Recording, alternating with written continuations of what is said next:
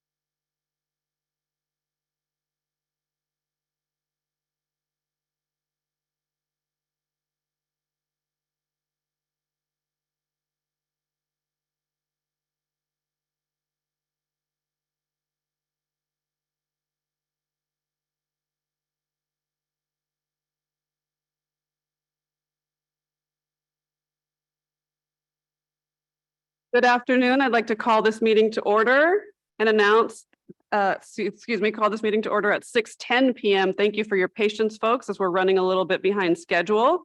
I'd like to announce that the board met in closed session and the following action was taken. So pursuant to Government Code Section 54957, this was an action relating to public employee appointment/employment. In closed session, pending approval by the board on May 16th, 2023, the board supports the superintendent's appointment of Amari Watkins to the position of Chief Financial Officer. This appointment requires board approval of an employment agreement during the open session portion of the board's May 16th, 2023 regular board meeting. The vote was unanimous on the part of all those present, with members Yang, Jamerson, Bettis absent for that portion of the meeting. So good evening and welcome to the Elk Grove Unified School District's board meeting. The Board of Education has resumed full in-person board meetings unless remote attendance is permitted pursuant to the California Brown Act. Live streaming of full in-person board meetings will be available to the public via the Zoom platform. Today's meeting is being video recorded and will be available on the district's YouTube channel. I'm going to share some information about public comment. Individual speakers will be allowed up to 3 minutes to address the board on each agenda item. The total amount of time allocated to public comments by the board will be limited, with a total of 30 minutes designated for public comment per item. Time limitations are at the discretion of the president of the board. Public comments may be made about items not on the agenda, but within the school district's jurisdiction. Please note that if public comments are about items not appearing on the posted agenda, the board cannot take action or discuss the public comment other than to briefly acknowledge it. Public comment may be made on all items that are on the board agenda and will be heard when the selected item comes up. Please note that the board may comment and ask clarifying questions on board agenda items. Individuals may not defer their time to another speaker to increase their individual total time beyond 3 minutes. The guidelines for in-person public comments and participation can be found on the table outside of the boardroom and on the district's website. Please be mindful that students may be watching. You are encouraged to address the board and the public in a respectful manner, such that all those observing from children to adults are made to feel safe, welcome, and valued. Pursuant to Government Code Section 54957.9, the board shall not permit a disturbance or willful interruption of board meetings. Persistent disruption by an individual or group shall be grounds for the board president to provide a warning and then to terminate the individual's privilege of addressing the board. The board president may call a recess at any time. First item on our agenda today is the Pledge of Allegiance. I'd like to call on Ms. Desiree Fox, Mr. Paul Cordero, principal of Union House Elementary, to come up to the microphone as my colleague, Mr. Yang, share some comments.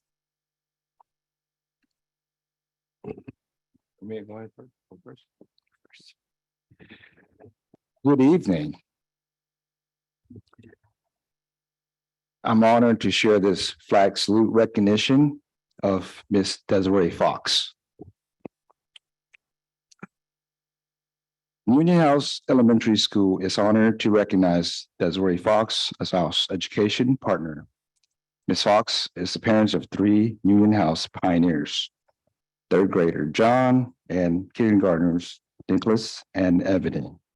Ms. Fox truly embodies the meaning of partner in education. She is the president and enthusiastic heart of our PTO.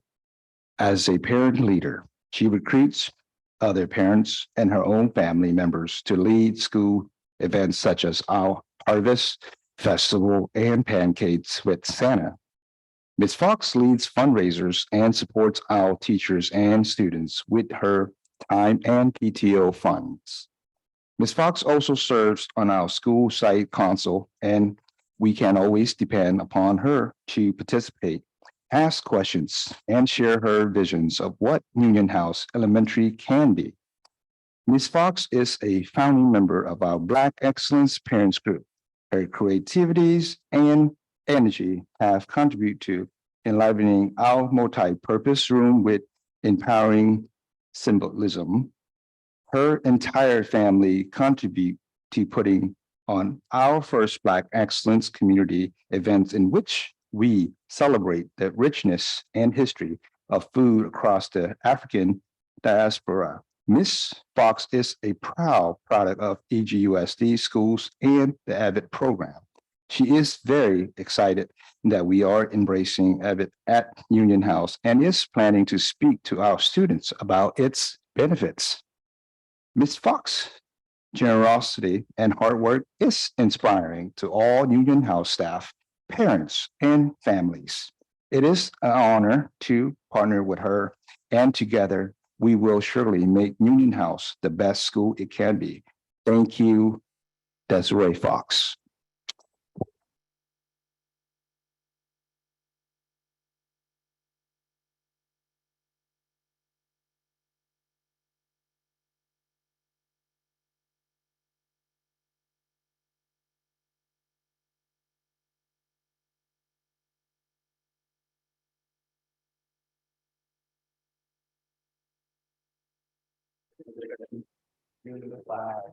And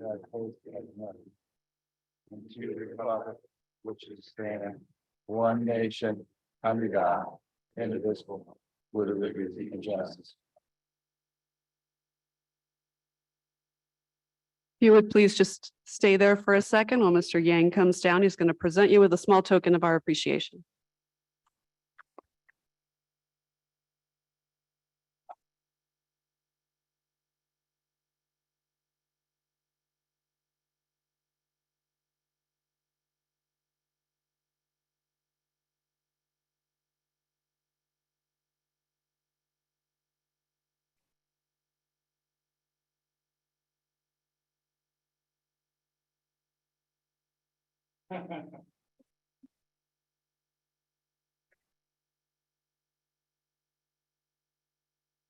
Thank you again, Ms. Fox.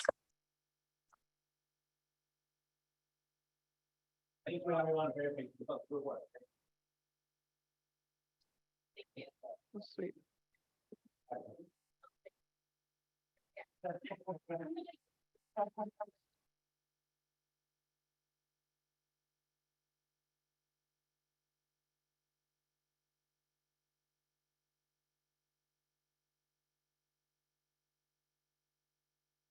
Our next item will be our high school student representative reports. Today we'll be hearing from Franklin Valley and William Daylor High School. First up, let's start with Franklin High School.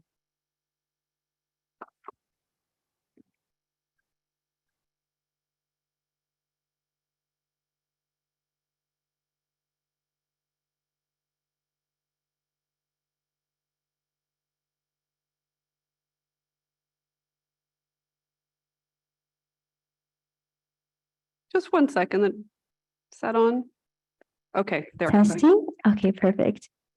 Once again, good evening, Board President, Ms. Charis Espinoza, members of the board, Superintendent Hoffman, and Ms. Avalos. My name is Sophia Wang. And my name is Damaris Magana Alday. And we are seniors representing Franklin High School. Franklin has been productive in fostering a welcoming environment for everyone on campus, and we are very pleased to share some of our final successes of the school year. On April 21st, we hosted an academic awards lunch to recognize our students' achievements for quarters 1 and 2 and 3 combined. Over 1,200 students earned a 3.75 or higher through the first 3 quarters of the school year. We are very proud of our Wildcats and their hard work in the classroom. In addition, we had our senior awards night where we handed out more than 1,000 awards. It was held on April 25th, and we had about 30% of our graduating class earn the Presidential Award, meaning that they maintained a grade point average of a 4.0 or higher for the entirety of their high school career. Way to go, Cats.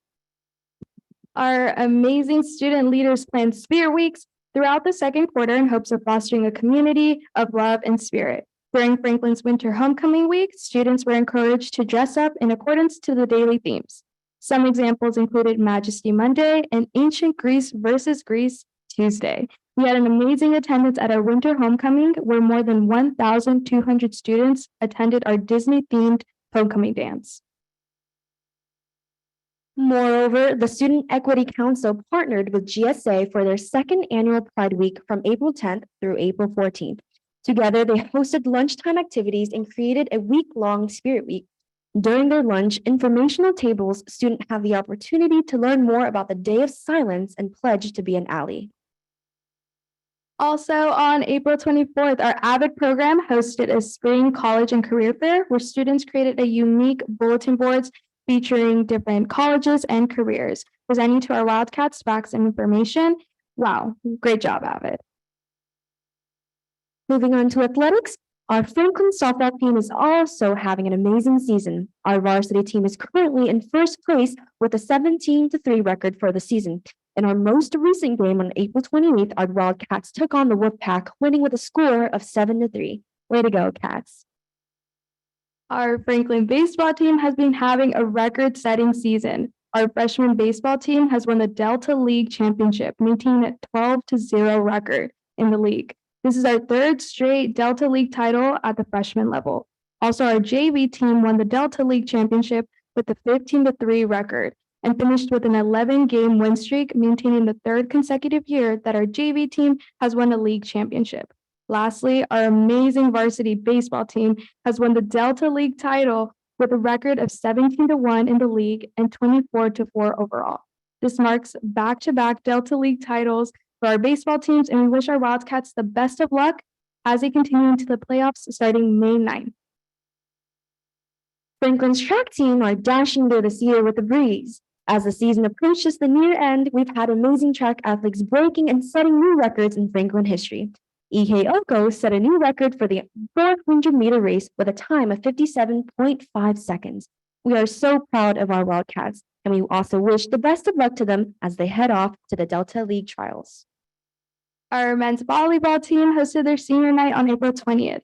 Congrats to our men's volleyball team for their amazing season, and congratulations to the graduating players. Our men's tennis team has qualified for the playoffs, finishing fourth in the league, and our swim team has had a lot of successes, advancing 10 swimmers to the postseason. On March 4th, we had our junior prom at the Safe Credit Union Convention Center.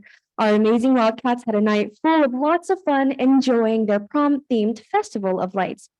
Also, Lean Crew has done an incredible job in welcoming freshmen and new students to our Wildcat family. They hosted their last event, Freshman Lockdown, on March 10th, where freshmen came to school from 5 to 11 and created lasting memories and new friendships. They hosted team building activities and heard from a guest speaker, and ending the night off with an amazing Italian dinner. Our school hosted their annual Polly and Haka night on March 24th, where not only our amazing Franklin and Polly Haka Club performed, but also invited performers from other schools in the district, including Cosumnes Oaks, Pleasant Grove, and Monterey Trail. We had so much fun seeing our Polly and Haka clubs perform, where over 800 friends and families attended. In March, our school wind ensemble performed at the Sonoma State Festival, and on March 1st, our Franklin High School Color Guard competed at the NCBA Winter Championships and won the National AA Champion. Our drumline competed in this NCBA and took home second place. We are so proud of our Wildcats. In late April, Franklin's Vocal Company also hosted their annual Vocal on the Green concert on our quad. They were joined by friends and families and teachers to celebrate a term of harmonious collaboration, enjoying an evening of talented singers sharing their voices and passions. Continuing on with our VAPA, our Franklin Theater Company had their spring production of Rodgers and Hammerstein's Cinderella. They had their opening night on April 7th, and we all enjoyed seeing our amazing Wildcats perform. Our Franklin Theater Company has had their ongoing production of the Aristocats Kids performing for our local elementary school students almost every day. Recently, our TDC club on campus, also known as the Tininkalink Dancing Club, hosted and showcased their talents at Make a Change Night, with a mission to raise awareness and funds for the National Alliance for Filipinos Concerns in the Philippines. The group danced to spread the history of the Philippines and teach our peers about the wonders of the country. Hundreds of dollars were raised that night, and our students had a wonderful time. And finally, on April 8th, our senior class traveled down to Disneyland for a magical day. It was full of lots of laughs, pictures, and smiles as our senior class enjoyed one of their last high school events. On April 29th, we had our senior ball at the Hyatt themed A Tale Old as Time. Seniors enjoyed a long night of dancing with friends and all looked fabulous. For President Ms. Tyrus Espinosa, members of the board, Superintendent Hoffman, and Ms. Avalos, We would like to show our greatest appreciation and gratitude for your time this evening. We have enjoyed sharing all of Franklin's amazing progress for the past 2 years. Both of us are seniors this year, and we look forward to the last few weeks of school before graduation. In the fall, I will be attending Columbia University. And in the fall, I will be attending UCLA. We know that. We know that next year's student board representatives will be amazing, and we cannot wait for you all to hear more of Franklin's future successes. Thank you. Thank you, ladies.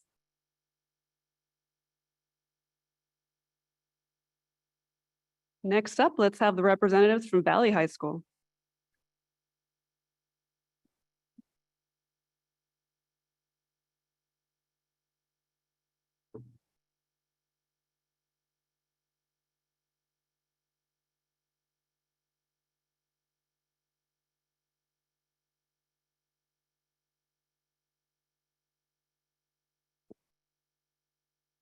Good evening, Board President Nancy Chavez Espinoza, members of the board, Superintendent Hoffman, and Ms. Avalos. My name is Austin.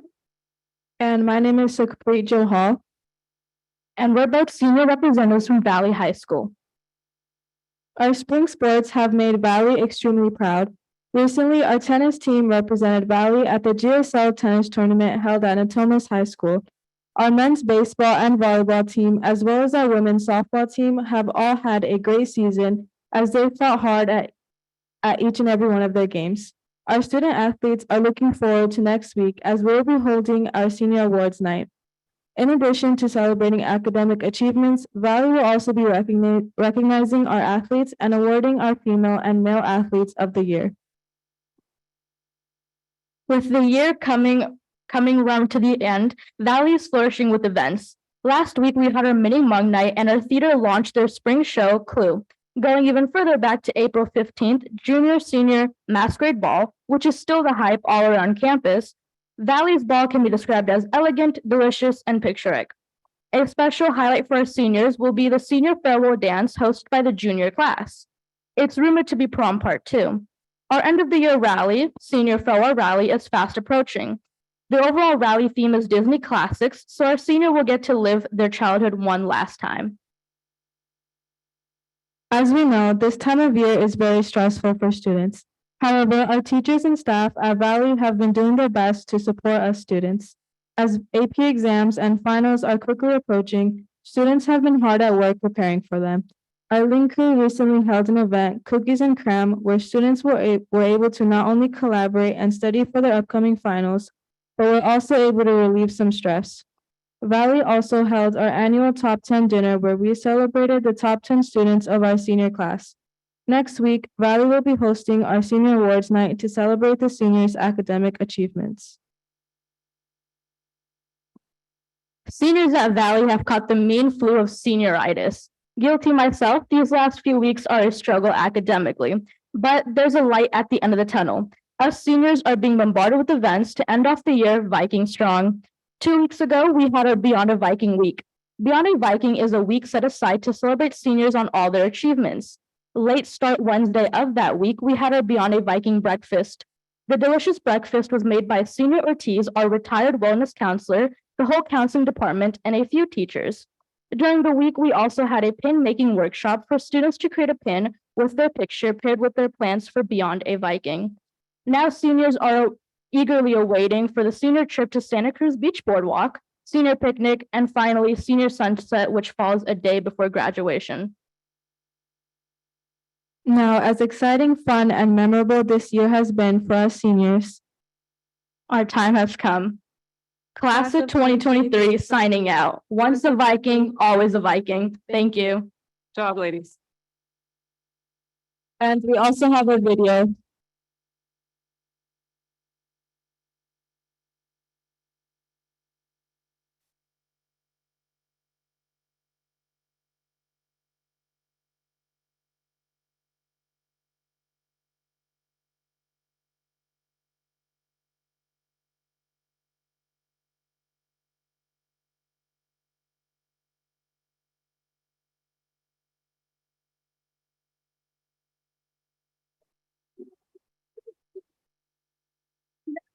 It's time for celebration. figure it out. Dreams, no limitations. That's what it's all about. Everyone, so in their own way, we make each other strong. Same, we're different in a good way. Together's where we belong.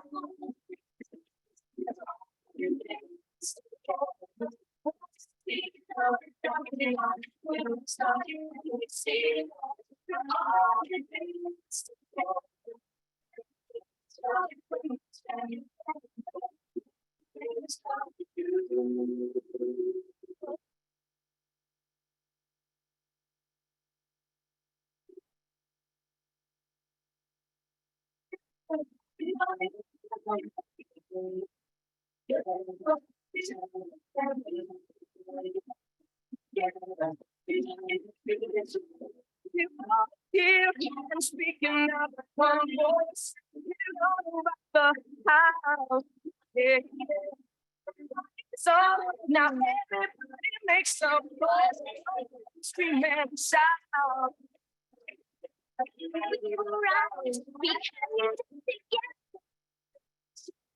What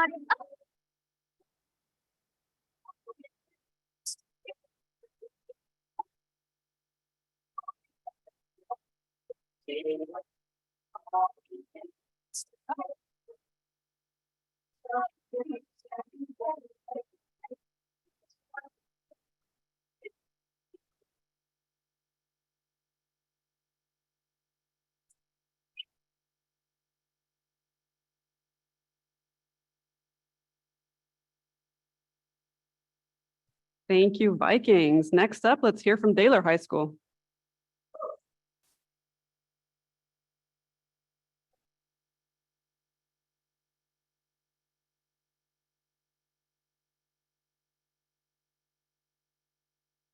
Whenever you're ready. Good evening, Board President, members of the board, Superintendent Hoffman, and Ms. Avalos. My name is Liliana and I'm a junior at William Daylor High School, and I would like to tell you about my school. William Daylor is an alternative high school that serves students who prefer a smaller education environment that has a family feel and is more flexible than what is typically found at a comprehensive high school. Our day begins at Daylor with a smile and a fist bump from our admin and a school counselor. Then we are off to class to receive a quality education. Students enrolling at Daylor can expect to find a quality program of instructions leading to a high school diploma with the academic performance standards. The class have instructions that addresses the Common Core academic standards and smaller class sizes for individualized instructions. There are alternative options to earn elective credits and work study options. We have a competent and caring staff who skillfully and patiently addresses issues confronting students' mental health counseling and college and career guidance. Students are excited about the 2 successful career technical education CTE programs offered at Daylor. The first is the Careers with Children CTE class that continues to expand each year. This class prepares students for the field of early childhood development through curriculum-based daily lessons, site visits, field trips, and hands-on care. The goal of the class is to prepare students for entry-level positions in the field of early childhood education and other related fields.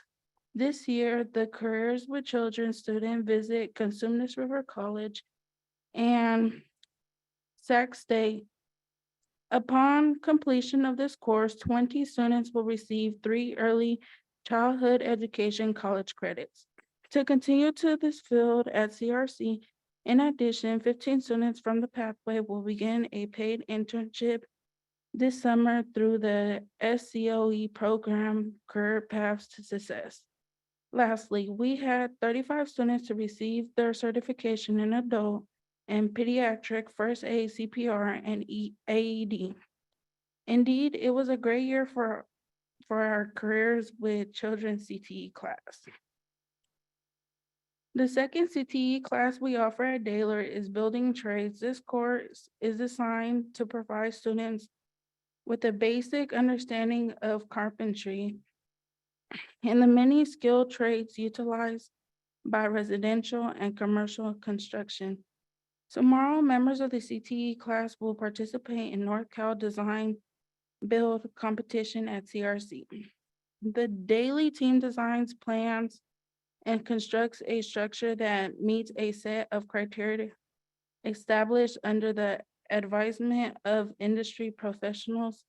In the past, Daylor has won the first and second place awards at the competition. Besides CTE courses, we also offer art and guitar classes. Art students created a hammer copper philodendron water fountain that was featured at the EGTEAMS art show. In addition, Daylor t-shirts were created using student art. In guitar class, students are now composing their own music. Students also did great experiments in physics and biology. We dissected a pig and designed paper airplanes to study aerodynamics. Many of our experiments can be seen on our William Daylor Facebook page. Though our focus is on academics, we also know that the importance of building up on our community. We have an active student government that is busy throughout the year planning activities and events for our campus. Student government has led Spirit Week, award assemblies, daily announcements, our annual Halloween party, and prom. Our student government also runs our snack shack. The snack shack raises money for school-wide activities as well as gives students hands-on training in running a small business. Also found at Daylor High School is the Daylor Child Development Center, a fully licensed child care center. It is the one and only in the district. It provides child care for infants and toddlers while their teen mothers and fathers attend school.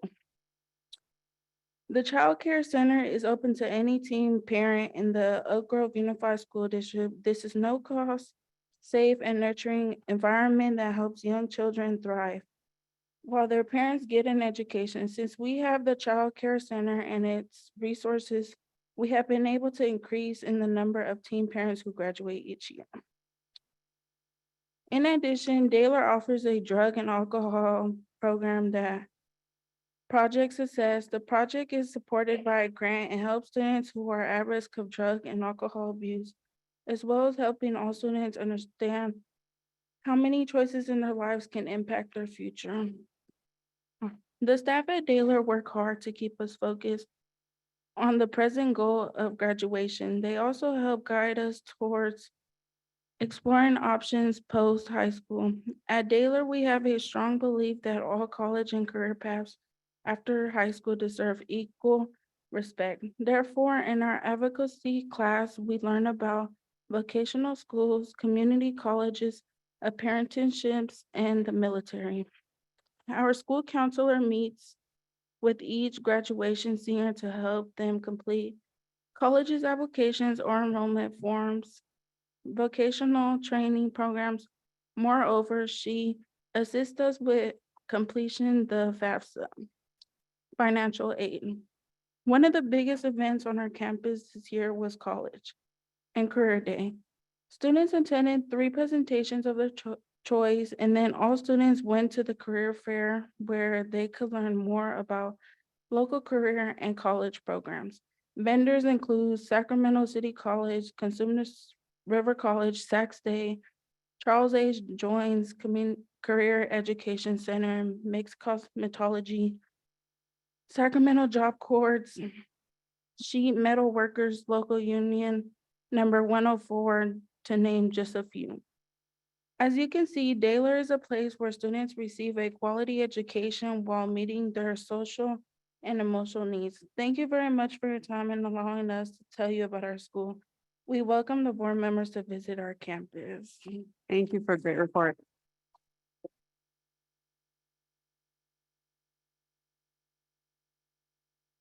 Students, thank you all for great reports. Those of you graduating, we wish you the best in whatever your post-graduation plans are.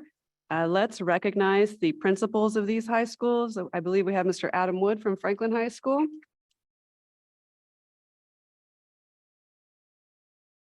Do we have Miss Bridget Campbell from Valley? And Justine Fuller from William Daylor? Thank you, students. You may be excused. Next up, we're moving on to our resolutions.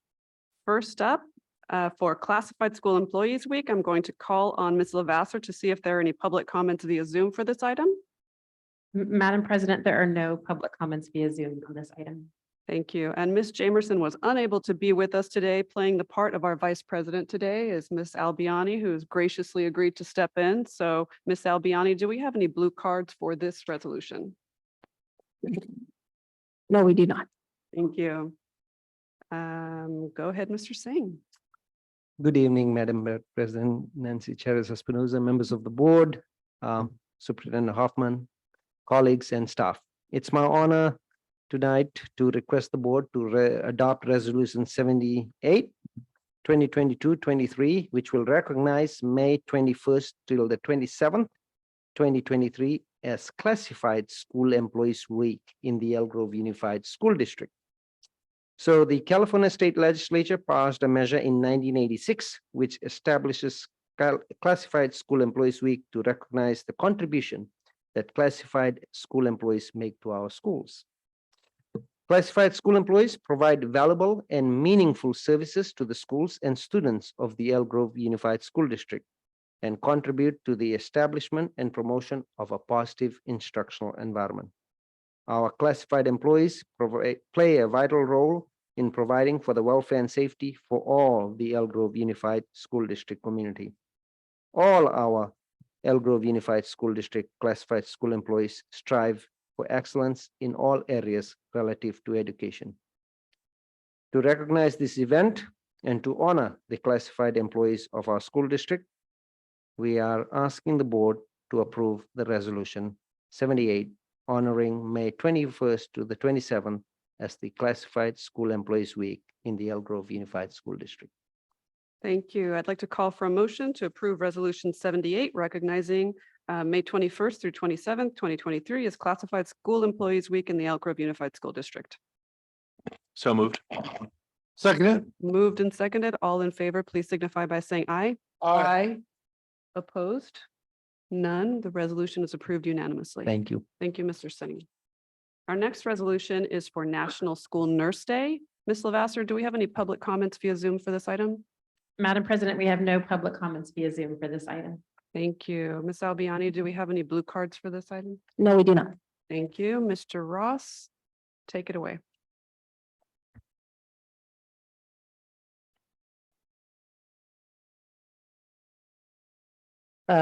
Good evening, Madam President Chavez Espinoza, members of the board, Superintendent Hoffman, Ms. Avalos. I'm here tonight along with some of our fabulous school nurses to present Resolution 76, recognizing May 10th, 2023 as School Nurse Day. Since 1972, National School Nurse Day has been set aside to recognize school nurses. National School Nurse Day was established to foster a better understanding of the role of school nurses in the educational setting and recognize the role they play in a student's education.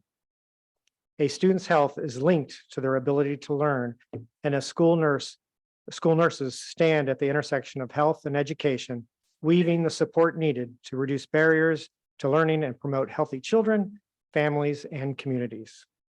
School nurses support students with a wide range of medical needs, from minor health issues to providing daily care for students who are medically fragile or who have chronic conditions.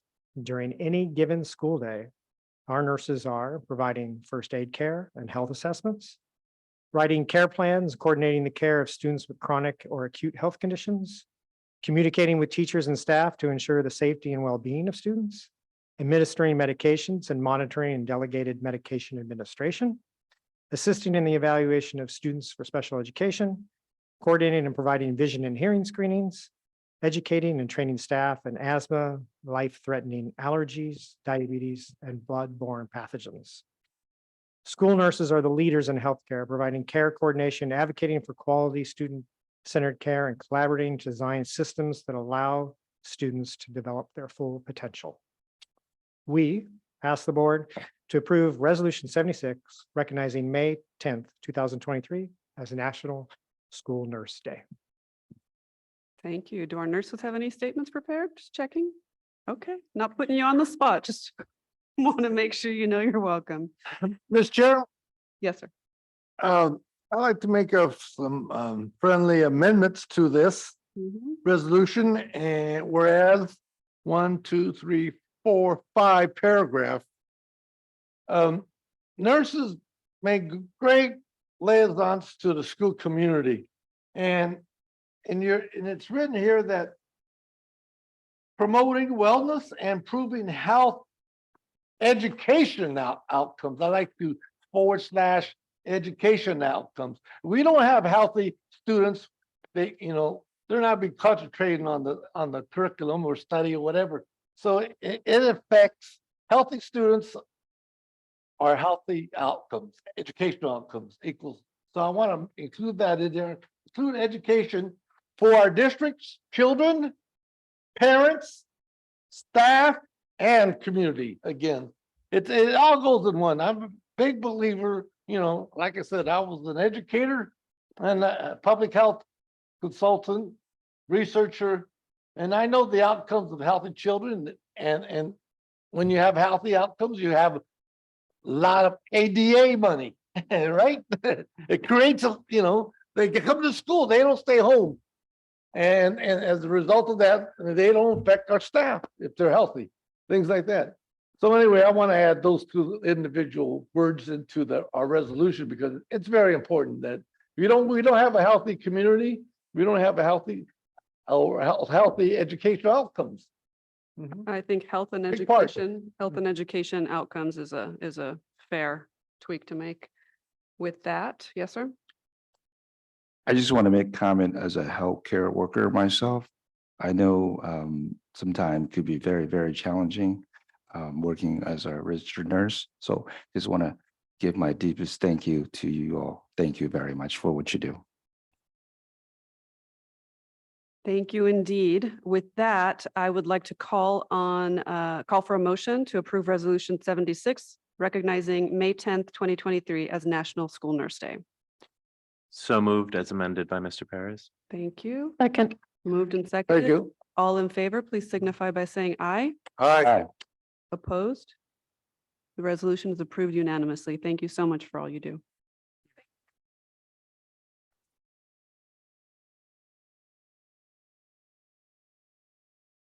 We're moving on to a different set of heroes today. The next resolution is for National School Lunch Hero Day. Ms. Lavasser, do we have any public comments for this item? Madam President, we have no public comments for this item. Thank you, Ms. Albiani. Any blue cards? None. Thank you. Come on up, Ms. Drake. Good evening, President Charles Espinoza, members of the board, Superintendent Hoffman, Ms. Avalos. I'm here this evening to ask that the board adopt Resolution 75, designating May 5th, 2023 as National School Lunch Hero Day. School Lunch Hero Day, celebrated annually since 2013, is designated by the School Nutrition Association and Jarrett Krozoska, author of the Lunch Lady graphic novel series. Between preparing healthy meals, adhering to strict nutrition standards, navigating specialized student needs, and offering service with a smile, the Elk Grove Unified nutrition professionals have a lot on their plate. The Elk Grove Unified Food and Nutrition Service professionals are on the front lines providing meal service to the children of our community. Our school food service professionals continue to work extremely hard, operate with flexibility, and demonstrate a willingness to gracefully adapt to change. Their dedication to the children of Elk Grove Unified is amazing and worthy of sincere recognition. The Elk Grove Unified Food and Nutrition leadership will recognize our staff on May 5th, but I ask that the board please approve Resolution 75, designating May 5th as School Lunch Hero Day. Thank you, Ms. Drake. I'd like to call for a motion to approve Resolution 75 designating May 5th, 2023 as School Lunch Hero Day. Yeah, I move approval, number 75. Moved, and do we have a second? Second. And seconded. All in favor, please signify by saying aye. Aye. Opposed? The resolution is approved unanimously. Thank you, Ms. Drake. Go ahead, sir.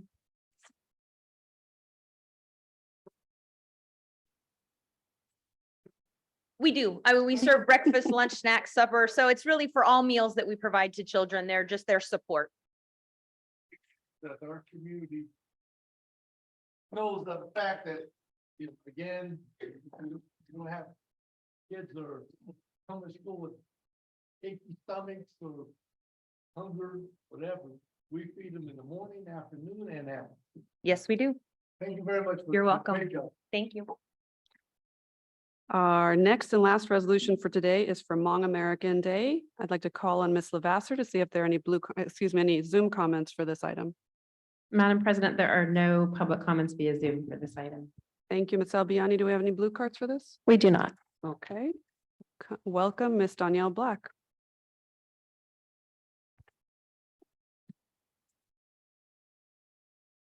Good evening, Madam President, Chair Espinoza, Mr. Track, members of the board, Superintendent Hoffman, and Ms. Avalos.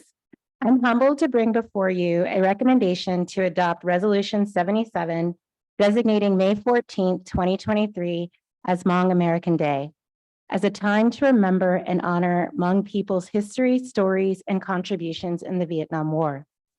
May 14th, 1975, was the day of the last airlift evacuation of Hmong soldiers and families from Laos to a refugee camp in Thailand, and is recognized as Hmong American Day as a time to remember and honor the contributions provided. Since then and today, Hmong Americans are helping build a vibrant and diverse California, contributing socially, politically, and economically to our state. Many Hmong have become American success stories, from having nothing to becoming teachers, engineers, nurses, doctors, lawyers, business owners, professional athletes, firefighters, soldiers, elected officials, and more.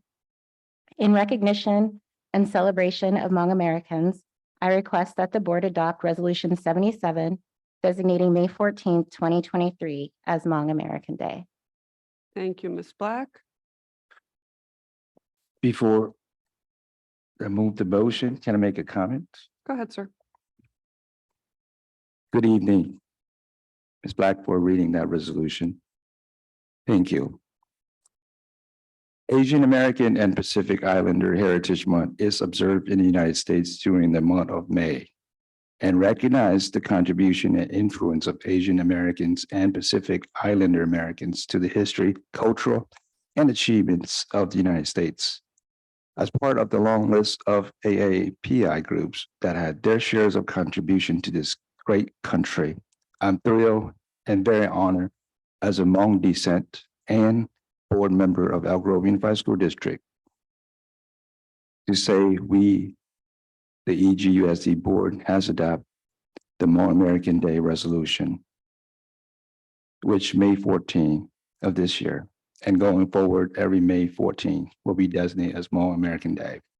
I want to commend the Hmong people for their courage as a minority group in Laos who share the same belief and ideology of the American people to have democracy, freedom, and the freedom to chase their dreams. Today, I'm asking each one of us to acknowledge and recognize the brave Hmong soldiers as young as 10 years old. Approximately 30,000 to 40,000 were killed in fighting with the United States during the Vietnam War, and their family on every May 14 going forward. And know that the Hmong are here to stay in America and will forever be a part of this great nation to make the United States of America a better America by being taxpayer and all contributor in any ways necessary. My big heartfelt thank you to the Elk Grove Unified School District Board of Education and the staff for making this resolution possible. Thank you. Thank you, I would Mr. make it Yang. Also, I like to include. Go ahead, sir. Fifth paragraph down, whereas May 14th is a time to remember and honor the Hmong people's history, stories, and contributions to the Vietnam War, and also to the United States and the world. The Hmong people not only settled here in California, they were all over. They had resettlement camps all over the United States and the world. So I want to make sure that, you know, people realize that they're not only here in California, they're throughout the whole United States and the world. Also, we have been very fortunate with since they've been here, they have been very politically active in civil engagement in our communities. Before Mr. Vang has been here, we have Mr. Steve Lee, who was a board member for a short time and also he graduated to become our Elk Grove city mayor. So somehow I like to put an education, political people here or mayors of cities.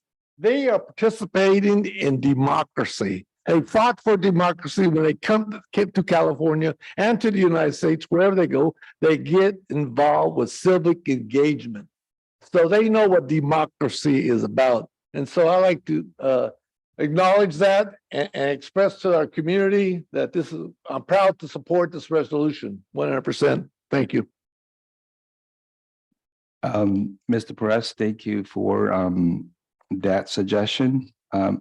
I think it's fair to say outside of California, I think that's fair to say. However, if we start naming individual, I think that may not be fair. So that's my suggestion. Okay, well, maybe mayors of cities or whatever, or mayors, you know, because. Mr. Perez, Yes. just a reminder that those are the kinds of comments that we should get to staff before the actual meeting takes place so that we can inform the development of resolutions. I really don't want to go into that level of detail right now and make that kind of amendments to this. So we're going to vote on this as it stands. Staff has heard your comments and I'm sure we will take that into consideration for next year's resolution. Well, I'm sorry, but I just remember that Steve Lee is in our community and he's a Hmong, and that I'm sorry that I didn't bring that up. But I just thought of that because, you know, and city council people here in our county. Okay. Oh, thank you very much. Okay, Mr. Bettis, thank you. With Sure. that, I'd like to call for a motion. Are you ready, sir, for to approve resolution number 77, designating May 14th, 2023 as Hmong American Day as a time to remember and honor Hmong people's history, stories, and contributions? I will be honored to move resolution 77, Hmong American Day. Do we have a second? Second. Thank you. All in favor, please signify by saying aye. Aye. Opposed?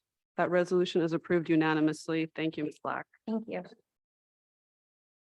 Next, we will move on to requests for student expulsions. If anyone wishes to address the board in closed session regarding a particular student expulsion, please let us know. We don't have any communications to that effect.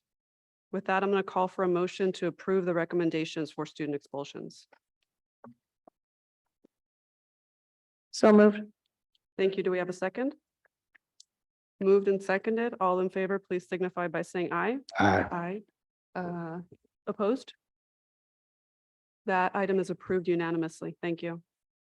Next, we will be moving on to public comment for items not on the agenda. Ms. Lavasser, do we have public comments via Zoom for items not on the agenda?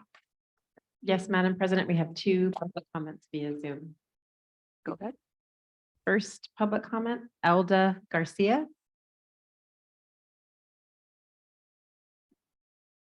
Good afternoon. Can you hear me? Yes, ma'am. Go ahead whenever you're ready. Okay, thank you. Hi, I'm a concerned parent and I'm here to implore to Mr. Hoffman and the board members to please remove the porn books at elementaries and various school libraries such as the Sheldon High School, Monterey Trail High School, and Edward Harris Middle School. The district is promoting to kids as young as 12 that they should participate in sex party and promote child trafficking. These books are unacceptable. If an adult was to hand out these books out at a public setting, they would be arrested. Wrong is wrong. This is not about targeting any groups or anything. It's what's wrong is wrong. And I ask again, please remove these books. I will close off with Proverbs 22:6. Train up a child in the way he should go, and when he is old, he will not depart from it. And I just ask you again, ask yourself, would you allow your children to read these pornographic books? And would you allow minors to be reading these books? I don't understand why Mr. Hoffman or whoever has made these decisions have not removed these books. We need answers as parents. We have every right to ask. Please respond, Mr. Hoffman. You are the one that's leading the school district, and you're responsible for what's being put in these schools, whether you're giving anybody the authority. I just ask, please remove these books. Thank you. Thank you, Ms. Garcia.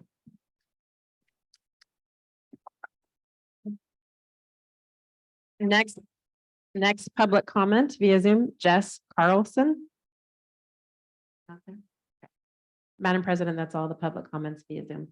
Thank you, Ms. Salbiani. Do we have blue cards for items not on the agenda? We do. We have a number. We'll start with Miss Suzanne Tovar, will be followed by Dave Kurth. And folks, we give you the name of the next person so that if you're able, if you could come up to the front of the room and be ready, we would sure appreciate it. Hello, my name is Suzanne Tovar. I am a parent of 7 children that are all grown, and I am a grandparent of 9 grandchildren. I live in the school district. I've been concerned lately about what's going on in the schools with the sex education and the books that are being made available to the kids in the schools. I just want to read a little bit of an excerpt from a book called Lucky, and it is available to kids in middle school. I feel like it's not age appropriate. I actually feel like it's porn. I looked up the definition of porn. It says it is one, the depiction of erotic behavior intended to cause sexual excitement. 2, the depiction of acts in a sensational manner so as to arouse a quick, intense emotional reaction. And 3, the depiction of sensational material such as violence in order to elicit a reaction. This book is really hard for me to read right now in public. I wouldn't even want to read this book by myself alone. And I definitely wouldn't want my grandchildren to read this. I don't think it's good for anybody. This is a little excerpt, and I'm not going to read a lot. It says, "Give me a blowjob," he said. He was standing now. I was on the ground trying to search among the filth for my clothes. He kicked me and I curled into a ball. "I want a blowjob." He held his dick in his hand. "I don't know how," I said. "What do you mean you don't know how?" "I've never done it before," I said. "I'm a virgin." "Put it in your mouth." He grabbed my head. "Put it in your mouth and suck," he said. "Like a straw?" I said. "Yeah, like a straw." I took it in my hand. It was small, hot, clammy. It throbbed involuntarily at my touch. He shoved my head forward and I put it in. It touched my tongue. "Not like that," he said, and brought my head away. "Don't you know how to suck a dick?"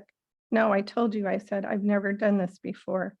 "Bitch," he said, his penis still limp. He held it with 2 fingers and peed on me just a little bit. I find this material totally disgusting. By law in California,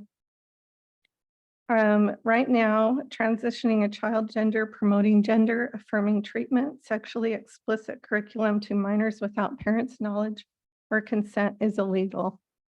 I don't know why anyone would want to have these books in their libraries. I think, has there been any clinical or psychological studies done on children that are reading this kind of material? I know we have a lot of depression in children, and I don't know if it's being addressed. Anyway, parents hand over their children to you every day, and we expect you to treat them well, teach them math, reading, science, not this. Please Thank you wrap up. for your time. Thank you.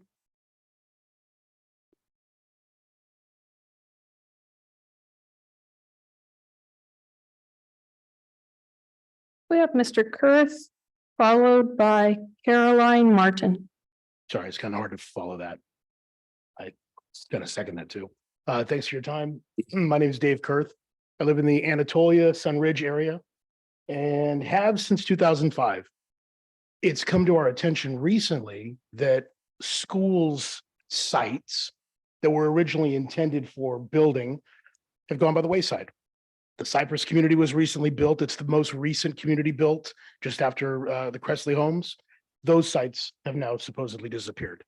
We had a site at Cobblebrook in the Cressley Ranch area where a site butting up to Sun Ridge, that was also supposed to be a school. We pay $200 a month or $200 per tax period for the school bonds that are supposed to be going to these schools. I have a 7-year-old daughter, first grade. Don't know where she's going to go to middle school, but if she's going to come to Albiani or a school out here, it's 25 minutes. 25 minutes away from getting up at 6 o'clock in the morning to following all the way out, get through the school day, back home at 3 o'clock or 4 o'clock to homework. And where does that leave for mental health? All of these students and all of these now new rooftops that are coming to this area, all the way from Sunrise and Grant Line to Douglas and all the way down, are all coming to the EGSU school district. Rancho Cordova is fighting, saying, hey, we'll make a school district. We'll bring you into your rooftops into our establishment. But we want to be a part of the Elk Grove School District. That's why we bought those houses specifically.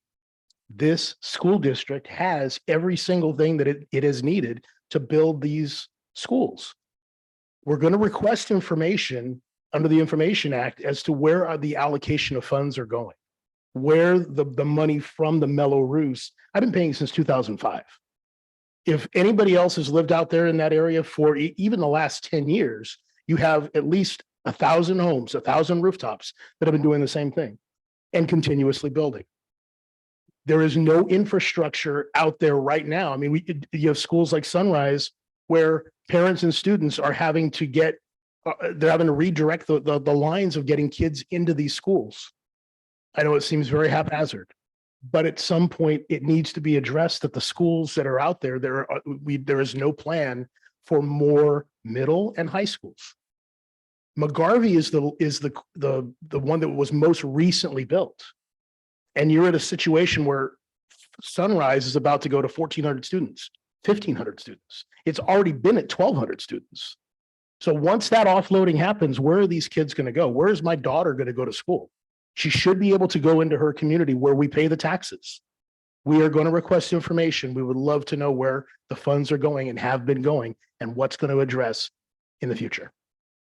Mr. Kurtz, have you emailed us by any chance? I want to make sure you get up-to-date, accurate information. I have not yet had a chance to email because I've been on the road. Okay. But once I heard about the meeting tonight, I wanted to make sure I came. Okay, so 2 options. You can email any of us on the board, Mr. Hoffman, or make sure Kristen Coates behind you has your contact information. Got it. Thank you. Particular schools that you mentioned, would you also provide that in your letter? Absolutely. Okay, thank you. Thank you, guys. Thank you, sir. Thank you. We have Caroline Martin, followed by Nicole Strange.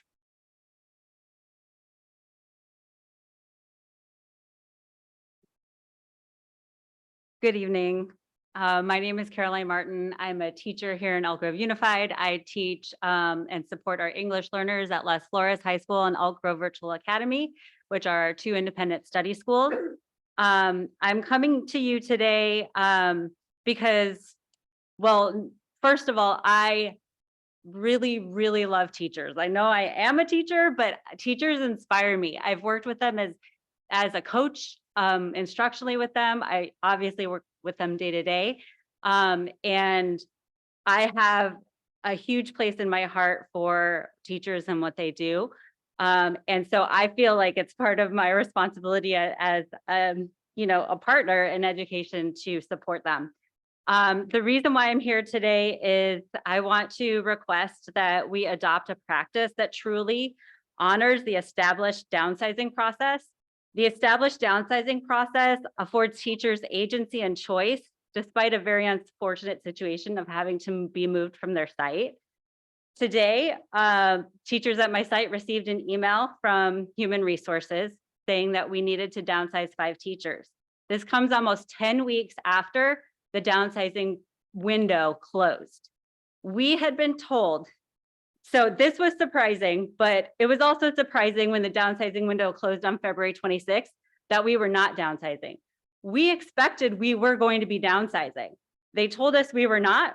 We said, okay, this is awesome. We can continue with our plans.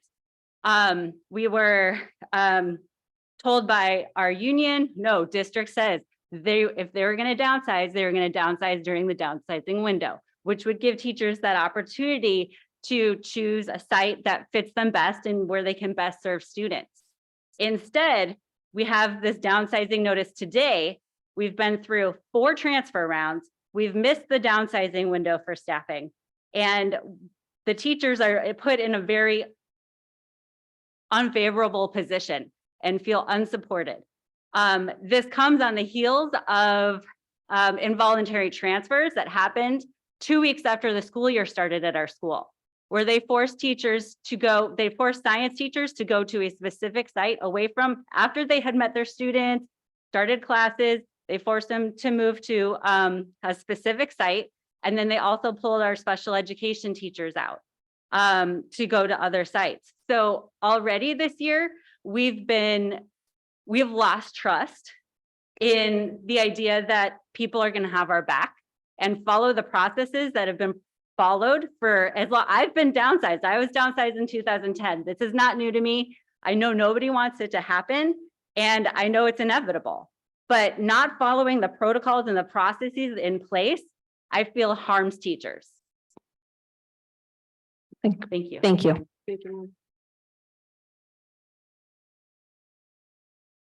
Nicole Strange, followed by Jasmine Grady. Good evening, board members. Really quickly, I would love to put out there as a request, if we could, when we're talking about the sexual stuff in books, if we could just like reference a page. It's super uncomfortable. I'm very aware of the message. I don't agree or disagree, but like some kids are watching this or in the room. So if we could reference a page or a paragraph, I would love that. That's one thing.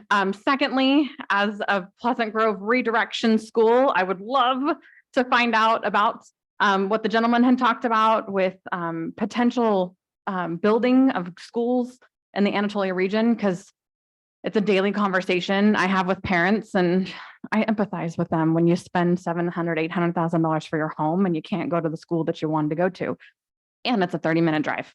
But what I'm here to talk about is staff morale. I'm super duper passionate about wanting to just improve our work environment and our work spaces. And I kind of love that I just went off the heels of the last woman who spoke.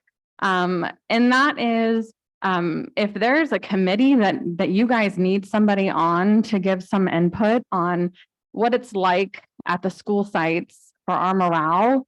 Like I was going to come here and I was going to talk about certain things that people asked me to talk about tonight.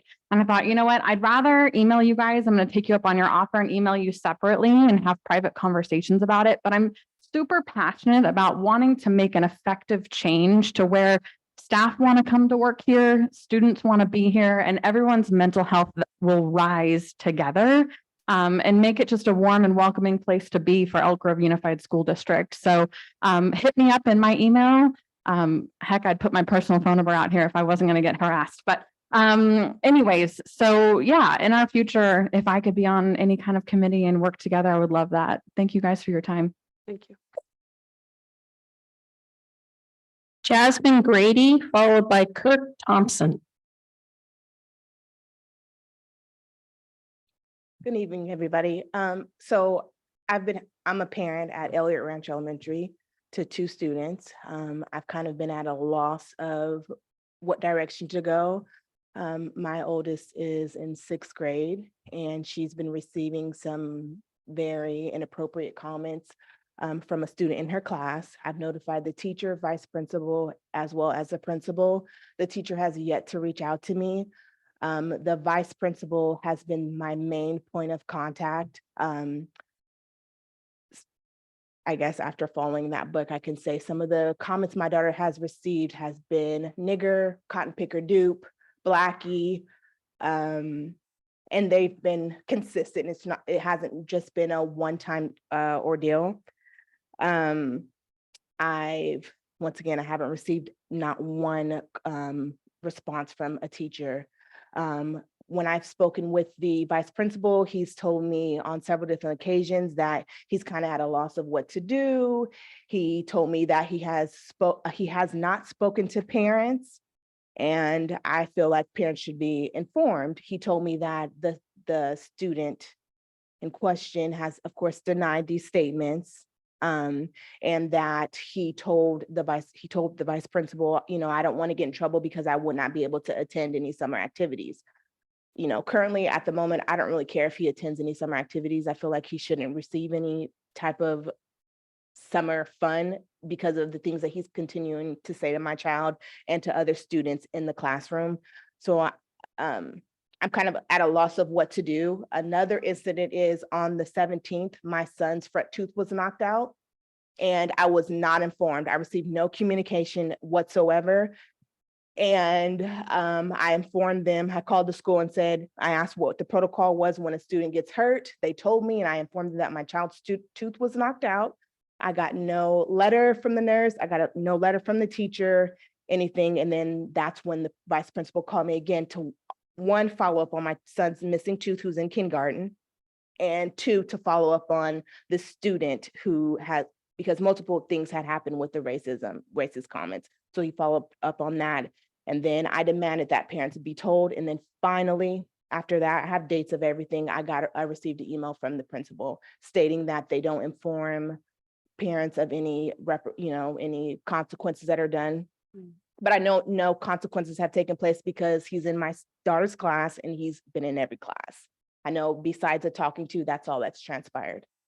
And so I'm kind of at a loss. So I figured I'd come here and speak publicly. Thank you, Ms. Grady. I'm so sorry to hear that. We're going to have the appropriate administrator reach out to you. Kirk Thompson, followed by Lorraine Pryor.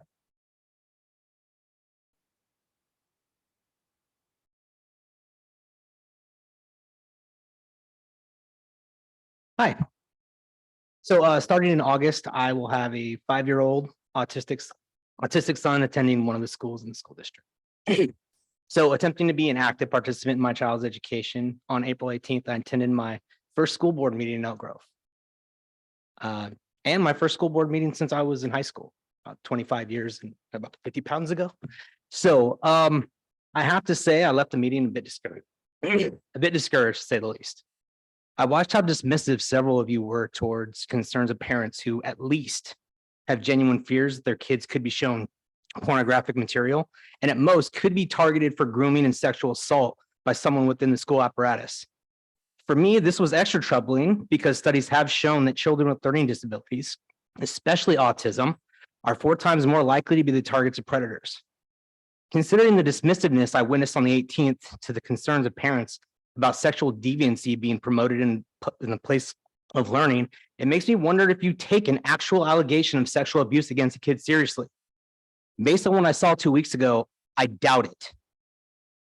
As you dismiss the concerns of parents, I witnessed a few of you lighting up with approval as several of the speakers displayed full-on religious bigotry towards Christians and Christianity. Now, I'm a Christian. I've spent my entire educational life in public schools, kindergarten through bachelor's degree. Religious hatred isn't something I'm unfamiliar with. I can only imagine if those dismissive attitudes would have been so apparent if they were being expressed by parents who are Orthodox Jews or traditional Muslims, who I imagine would also have concerns about porn being in their kids' school libraries. With those same looks of pride on your faces, no less than 2 speakers on the 18th made statements to the effect of, if you don't like it, send your kids to a private Christian school, as if there were no low-income Christians in Elk Grove, and that by the nature of practicing a faith, somehow that excludes anyone of that faith from conversation about explicit materials being shown to minors in public schools. To those speakers, I would like to ask, Is your lack of faith what makes you open to the idea of showing porn to little kids under the guise of educational materials? In conclusion, I'm disappointed with my first experience here. My wife graduated from Sheldon High School. When we moved here, she assured me that these topics would not be something I had to concern myself about. It was frustrating to have to go home and tell her that the school district, which she's a proud alum, is not what she remembers. And that we have to approach every school teacher and every administrator with the same mentality that Ronald Reagan had towards the Soviet Union: trust but verify. I can guarantee you there's going to be a lot of verifying. Thank you, sir.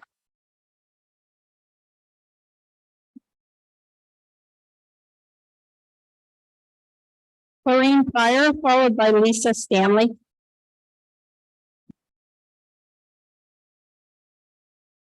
Good evening. You have to forgive me. I am actually quite pissed right now.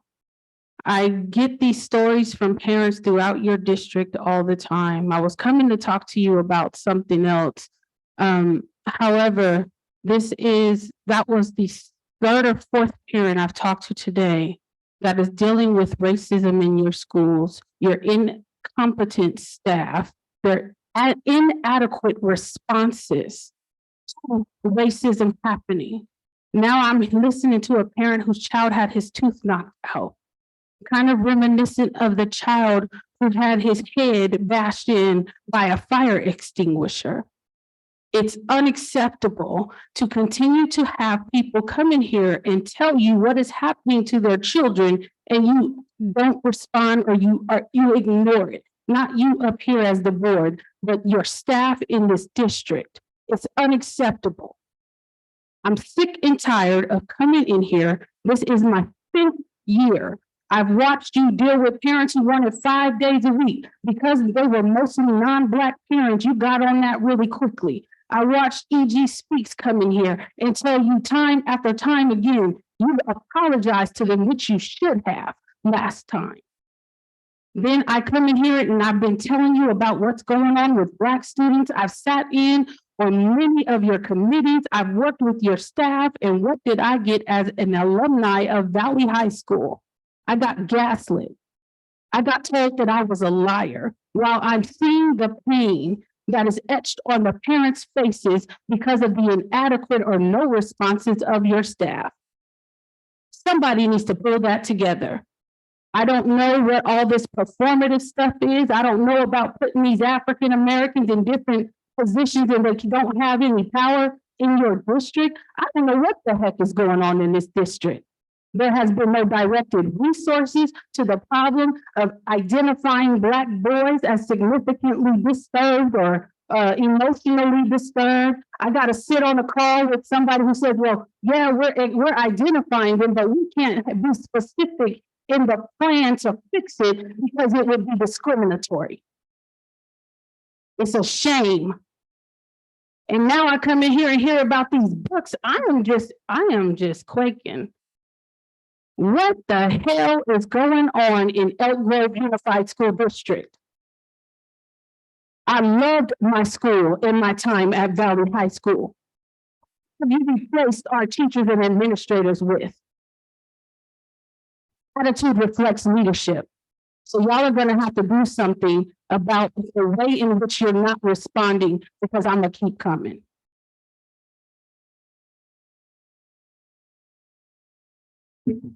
Lisa Stanley, followed by Heidi Moore. I'm Lisa Stanley, an advocate with Black Youth Leadership Project. And like Lorraine, I am upset. My blood is boiling right now to hear what this family has been going through.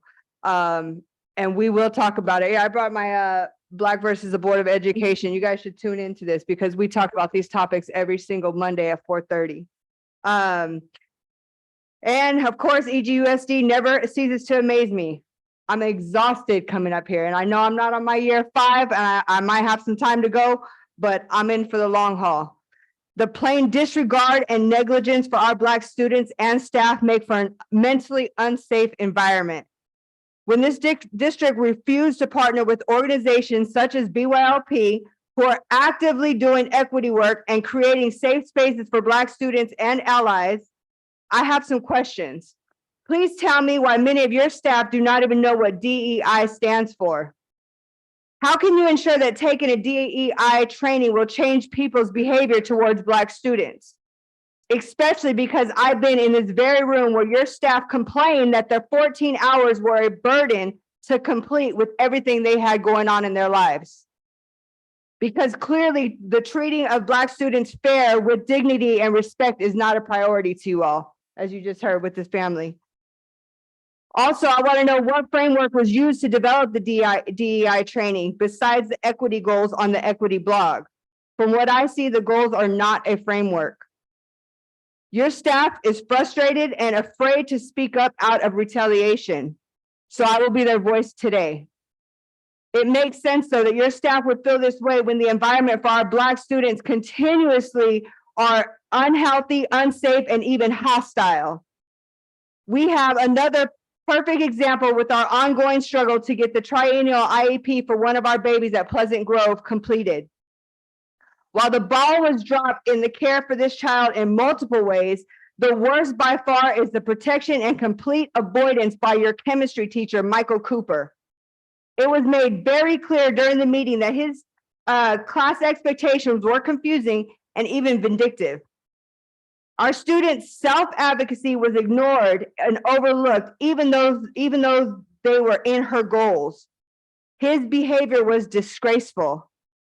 Furthermore, she was not receiving her accommodations, which contributed to her grade. And when confronted, and I quote, "We recognize that a lack of special education services may have contributed to the chemistry grade.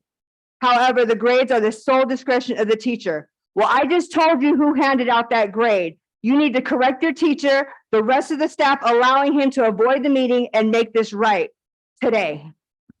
Thank you. Heidi Moore, followed by Greg Burt.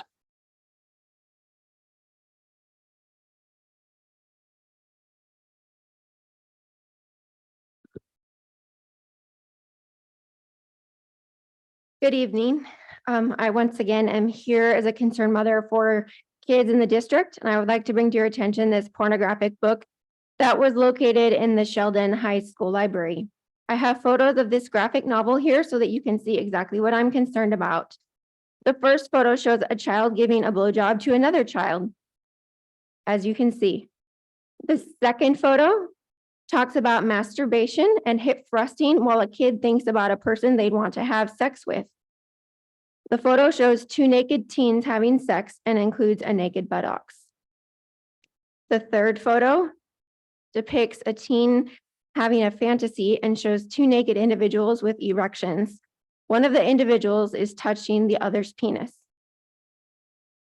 I emailed district officials about this book, and Miss Avy's response was, quote, "We are aware of this book and it is not in circulation. Sheldon High School is the only site that ordered the book, and after the book was physically reviewed, it was not shelved for student checkout. The site librarian removed it from the Destiny catalog, or is removing it," she said. My initial reaction was, oh, the district is actually removing something from the library, but then I realized her statement left many unanswered questions. First, her statement acknowledged that the book is highly inappropriate. Second, her statement proves my point that there is no oversight or approval process in the ordering of books. It also leaves me questions like, where is the book now? Why did no one have to approve it before the book was ordered? Why were our tax dollars wasted on this porn? Why did the book conveniently get removed from the online catalog after I told district officials I was aware of it? How do I know the book isn't still in the library? How do we know the book isn't sitting in classroom libraries, since there is also no oversight in classroom libraries? These are valid questions that the community deserves to have answers to. We are here to stop the sexualization of children in schools and to advocate for parental rights and transparency. We deserve that, and our kids certainly deserve better. Thank you.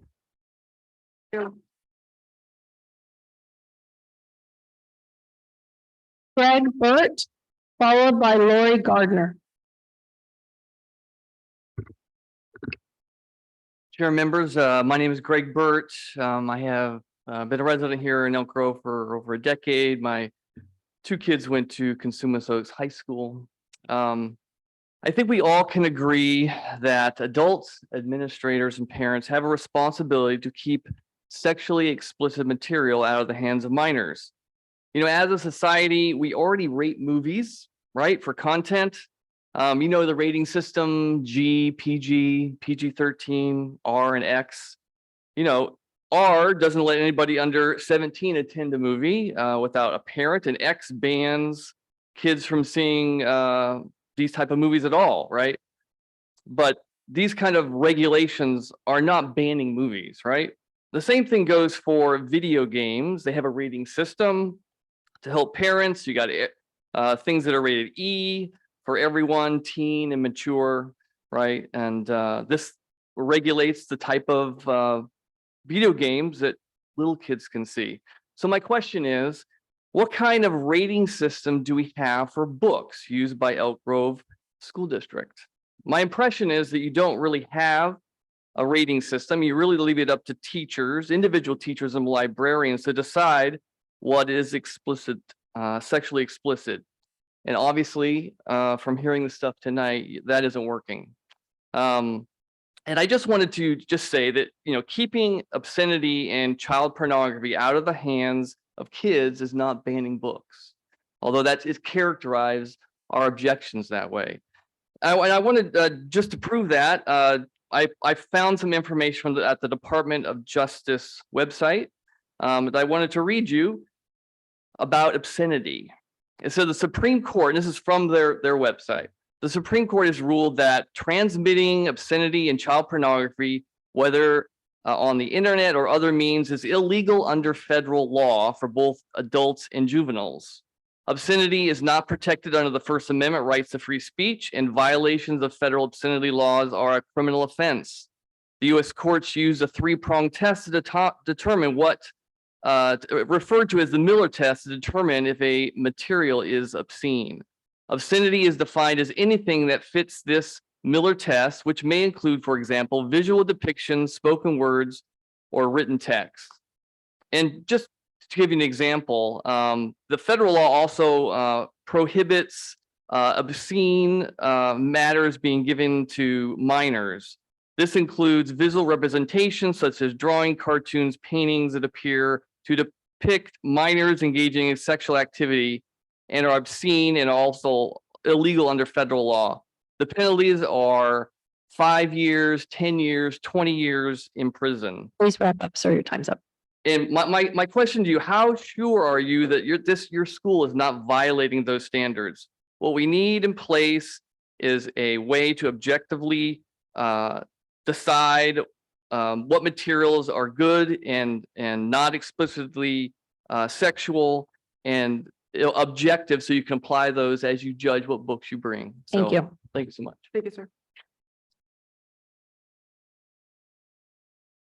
Next speaker is Lori Gardner, followed by Veronica Garcia. February 24th, I met with 16 school district staff and a handful of parents, some who are here tonight. Today, we're still discussing the same thing, the trespass and harm on our school children of the sexually graphic, pornographic books on shelves at the school libraries. Books that describe in detail child rape, incest, child prostitution, how to meet adults for sex via social media apps, grooming, detailed instruction on various types of sex acts directed at our children, which are minors, and abusing animals, all of which are felonies by your own legal definitions. Jennifer Aby acknowledged that some of the books were not appropriate for some ages, nor would she read them to her own children. Mark Cerruti said they would not remove them. James 4:17 says, if anyone then knows the good they ought to do and doesn't do it, it is sin for them. For the wages of sin is death, but the gift of God is eternal life in Christ Jesus our Lord. Romans 6:23.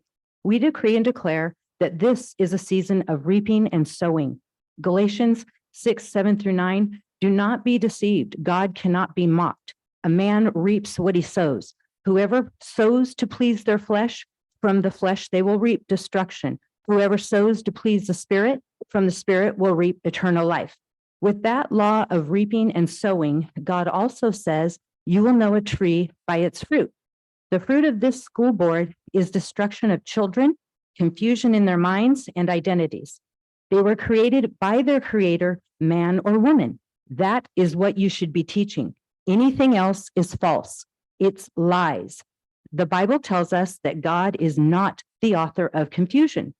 So you have aligned yourself with that liar who from the beginning speaks his native tongue, and you've shown yourself by your actions to believe that lie and push your religion onto our children, a religion of perversion, death, and destruction. We don't know what your motivations are and why you have chosen to bring such confusion and lies to our children, but we decree and declare we will not stand for it. No longer will you confuse and lie to our children, and we put you on notice that God is not mocked, and you will reap what you sow. Jesus said in Luke 17:2, it would be better to be thrown into the sea with a millstone hung around your neck than to cause one of these little ones to fall into sin. His words, not ours. We are not your judge, the Creator is. We don't know your motivation. Is it money?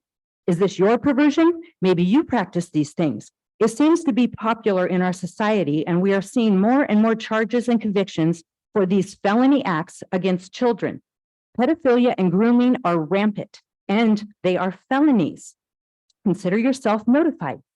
So being that you continue to mock God and sneer at us who would say, stop, no, this is wrong, we decree and declare your trespass on our children, which is against our Constitution. Please finish. And our civil rights, and we declare our civil rights, you may not trespass. As a woman, I will not let you, as man and woman sitting on a board, trample on my civil rights as given in the Constitution of the United States and the Bill of Rights. I have all my rights, and you will not, and you will stand individually to give account as a man or woman for your actions. Veronica Garcia, followed by Mark Ellis. Someone wanted page numbers. Here you go. These experts are for Me, Earl, and the Dying Girl, available in 5 middle schools in EGUSD. This book has 79 fucks, 51 ships, 11 dicks, pussies, and 9 G-dams. Page 59. Are you gonna eat her pussy? Page 60. Yeah. Earl, I'm gonna eat her pussy. Huh? Yeah. Do you even know how to eat pussy? Not really. Papa Gaines never sat you down? Son, one day we're gonna have to eat pussy. No, but he did teach me how to eat a butthole. Gee, damn, bless that man. Yup. I would teach you some pussy eating technique. How complicated. Son, I don't have time for that. I've got like 20 pussies over here that I need to eat. Is that right? I'm on a pussy deadline. You've got 20 vaginas all lined up in a row. Nah, that don't make any damn sense at all. You're telling me right now you can look at some titties, get a hard on, look at some dude's funky dick, get another hard on. You gonna tell me that for real? Dog taking a dumb hard on. Wendy's double cheeseburger hard on. Computer virus that destroyed all your shit hard on. Big ass hard on for that shit. You're gonna get with that girl with that big ass titty? Oh, how is this acceptable?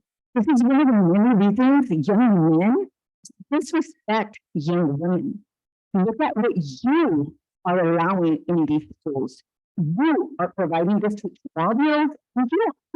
You don't need to tell parents? How can parents offer precious kids out of sex ed and R-rated movies, but you can provide a book about eating pussies, big titties, and boners to their kids and not even tell them? And if you read my blue card, I homeschool. I moved here just like that gentleman said, thinking, moving out of my old school district, my kids would have a better education. But when I moved here, I did my investigation and I saw this and I said, no, thank you. My children are not going to be part of this because I have 5 beautiful children and I spent my whole life teaching them right from wrong and how to respect their bodies and not give head to other people. No, guys, no way. My kids belong in this district, but they are not part of it. You are not getting money from my kids. And there's many others that are pulling their kids out. Look at your records. Why? Because you guys all allow this nonsense. Let me see. I still have time, 30 seconds. I have worked so hard to keep their innocence, and I will not allow you or others in the GUSD to take that away from my precious children. This is a mama bear right here. Thank you. Mark Ellis, followed by Amelia Mendoza.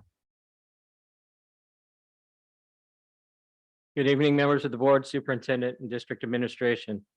I'm not anti or phobic. I'm an ordinary man with a lot of experience and common sense. There are many wonderful books in the school libraries that help our children understand different races, cultures, sexual preference, gender identity, what makes a family, and other social concerns of our current society. I'm not here to debate those items. I believe that children need to be educated and allow nature and time to take its natural course as each child forms their own viewpoints. However, there is one hard line, and that is pornography should not be in schools. The phrase, "I know it when I see it," was first used in 1964 by United States Supreme Court Justice Potter Stewart to describe his threshold test for obscenity. Obscenity is defined as anything that fits the criteria of the Miller test, as previously stated, and I'll restate it, which may include, for example, visual depictions, spoken words, or written text. Federal law makes it illegal to distribute, transport, sell, ship, mail, produce with intent to destroy, distribute, or sell, or engage in a business of selling or transferring obscene matter. Furthermore, federal law strictly prohibits the distribution of obscene matter to minors. Any transfer or attempt to transfer such material to a minor under the age of 16, including over the internet, is punishable under federal law. In addition, visual representations such as drawings, cartoons, or paintings that appear to depict minors engaged in sexual activity and are obscene are also illegal under federal law. Furthermore, under California State Law Penal Code, Chapter 7.5, that states obscene matter means matter taken as a whole that to the average person applying contemporary statewide standards appeals to the prurient interest that taken as a whole depicts or describes sexual conduct in a patently offensive way, and that taken as a whole lacks serious literary, artistic, political, or scientific value. The Elk Grove School District has chosen to distribute obscene materials to school libraries. This is a conscious act without any moral or ethical consideration of children. Pornography offers nothing of value. It debases and dehumanizes males and females in the most vulgar manner. I am challenging this body to do the right thing. On a case-by-case basis, when a book which is obviously pornographic is identified and brought forward, it should be immediately removed from the library. Librarians should notify the district so that all libraries can remove their copies of the same book. And lastly, I would ask that this body take responsibility and be accountable to the constituents who elected them and report back to the public in this forum the actions the district has taken regarding removing pornography in the libraries. Thank you for the time. Amelia Mendoza, followed by Norman Alfred Klum, I believe is the correct way to say it.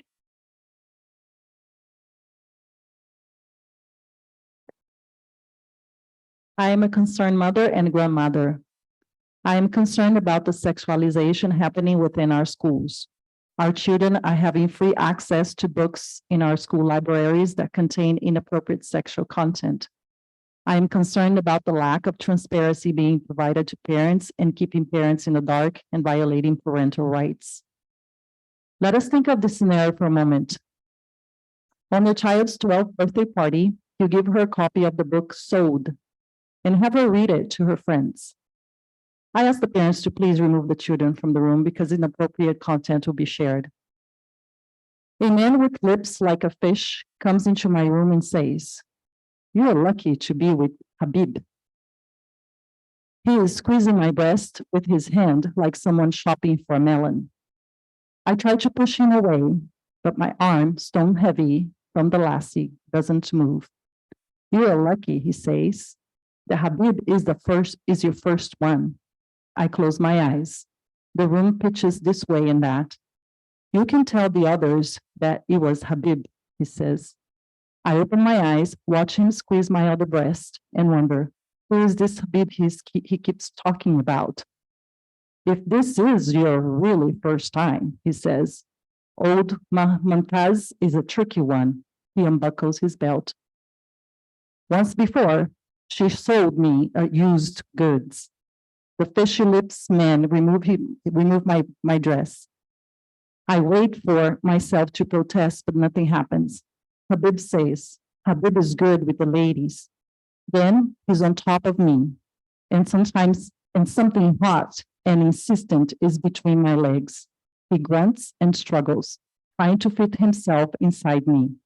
With a sundered thrust, I am torn in two. Oh yes, he says, panting. Habib is good in bed.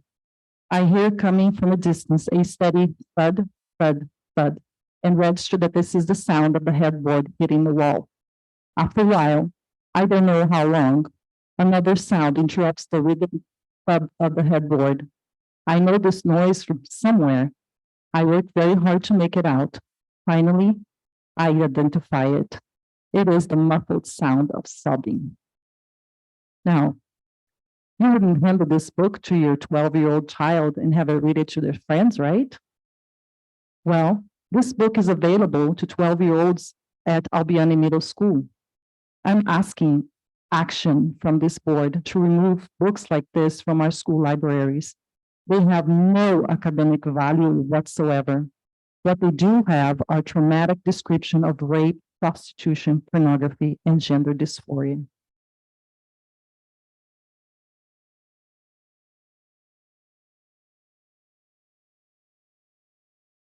Mr. Coon, followed by Jacqueline Ortiz. Well, I was a young student many years ago, 1949, at Franklin Grammar School. I loved Franklin. I loved Elk Grove High School. And you know, it's interesting, 1949, Toby Johnson was the principal at Franklin Grammar School, and his wife Pauline taught us how to read. And then in the second grade, their daughter came out, Susan. I eventually married, age 40. But anyway, the reason I'm hearing to say this, I heard something this morning. I was riding, I'm just an old Wrangler riding through, and I got thrown off my horse. When I heard this, somebody shared with me something that was read in one of the books about two young boys or something like this, learning how to have sex with one another. I didn't even want to go into the details. It was shocking when I heard that. I said, my golly, whoever wrote this does not realize what happens, because there's a spirit that comes in and it changes that child. And you want mental health. You talk about mental health problems that are going to perplex these young kids when they get into this kind of off-colored behavior. It's going to be crazy. But you know, there was a young man who was walking along in this alleyway, and he saw a pornographic magazine, and he kind of looked at it, and he got captivated by it. And you know, eventually he got deeper and deeper into it. 40 young ladies were raped and killed because that was Ted Bundy. You know, so what has happened? I just can't believe when I heard some of the stuff that is happening. But I want to tell you something amazing that's going to happen. God is going to come on the scene. He is going to come, God put on my heart, he is going to invade Elk Grove High Schools with his love. His love is coming in there, baby. And I'll tell you something, there's going to be a cleansing take place, because people are going to want the goodness and mercy of God's love. I'll tell you something, it beats anything has to offer. And anyway, I really feel sorry for these people, because there is an agenda to write this kind of stuff because they want kids to get trapped. They're going to get trapped in this kind of behavior. So anyway, I know good things are going to happen yet. God's going to have the final say. So Wranglers, keep riding tough on the trail. Thank you, sir.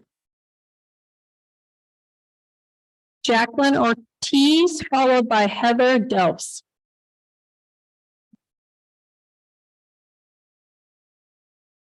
I heard a teacher say that she would like us to avoid from reading the passages that are explicit because they're very difficult to hear, but we're adults and you're offering them to children. But I think that's precisely the point. If it's difficult for us, then why are we allowing children to be exposed to it? I'm going to read some sections from a book, and they're not going to be as graphic as other ones. So you might, think it's nothing, but it's still pretty strong. What does it mean to lose it? You might be wondering what it even means for you as a queer person to lose your virginity. The way straight kids usually see it, he sticks his penis in her vagina and voila, they're both diverginated. But for queers, it can be a little more complicated. Sure, you lose your virginity the first time you have sex with another person, but how do queer people define sex? Is it oral sex, penetration, any kind of genital contact? Does a tongue have to be involved or do fingers count? The answer is that there's no answer, or rather it's up to you to come up with the answer. This is another great part of being queer. You get to decide what sex is to you. You also don't need to play into any pre-established gender roles regarding your sexuality. You get to make up your own rules. You like to do what? Exploration is a big part of sex, and you might find that you're into some weird stuff, although if you only knew how many people were into, quote, weird stuff, you'd realize it's not so weird. Some people like to role play, pretend to act like someone or something else during sex. Dress up like animals, tie each other up, or wear leather and high heels. Hey, whatever makes your toes tingle. There's no reason to be judgmental about the consensual sexual activity someone enjoys. Just make sure that you don't take things too far and end up hurting yourself or the person you're with. Playing with ropes, knives, or other potentially dangerous objects can cause serious injury. And role-playing, if it gets out of hand or becomes an end unto itself, may cause psychological or emotional stress to the other person if he or she doesn't understand what's going on. This is troublesome. This is not good. I challenge you, if any of you would choose to read this to your grandchildren, to the friends of your children, to your children themselves. And if you don't think it's appropriate for them, then why would you expose other people's children to it and also not even tell them? Thank you.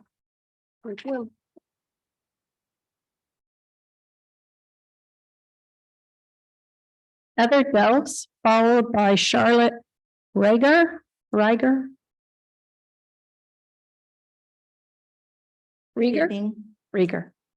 Apologize. My name is Heather Delps, and my children have all attended EGUSD schools starting back in 2003. I also am alarmed about many of the books in our middle school and high school libraries in Elk Grove. Please hear me. We are not interested in books being banned. Banning books results in reading material being completely unavailable to all people. Instead, we are asking that books that are inappropriate for children be removed from Elk Grove school libraries.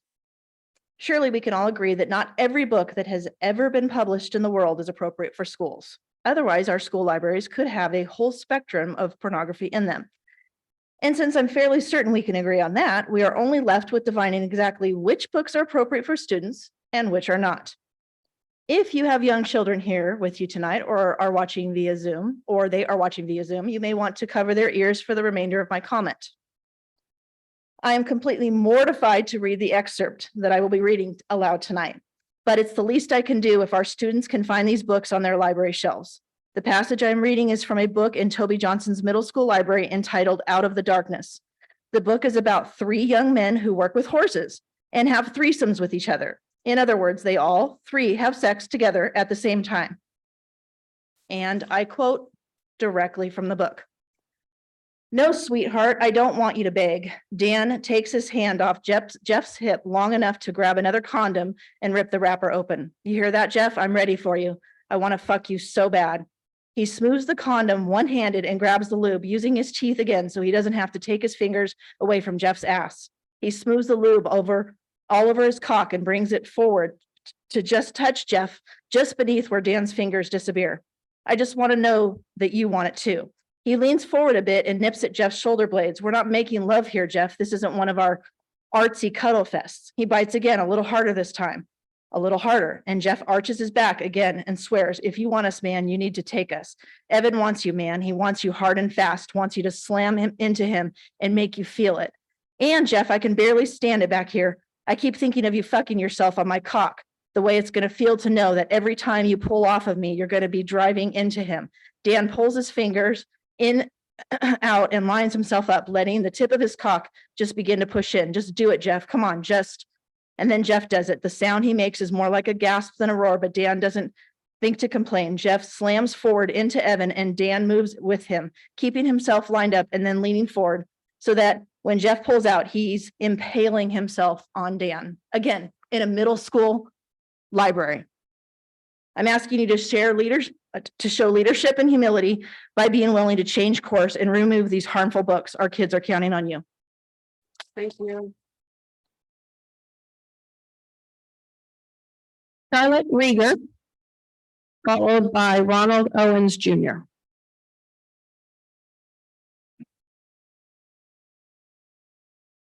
So the first book that was described, Lucky, is not in middle schools. It's in elementary schools. It's in 5 elementary schools.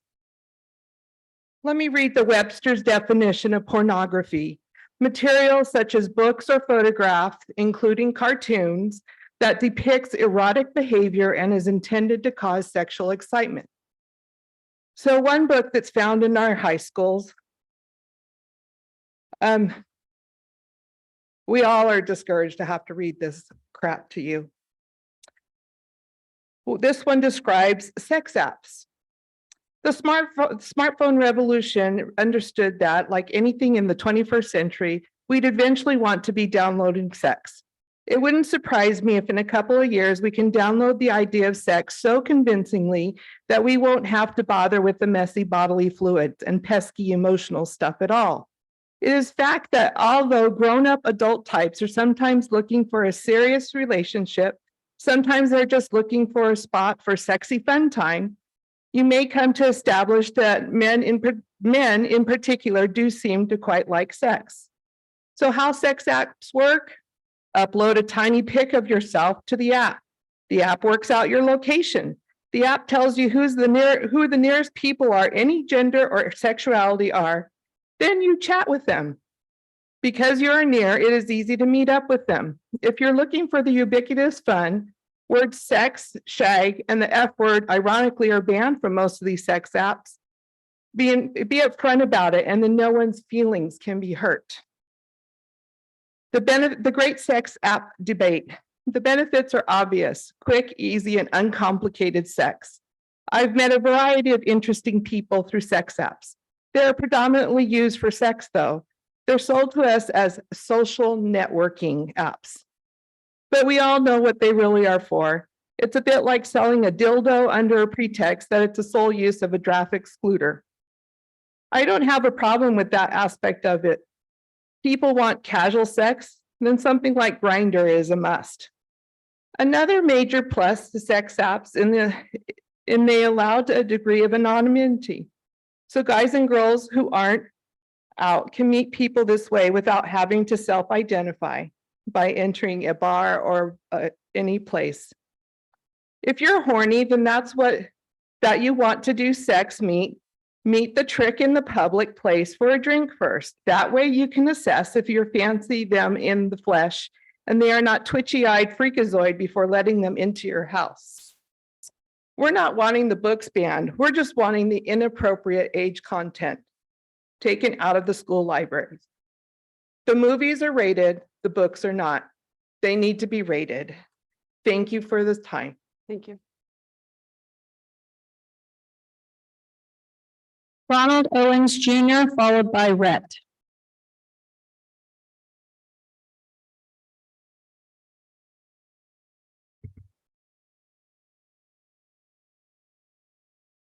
Good evening. I am a concerned citizen and taxpayer. I have lived in this district since November 2003. I understand Sheldon High School, Monterey Trail High School, and Edward Harris Middle School students can check out the book titled "The Book is Gay."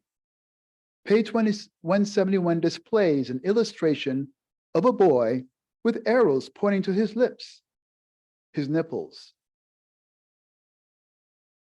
his testicles, his neck, his ears, his skin, and his penis.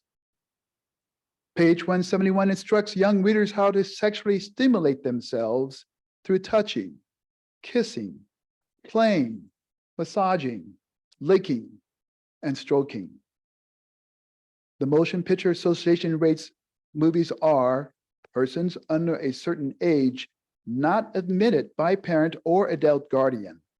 The MPA rates movies X, persons under a certain age not admitted. Yet children can check out this pornographic book at their school library? As I stated when I first appeared before you 2 weeks ago, school is a place for children. Children. Children. This book is being presented to children. It's obscene. It's pornographic. It should be removed from the library. Juno Dawson, the British author who wrote This Book is Gay, was born on June 10th, 1981 as James Dawson. Dawson transitioned in 2015. Dawson began hormonal transition in early 2016. Dawson is 41. Dawson is an adult. Dawson, an adult, has the right to live whatever life Dawson wants to live. Dawson, nor anyone else, does not have the right to usurp parental rights. Dawson, nor anyone else, does not have the right to groom anyone else's children. Questions: who found this book? Who approved purchasing it? How much did it cost? How many were ordered? How many other similar books are shelved in the district school libraries for children to read? Please email me the response to my questions. Sex is a personal topic that should be discussed by parents with their children. No one else, nowhere else. Schools are supposed to educate children by teaching them how to think, not indoctrinate children by imposing on them what to think. Thank you. Thank you. Our last speaker tonight, Rhett. My comments that I just read are here. Oh, Should I would you it? hand them to Ms. Avalos, please? She'll make sure the board gets a copy. Thank you. And I saw Mr. Hoffman take note that you wanted an email response. Thank you very much.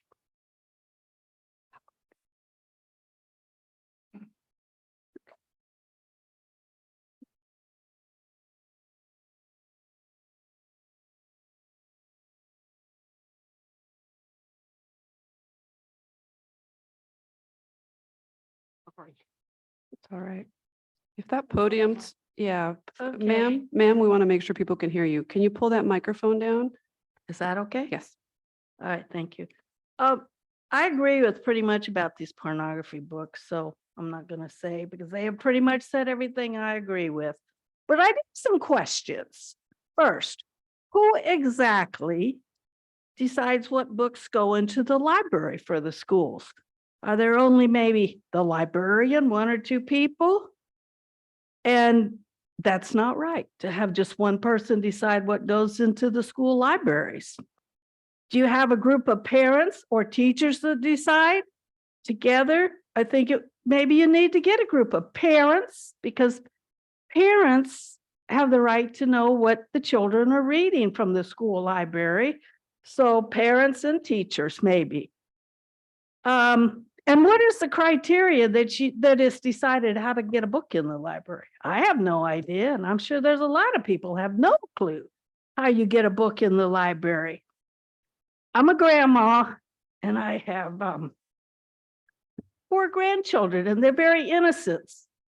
But right now, they're going to lose that innocence because of books and things like this and other things that are happening in the school, which really saddens my heart. The other thing that I'm worried about is bullying. 2 of my grandchildren have been really bullied. One of them got beat the crap out of at school and did nothing to deserve it. And I don't really think there's a lot doing against the bullies. You know, there's a bully that beats you up, then they both get in trouble. But that person didn't start it. And I'm going to tell you right now, somebody hits one of my grandkids, I'll tell them, hit them right back, because I am not going to have them stand there and get beat to death. That's unreasonable. But maybe guys like to, if somebody hits you, maybe you just stand there and take the beating. I don't know. I'm just curious. And the other thing is, I have a grandson that goes to John Earhart.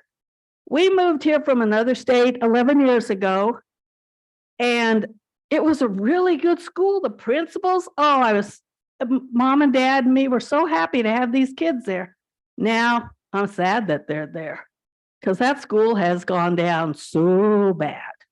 I'm embarrassed and ashamed. Nothing is done about a lot of stuff. Bullying, they don't get in trouble. So it's just really sad to see how a lot of the education and everything is going down. It's sad because when I went to school, I was happy and innocent, but the children today do not get that. Thank you. Thank you.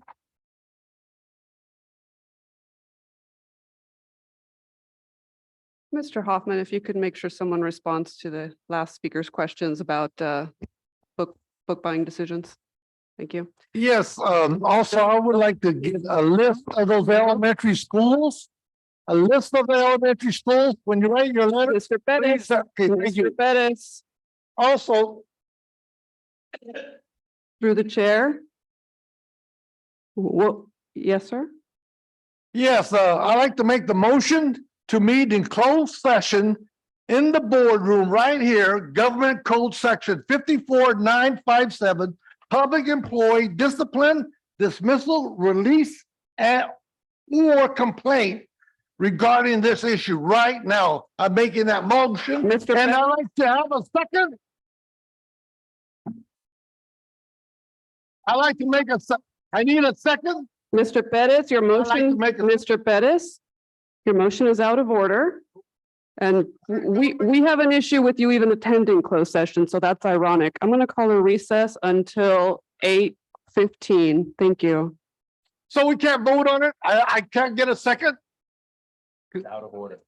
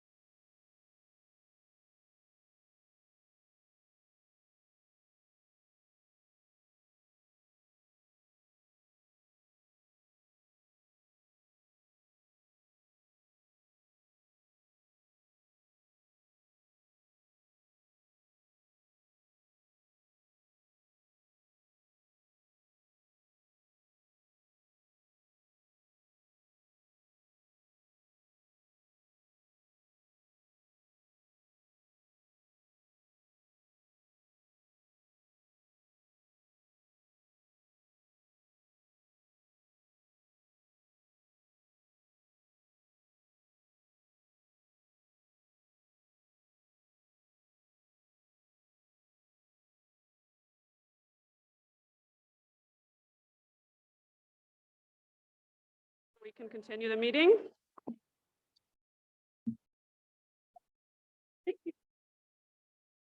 Okay, folks, we are going to reconvene our meeting and continue. Next item is a consent calendar. I neglected to say at the end of public comment, I know we have some new faces.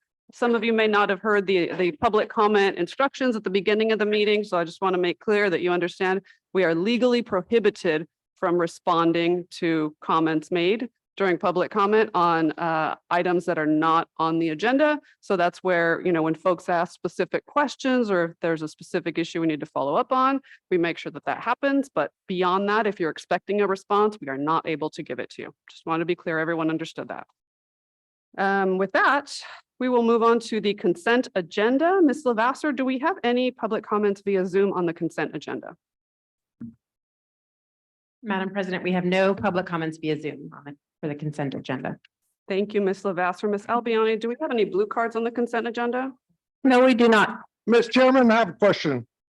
Sir, we're in the middle of. In our consent. governance. You're gonna have to hold your question. You're gonna have to hold your question. We're dealing with the consent agenda right now, okay? Yes, this is the consent Okay, issue. all right, go ahead, sir. In our consent issue section of our agenda, where in our governance booklet can I seek information on how to do a complaint under one of these issues that was brought up tonight? Sounds like a very reasonable question, sir. Unfortunately, I can't cite a document and page number. And I would like right now while I'm running this meeting. So, Well, I'd also like a legal. well, I'm still talking. Legal. I'm still trying to answer your question. Oh. So Mr. Hoffman and I will confer and make sure that you get the resource that you're asking for. And I would like a response as soon as possible because, you know, I mentioned government code section and that's very important that we go by educational code, California education code issues, complaints, and follow educational code. That's correct, sir. That's why I've been trained on it multiple times and invited you to join Well, me. you know, exactly. I mentioned government code Mhm. section 54957. I want to meet in closed session and request information. And we have legal counsel here on this board also. Sir, your comments do not pertain to the item that we're on, so I need to ask you to please stop. We are on the consent agenda. I'm going to call for a motion to. I approve move items 1 consent through- agenda items 1 through 9. Hold on. I'm sorry, we have multiple people talking at the same I time. move consent agenda items 1 through 9. Did it, sir? Consent? Second. I'd like to pull an item from consent. What is it, sir? First of all, I have two issues. We received the board policy updates. I need numbers, sir. I need numbers first. Well, that's not on here. If it- The issue is, If you're not speaking to an item on the consent agenda, you may not make whatever comments you're talking about. We can only talk to the item that we're on right now. okay, but sometimes we leave things out of the agenda. Move agenda item Let me 1 through 9. Call for the vote. talk about this at the end of the Second. meeting. I want to pull number 2, job description updates. Okay, do we have an amended motion? I move approval of item 1 and 3 through 9. Second. Item has a first and a second. All in favor, please signify by saying aye. Aye. Aye. Opposed? Those items are approved. I oppose. You didn't raise any objection to those, sir. Okay. Let the record show that on all items except number 2, they are approved on a 1, 2, 3, 4, 5, 6 to 1 vote. No, 7 to 1. Wait, 5 to 1? 1, 2. 5 to 1, 1 absence. Vote. Mr. Bettis, will you speak to number 2 on consent, please? Well, the title of this new position we're gonna have, it's Coordinator Curriculum and Professional Learning. That position is actually not on the agenda. Well, I have. It will be on a future agenda, but it's not on this. Well, I agenda. pulled it from the agenda. You need to speak to the items under number So two, it's sir. right here, it's right here, number 2. Did we pull it for an agenda? You didn't say it's There's job number 2, descriptions job on there. description updates. Yes, but those job descriptions aren't the one you're referring to. That one's gonna be on a future agenda item. It didn't make it to this agenda. We had planned to, but it's not on this agenda. Looks like you're looking at a draft version of the So agenda, what- not the. What's under that number 2? There's a whole series of job descriptions. Okay, hold on, go down here. Put it up. Mr. Bettis, Okay. we are meant to read the agenda before the meeting takes place. Hmm. So it sounds like you don't have an objection to this item because you have not read it. If I I understand. did read. Okay. All right. I move approval of item number 2. Do we have a second? Second. All in favor of approving item 2 on consent, please signify by saying aye. Aye. Opposed? Measures approved unanimously. Thank you.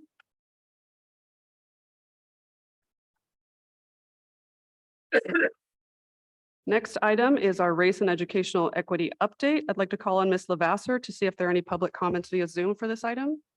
Madam President, there are no public comments via Zoom on this item. Thank you, Ms. Albiani. Do we have any blue cards for this item? We do not have blue cards. Thank you. I'd like to invite Ms. Lavasser up to begin the presentation.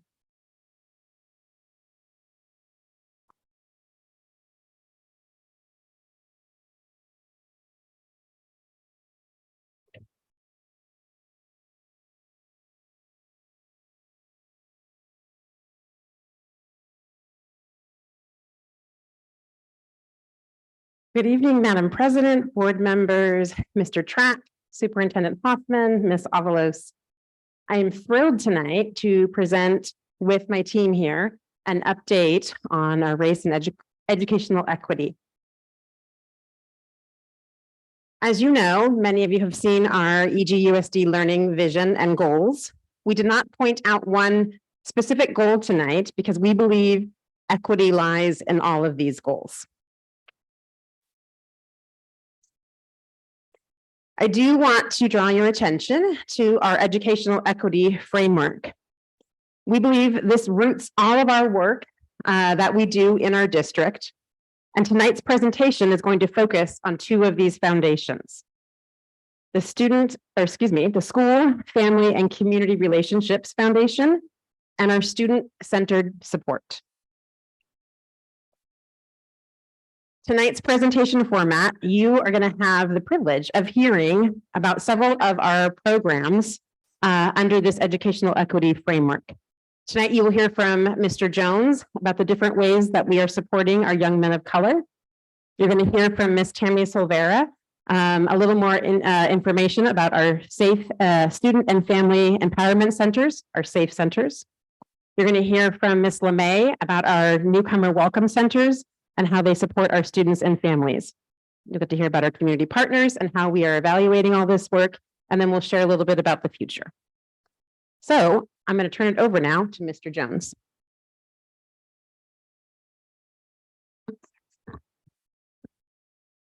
Good evening, Madam President. Mr. board Jones, members. I'm sorry to interrupt you. That black button, if you push the top of it, it'll push the podium up, and it just looked like you were stooping a little bit. Is that the top? Oh, That's all okay, right. good.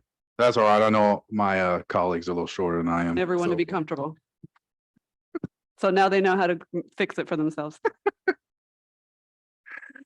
Good evening, Madam President, board members, Superintendent Hoffman, and Ms. Avalos.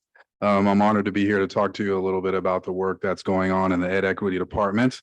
First, I'll talk about our Young Men Rising program, which is chiefly coordinated by Mr. Roberto Robles, who's in attendance. Thank you, Mr. Robles, for being here and providing much of the information for this presentation. The Young Men Rising program began with a pilot at Jackman Middle School a little over a calendar year ago.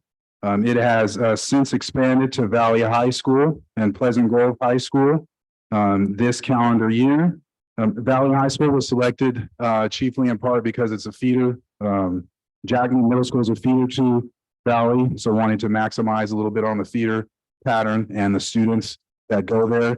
And Pleasant Grove High School was selected in collaboration with a staff member there who identified a need to support some of the young men of color that attend that school. The IYT program will improve your tomorrow. is a program that's been operating in the district for over a decade. The Ed Equity Department has recently become the district liaison for the program. There's many schools that are involved, including Calvine High School, Florin High School, Monterey Trail High School, Rio Cazadero High School, Valley High School, William Daylor High School, Edward Harris Middle School, James Rudder Middle School, and Samuel Jackson Middle School. And these groups were created to focus support on our males of color, not to the exclusion of other groups of color, but with a focus on males who identify as Black or African American. And these program focus areas were chosen to support the positive academic, social, emotional, cultural, and personal development of the participants. These programs are free of charge to the student participants.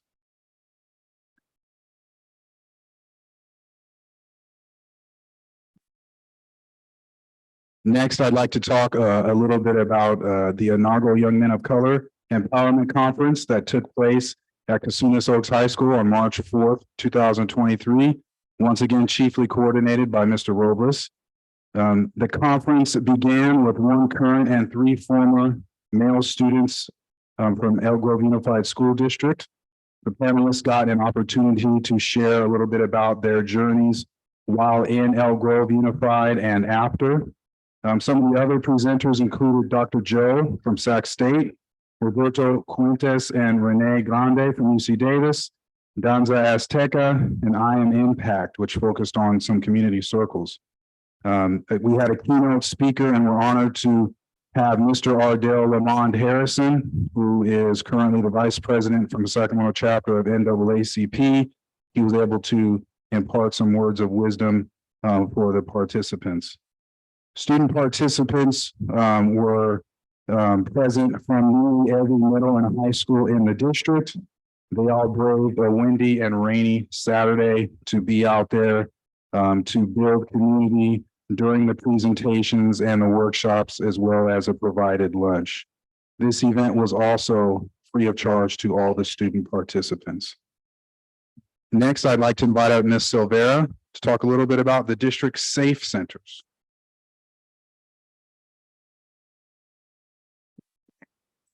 Okay, thank you. Thank you, CJ. And thank you, Madam President, the board, Superintendent Hoffman, Ms. Avalos, for having me back. Here to share a little bit more information about the Student and Family Empowerment Office and some of the work that we do to support all of our students across the Elk Grove Unified School District. We are here to share a little bit about some of the services that we provide to other families beyond those who are unhoused and dealing with housing insecurity, but who are dealing with other economic challenges and other hardships that they face. First, I want to introduce you to our team who operate out of our 2 centers at both Valley High School and David Reese Elementary. We currently have 2 social workers that are part of the team and 6 regional team program technicians. They serve our district regionally by feeder pattern, offering case management services, connecting families to resources who are referred to us by school teachers, by counselors, or who may seek their way to our centers through their own volition because they're needing support for themselves and their families. We also have 2 program assistants who help with our referral process, keep the ship afloat in our office. This year, we have added an academic intervention teacher and we have 2 project implementers who are launching some new efforts at Valley High School and our other high schools to support students in our programs that need additional assistance with graduation, with completing FAFSA. And this year, we'll be launching our first additional effort to support those students through summer school and their credit recovery program. We also have 2 family advocates who support some of the work that's more global. So we offer district-wide dental screenings for our students at elementary schools in partnership with the Early Smiles program. We host some of our larger scale events like the Kohl's Child Spree, which helps provide students new clothes and shoes and other items that they need to start the school year. And then they also help to support some of our large events like our holiday giving season events that the whole district participates in and supports. And then we have a school counselor on staff who helps to analyze and assess students who are eligible for graduation exemption and communicates that information to the schools. So this is just a little bit about our team. And while we do provide a lot of support for our students and families experiencing homelessness, we are here to support all of our families who are facing these challenges. Some of the resources that we provide specifically are backpacks and school supplies. We get a lot of requests from our campuses. We will deliver backpacks straight to the campus, or we'll do home and porch visits if needed to bring supplies to families. That can also include referrals to the clothes closet, the food banks in the area. We have hygiene kits and other critical needs and basic needs items like sleeping bags and other things that we can provide to families. We make referrals for medical, dental, and vision, and help families navigate and link through and to their insurance providers. Some of our families may have Medi-Cal, but it can be really difficult to navigate that system, and we can help support them navigating those systems. We help make referrals, usually using our Care Solace referral system for individual and family counseling referrals, but we also have other community partners like La Familia that we will make referrals to. And as described earlier, we do support our district's homeless education program, as I provided information on that in a prior meeting. We also work with the Department of Human Assistance to help our families connect to resources available to them, and a whole host of other community partners and agencies to support those families. So just adding on to what was shared earlier in terms of the additional resources we provide to the district at large for all of our students and families. And I'm going to hand it over to Lizette LeMay, our Director for Family and Community Engagement. Good evening, Madam Board President, board members, Superintendent Hoffman, Ms. Avalos. I am excited to be before you this evening to share with you a little bit about our newcomer welcome centers. These centers were created in response to a large influx of refugee and newcomer families, most specifically from Afghanistan, who were resettled and relocated in Elk Grove. We were able to obtain 2 grants that provide both federal and state dollars that help us provide these additional supports to sites, to our families and our students. The welcome centers also serve as information hubs for families who are new to our country and new to our U.S. education system.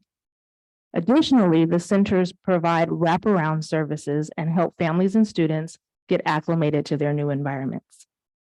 The vision was always to have 4 welcome centers in the regions with the highest needs. So we were able to start by opening a center at Jackman Middle School and one also at Florin High School. These 2 centers are actually shared spaces on those campuses and provide the same services as our Laguna Creek High School and Monterey Trail High School newcomer centers that are now finally opening after many delays related to manufacturing, shipping, etc. The Laguna Creek and Monterey Trail welcome centers are actually standalone spaces that are located in portables on those campuses. And again, provide the same, all 4 centers provide the same services to families, to students, and to staff. In those centers, we have an amazing full-time staff of multilingual, multi-talented, amazing human beings who are right here. And we lovingly refer to them as our welcome dream team. Thank you for staying. So our staff have to date have served over 500 families and students. They speak Spanish, Dari, Farsi, Pashto, and Cantonese. And some of our staff have also lived the refugee experience, so they are able to relate to and connect with our families who are resettling and getting acclimated.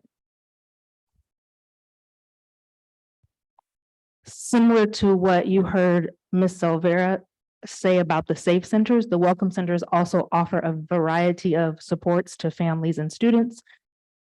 Most of what we are helping our families and students with are enrollment. And I want to preface all this by saying these humans back here, these are the boots on the ground. They will go and meet families where they are and connect them with whatever resources are needed. So when I say help with enrollment, they're there to help translate the forms, help fill out the forms, make sure our families understand what they need to bring when they are enrolling, and if need be, go to the schools with the families. They're providing interpretation and translation supports. They're connecting families to community resources for basic needs such as food, clothing, and housing assistance.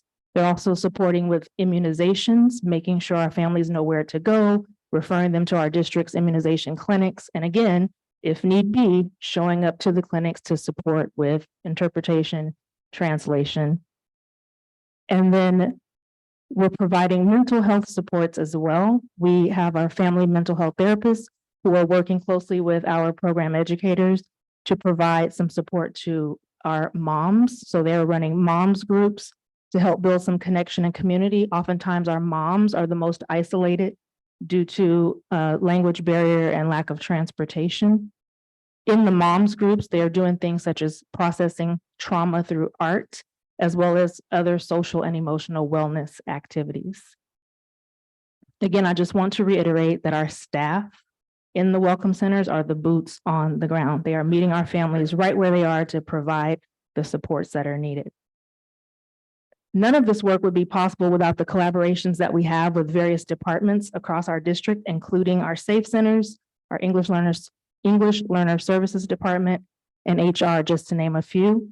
I'd like to highlight that our English Learner Services Department has been collaborating with our Welcome Dream Team and providing some family right nights at some of our sites where families are telling their stories, and we know there's power in sharing our stories. And then through some partnership or collaboration with Human Resources, we were able to provide some targeted recruitment, specifically at Kennedy Elementary School. And from that effort, we were able to actually hire 2 of our newcomer family members. One is now working in our Food and Nutrition Services Department, and the other is working with Ms. Silvera's Safe Center team. And just like our across district collaborations are important, so are the collaborations we have with the various community organizations. And so on the screen or in front of you, you'll see several logos that represent just some of the community partners that we work with throughout the community. I'd like to highlight, for example, EGACE, or our Elk Grove Adult Community Education Center. We work closely with them in providing English as a second language classes for some of our families and students. We work with MOS Social Services Foundation. This is an Islamic organization that provides social services type supports with a strong emphasis on the Muslim community. And one of our dream team members discovered a hidden gem right here in our own community. It's called Al Misbah, and they are another food bank among other services that they provide. But they're a local nonprofit providing emergency food relief, and the food that they provide is halal for our families who need that. And those are just some of the community partners that we have that make this work, make us able to do the work that we do.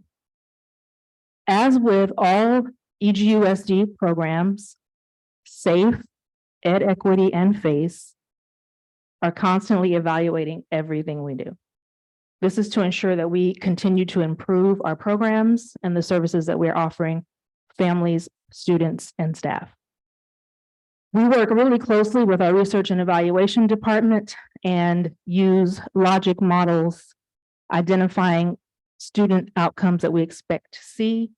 We use quantitative and qualitative measures to monitor our programs to make sure that what we expect to be implemented is actually what's being implemented. Sometimes we formalize that in what's called a program implementation continuum. That's a mouthful. We just call it PIC. And through these efforts, we're able to see if there's a positive relationship between implementation and outcomes. And if there's a positive pattern between implementation and outcomes, then we know that we can deepen or expand the work that we are doing. And likewise, if we're not seeing such a strong positive correlation, we know that we can adjust so that we're able to gain more impact and adjust our full measures more fully to capture the program outputs that we would hope for. So looking forward, some things that we have on the horizon with the Young Men Rising program, we are looking at a possible expansion into the elementary world, specifically Herman Limbach. And when that happens, I would actually complete the feeder pattern for those schools, a summer student summit, peer-to-peer mentorships, and then some continued collaboration between our departments to provide some family enrichment series. We're hoping to combine the conference that EdEquity put on, along with the conference that FACE put on, and have one big family conference to offer. And with our newcomer welcome centers, we are excited about doing a grand opening. So yes, they're open and they're operational, but we would like to make sure our community is aware that the centers are there, they know where they are, how to access them, and what services are provided. So be on the lookout for an invitation to a grand opening. And lastly, we are looking forward to future opportunities to continue our targeted recruitment, collaborating with our human resources department. Thank you. Thank Are you. there any questions? Thank you for an excellent presentation. I expect we will have some questions and comments. I'll go first to Mr. Track. Any questions or comments, sir? Yeah, it was a great presentation. Thank you. I just want to make a quick comment on the Young Men of Color, the first conference. I went there. It was a great conference. I really liked all the mini workshops they had. And I had a really good time being able to speak with everyone there. And I look forward to what they have to do in the future. Thank you, Mr. Track. I'll go to Mr. Fortuna and then I'll go down the line. Thank you.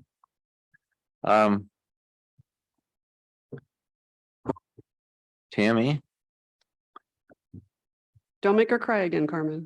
I know, I don't want to put you on this spot Okay, and I don't expect you to respond right now. okay. But what I would like to have, and I'm sure the other board members would also appreciate it, is a listing of positions that would allow you to expand the services that you're providing. Both within for homeless and for foster. Well, foster youth is a different Right, team. So right. I don't want to speak You- for Maya Webb and the program specialist who oversees foster youth. I think John might be able to speak to both our teams specifically.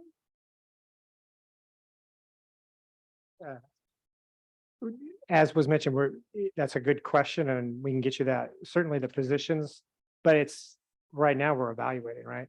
We've, especially with the growth of the homeless education program through some additional funding.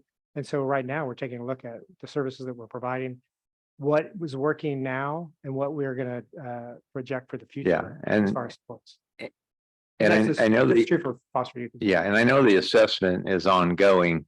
At a point in time, do you propose to submit that to the board for review?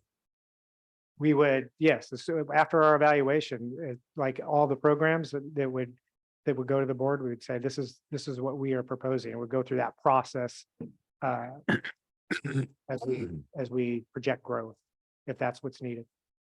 Okay, well, I you know, after Tammy's incredible presentation last board meeting, certainly it appeared that my colleagues were sensitive to those children and families and their needs, and the fact that more could be done.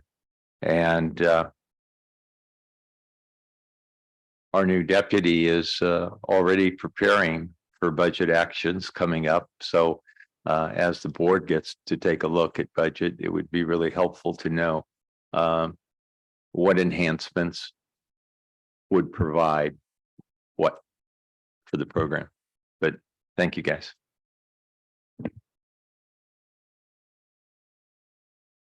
Mr. Yang? Yeah, good evening and thank you for the presentation. As a refugee coming to this country at age 12, you know, all the programs here and what we are providing to these kids, you know, it really hit homes for me. And you know, I graduated from Valley High 96, and the one thing that I remember just like yesterday, it was job center. I've really believed that that would kind of shape into who I am today, as far as professional work.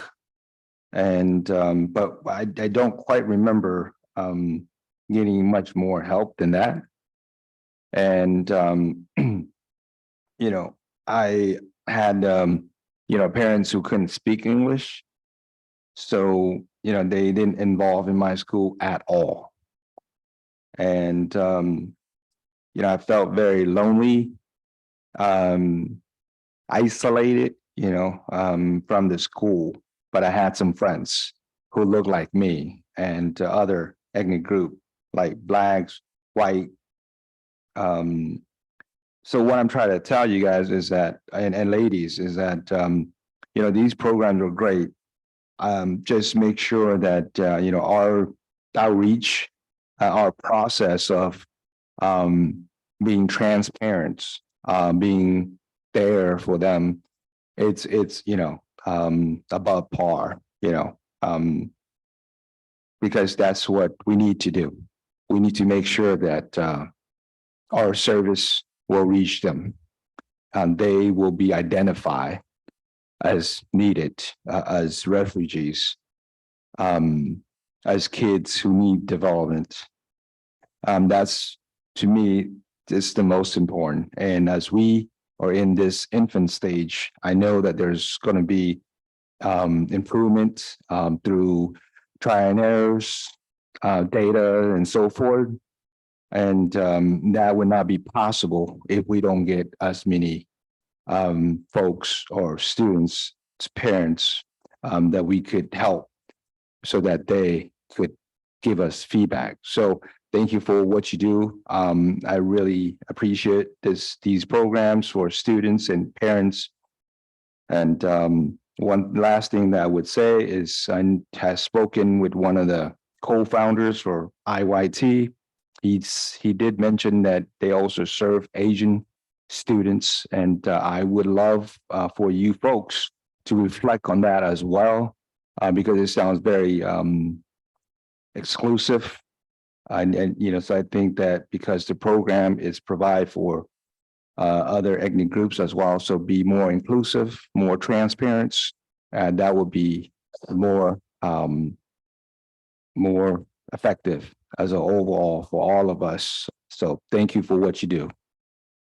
Thank you. I made note of that, so thank you. Thank you, Mr. Yang. Ms. Albiani? Thank you very much for the presentation. It's always wonderful to hear what we're able to do for our children and our families, and the expansion and the thoughtfulness included in it. And thank you to the people who are there every day. We greatly appreciate you. Mr. Vargas? Yes, thank you again for the presentation. Okay, it's program implementation continuum. Did I get that right? Okay, pick. Okay. Still learning all of the acronyms. So you said you have picks already set up for the SAFE and the Welcome Center? We have a pick for the Department of Family and Community Engagement and the different programs that are taking place at the school sites. Okay. So I don't necessarily have a question related to that. My request is I would love to see those. And just think it'd be useful as we get ready for seeing the evaluations that come forward. So I'm just being a nerd. But I appreciate the presentation. Taking note. Mr. Bettis, anything?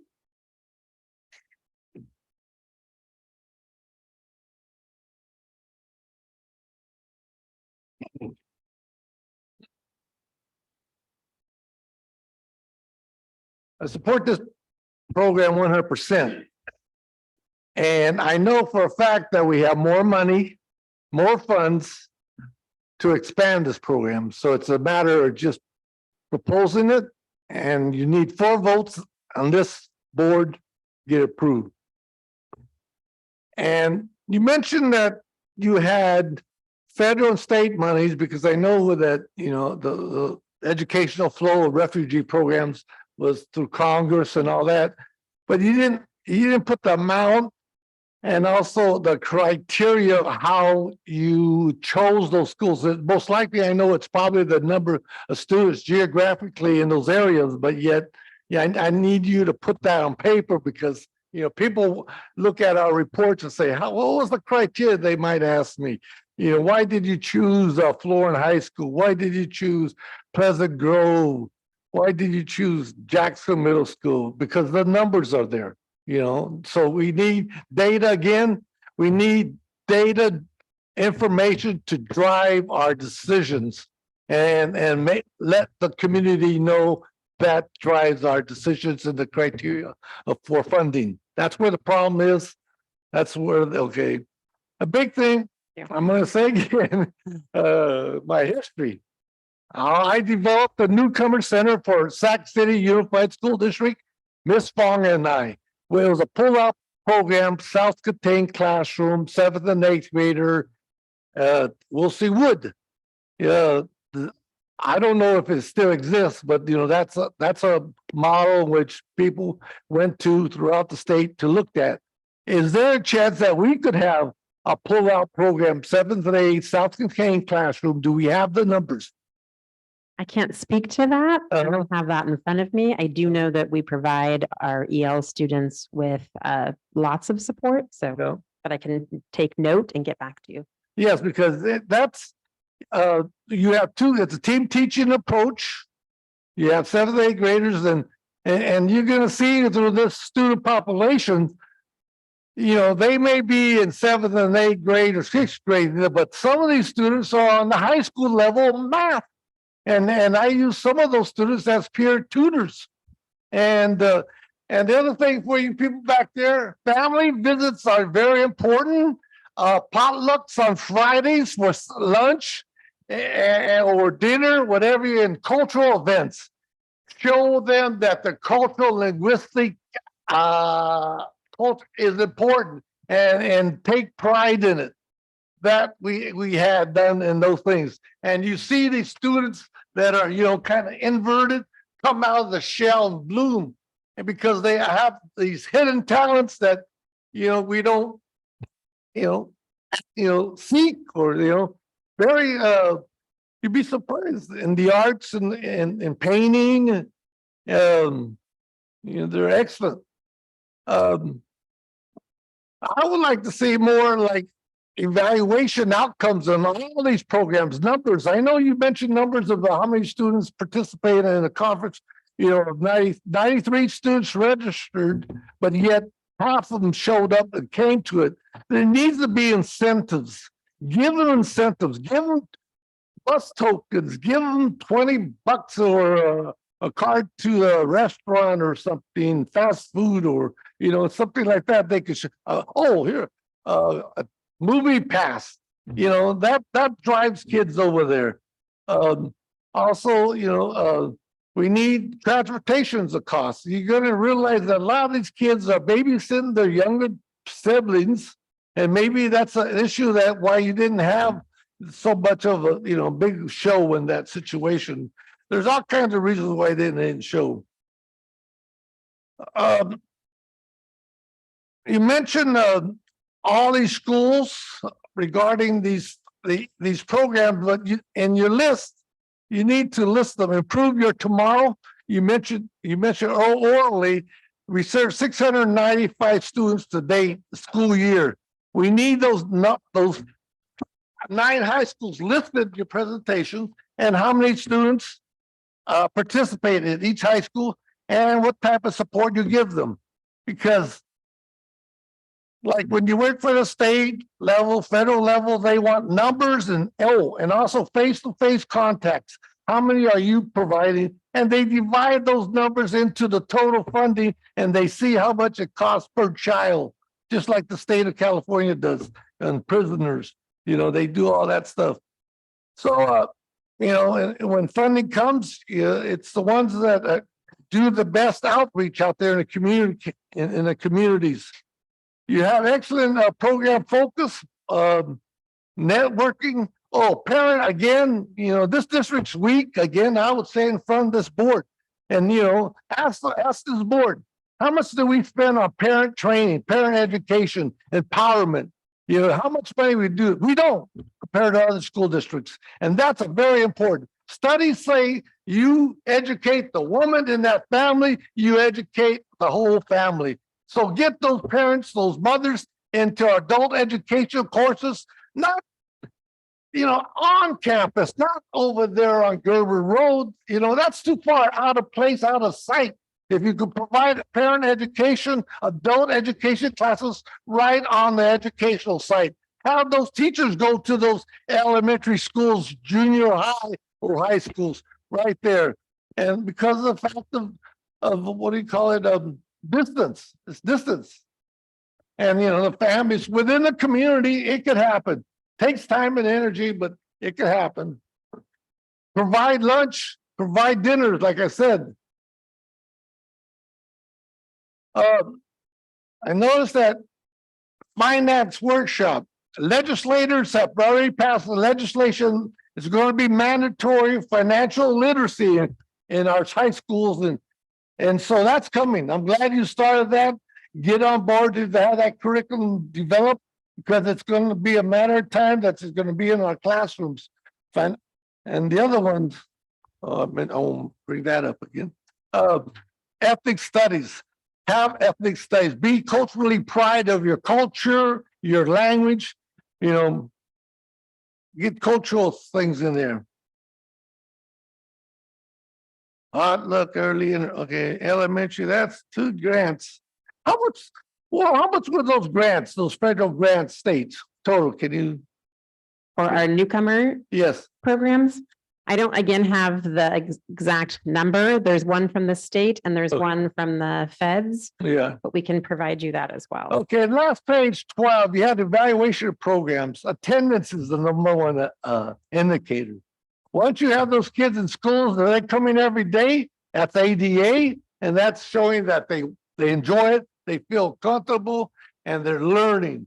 So, you know, and English language learners, you know, you're going to have to provide that type of services. I didn't see that in there. Are you providing that in the centers? Can you say that again, Mr. President? Sorry. English language courses. English language. We don't provide that for student. We connect them with tutoring and we make sure that we have EL coaches and, you know, across all of the entire district, K-12. We also connect families to English learner classes as well through the adult ed and then through some other avenues. No, okay, well, that's why our program Newcomer Center was so proactive and got a lot of support. We actually had those, you know, 20 to 25 students in the classroom, English language learners. They weren't, you know, they went to the regular gym, they went to the regular lunch. But they had English language classes within that center. So that's very important. They actually have there and tutors to help them on those subjects. Math, they attended regular math. English, we provide the only English learner curriculum of study. But like I said, you're doing a good job. You're getting, you know, eventually, a matter of time that you're gonna know our community and be prepared for another invasion. Oh, I shouldn't say invasion, but there's going to be another, well, people throughout the world, you know, Sudan, and we might have some people from Africa coming. There's parts of the world, a lot of conflict. So be prepared for that population and some other ones because of world problems. Thank you. One of the many things that I love about this school district is the diversity. So we will always welcome everyone. Here. Thank you. Kids in this school district. Thank you, Mr. Perez. You're at about 10 minutes. I need you to wrap up. Thank you very much for extending my time. Much appreciated. I always appreciate it when you speak to the actual agenda item that we're on. I will keep my comments brief because we have a lot of work ahead. I'm so appreciative. Well, first, I want to give another shout out to Mr. Robles. We got some information about this work ahead of time. In there, it said that with the Young Men Rising program, that he's getting an average of 25 middle schoolers showing up for weekly meetings for personal development. I think that is outstanding. So congratulations to you. You know, this work is deep and it is slow when you're doing it right. So, you know, that's why I think that's a really impressive number. And I know that there are plans to expand that work. So I'm really excited to see what comes. I won't speak to the safe centers really, because we heard so much about that and we had a recent presentation about them. I want to speak to the newcomer welcome centers a little bit. Well, actually, this applies to both of those. I'm really encouraged by the responsiveness to the actual barriers, right? And serving this population that is the one that we are most likely to miss, to not even pull into our system to be able to serve in any way, and that we are most likely to lose. So I'm so grateful for the granularity of the services and of the support. Thank you so much. I echo my colleagues' interest in evaluation to see where we can refine, in resource questions to see where we can better support. So thank you all so much for the work that you do. Thank you.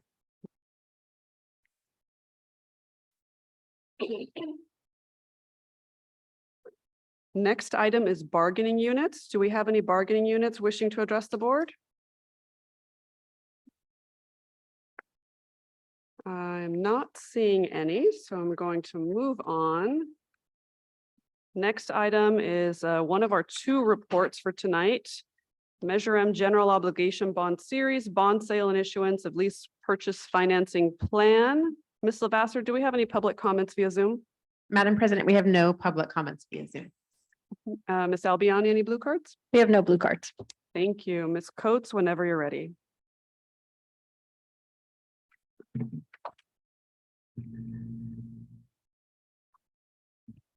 All right. Well, good evening, Madam President, trustees, Superintendent Hoffman, Ms. Avalos, staff, and public.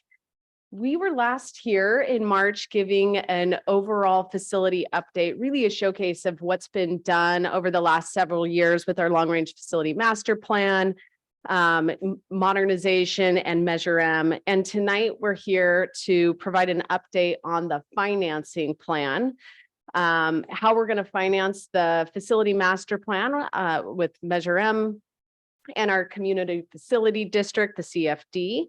I have Lori Ranieri, who is a familiar face in Elk Grove. She is our Chief Executive Officer for Government Financial Services, JPA, which is a joint power authority with multiple districts really looking to use best practice. And I wanted to share that because it's recent. And with the intentionality of Lori and her team in the JPA, what you're going to see tonight is really resulting in a cost savings of taxpayer dollars of over $220 million. Very exciting. So the Government Financial Service, got to change my slides here. JPA was founded on July 1st with Elk Grove being one of the founding members. You can see there on the screen the Sacramento County Office of Education, Schools Insurance Authority, Capistrano Unified School District, Davis Joint Unified School District, Kern County Superintendent of Schools, and Santa Clara Unified School District. We're all founding members. And part of that gives Elk Grove just a lifetime membership on the executive board as part of that. And so Lori is going to be up here in just a minute, but before I bring her up, just want to note that she has worked extensively in Elk Grove dating back to 1987, but really continuously for the last 13 years. In addition to Lori being in the audience, we also have Dan Maruccia from Lozano Smith, our bond counsel, to assist in any presentation, any questions that might come up. So I'm going to bring Lori up to discuss Measure M and our CFD and proposed bond sale process and our next steps. Welcome, Ms. Ranieri. It's always good to see you and your assistants. Well, thank you. Glad to be here again. And we're going to be brief tonight, given the hour. So I'll go kind of fast. And if you want me to stop and go over anything, you'll let me know. I do want to say that you've not met this dog before. This is Millie, 11 months old, in service dog school. And of course, you were always very welcoming of my other dog, Daisy, who passed away. So glad to be here. And I also want to thank my assistant who stepped out, but my assistant, Celestial Thomas, who drove me tonight. So I think we all know about Measure M and what a tremendously positive response it received from the community, over 70% yes vote. And as a reminder, the way that our tax rates for Measure M are established is that the rate is a ratio of debt service divided by assessed value. There's some specifics to that. And I can answer questions, as you know, for any taxpayer who has a question, and we do have that occasionally. Just be confident that if somebody stops you in the grocery store and they have a question about their property tax bill, we'll be glad to go over that with them and help them understand it. The next thing to show you is that we have always aligned our projections of the tax base with the district's development projections that lead to enrollment projections. But one thing that has happened since Measure M was passed is that we've seen really high tax base growth. And that has actually allowed us to have an even more efficient bond plan, because as the base grows for the tax rate commitment that we had to the public, we can actually pay the bonds off faster and pay less. And as Ms. Coates shared, that is leading to tremendous taxpayer savings. As with any debt, the sooner we pay it off, the less interest that we pay. So then the next thing I want to cover is interest rates. You've probably heard, oh, interest rates are up. But a lot of people, that's what they hear about, like maybe one interest rate, like mortgage interest rates are up. One of the things you can see by this chart, if you look on the far left and the far right, you can see that our benchmark interest rate is not that far from where it was when we were planning Measure M. But what you can see is what happened in the middle. It went up, it went down. And what people react to, I think, a lot is rapid movement. Interest rates are moving all the time. But one of the things that we did in our plan as a measure of conservatism is we took the historical volatility. We assumed that we would experience volatility, but we assumed it would all be on the high side. And you might say, well, that's pretty conservative. Why do you assume that interest rates will go up? And the reason is I don't need to assume if they go down. If they go down, my job's really easy. If they go up, it's when we have to make modifications to our plan. And that leads us to a really good modification, which is that we're actually issuing our bonds in one less series than we expected, 4 series instead of 5. And so we're completing the bond issuance 2 years early with one less issuance, which means we don't have the last cost of issuance for that last series. So that's just pure savings in the upfront cost, but then also on the back end, because they'll be outstanding for less years, we have a lot less interest that we pay, and we're amortizing faster. And we expect from our series 2023 bonds to net just over 130 million. And we have just about that in projects planned. Of course, we have some fund balance and some other sources. So 130 million coming in from Measure M from this sale. That combined with funds on hand, we'll be able to cover this 132 million that you see here in print that is so small you cannot read it on the slide, but this is our list. You know, when we look at it on screen, we make it as big as we need to, depending on your age.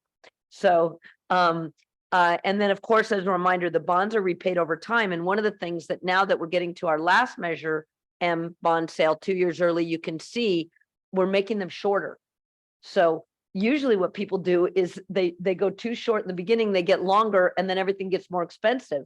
And we saw other districts making that error. I think they didn't even realize it was an error. And we said, hey, wait, let's squish it down. So what we do is we do the longer bonds first, because that's when we know what interest rates are. The risk is uncertainty. So we sold those first bonds, we went with the longer term, and we've been shortening ever since and aligning our call dates so that we'll have refi opportunities in the future. And you can see here that our tax rates have been under our $38 maximum projection so far. This is showing you through fiscal 22-23, and we're projecting to be under that all the way through. And then you can see that we have a reduction in 3 years on the total repayment term. And then as you see the tax rates drop, that's because we just have those last few years from our first series, which we hope to be able to refi. And you might say, why do you hope we'll be able to refi? What if interest rates go up? And we will have an opportunity to refi, even if interest rates go up, if they don't go up too much, because when you refi, you're not refining for the same term. Just like a mortgage, if you do a 30-year mortgage and you refi to a 15-year, it's a lower term. So even if interest rates in general have gone up, a 15-year rate may still be lower than the 30-year rate, if that all made sense. So we do, one of the things that we manage this Measure M as, I like to say, a debt portfolio, and we want it to operate just like an investment portfolio, but everything is backwards. Instead of lasting a long time, we want it to last a short time. Instead of earning a lot of interest, we want to pay a little bit of interest. But one thing is true is that we don't want to have transaction costs any more than we have to. That's true in both portfolios. And that's why it's so valuable to not have to do that fifth issuance. And then the next thing to show you is that as we're wrapping up selling all the Measure M bonds, we still have a lot of available bonding capacity, because the way the statute works, that is a percentage of our assessed value. Our assessed value has been growing, and we have well over 700 million of available bonding capacity. And that's right now. And you can see that as that widens, right, as the assessed value of the tax base continues to grow, we pay down our bonds, we have more and more bonding capacity. So what's the meaning of that? If the district were to consider a future bond measure, there's plenty of room. So wrapping up Measure M, we have $13 million more from facilities than we originally budgeted.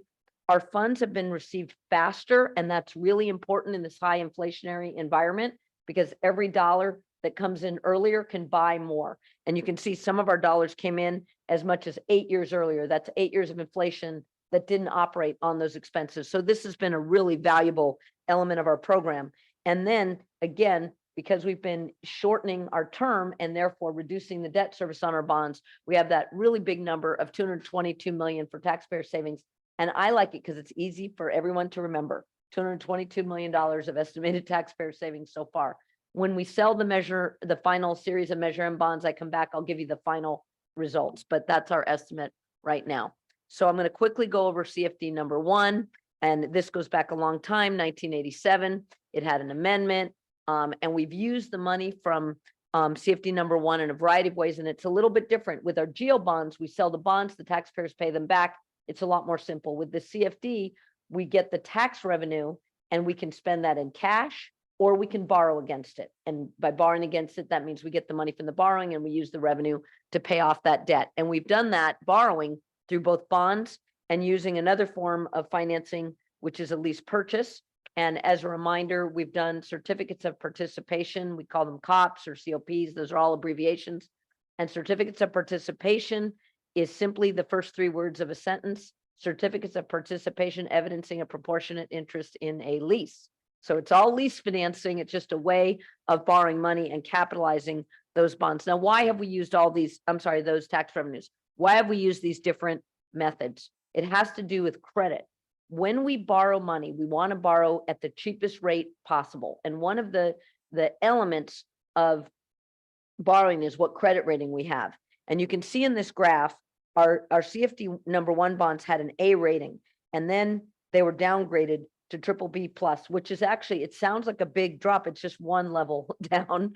But when that dropped and we were able to instead issue certificates of participation in 2016 at a higher credit rating, we chose to do that because it allowed us to borrow at a better interest rate, a lower interest rate, because it was higher credit. Now, you might say, why would it be better? Why would the COPs be able to go out better than a lease revenue bond? A lease revenue bond is restricted to only being paid from the revenue that you've assigned to it.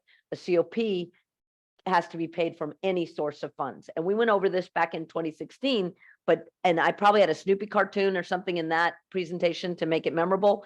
But at that time, this is just the vagaries of the rating agencies and what they're information sellers. They sell their opinion for millions of dollars. So they like the COPs better, so we liked them better because that meant the market liked them better, which means we borrowed cheaper. And so that's why we did it. But now we have the opposite.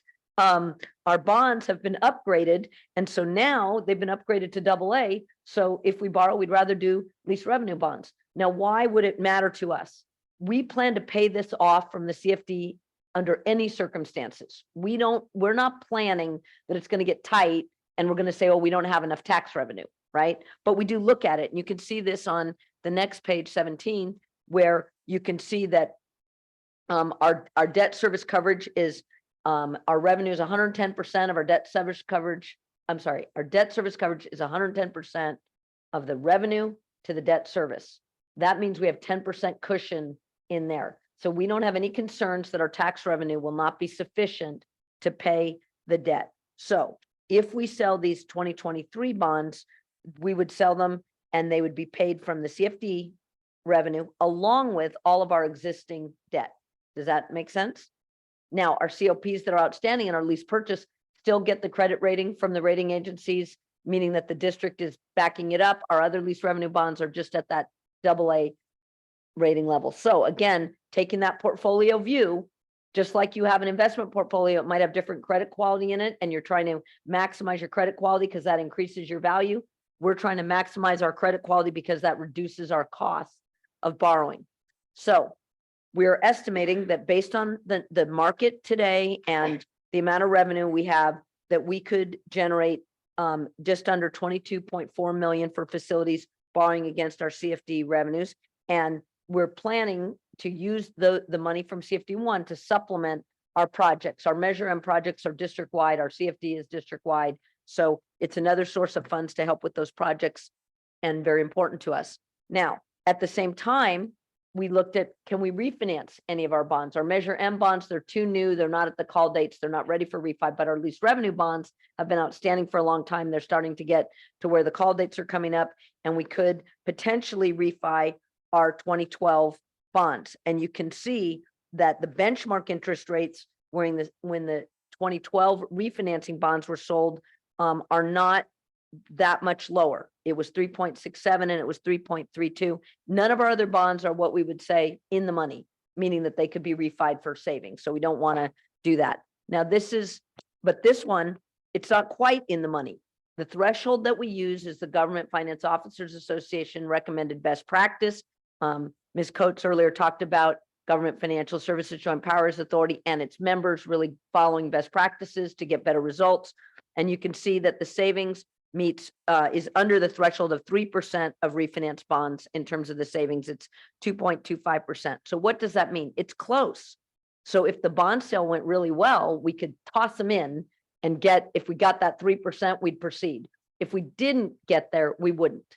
Does that make sense? We're issuing bonds anyway. We can include them and kind of include them in the sidecar, and they'll go if they meet the threshold, and if not, we'll pull it back, and we'll have another opportunity hopefully in the future to refinance. So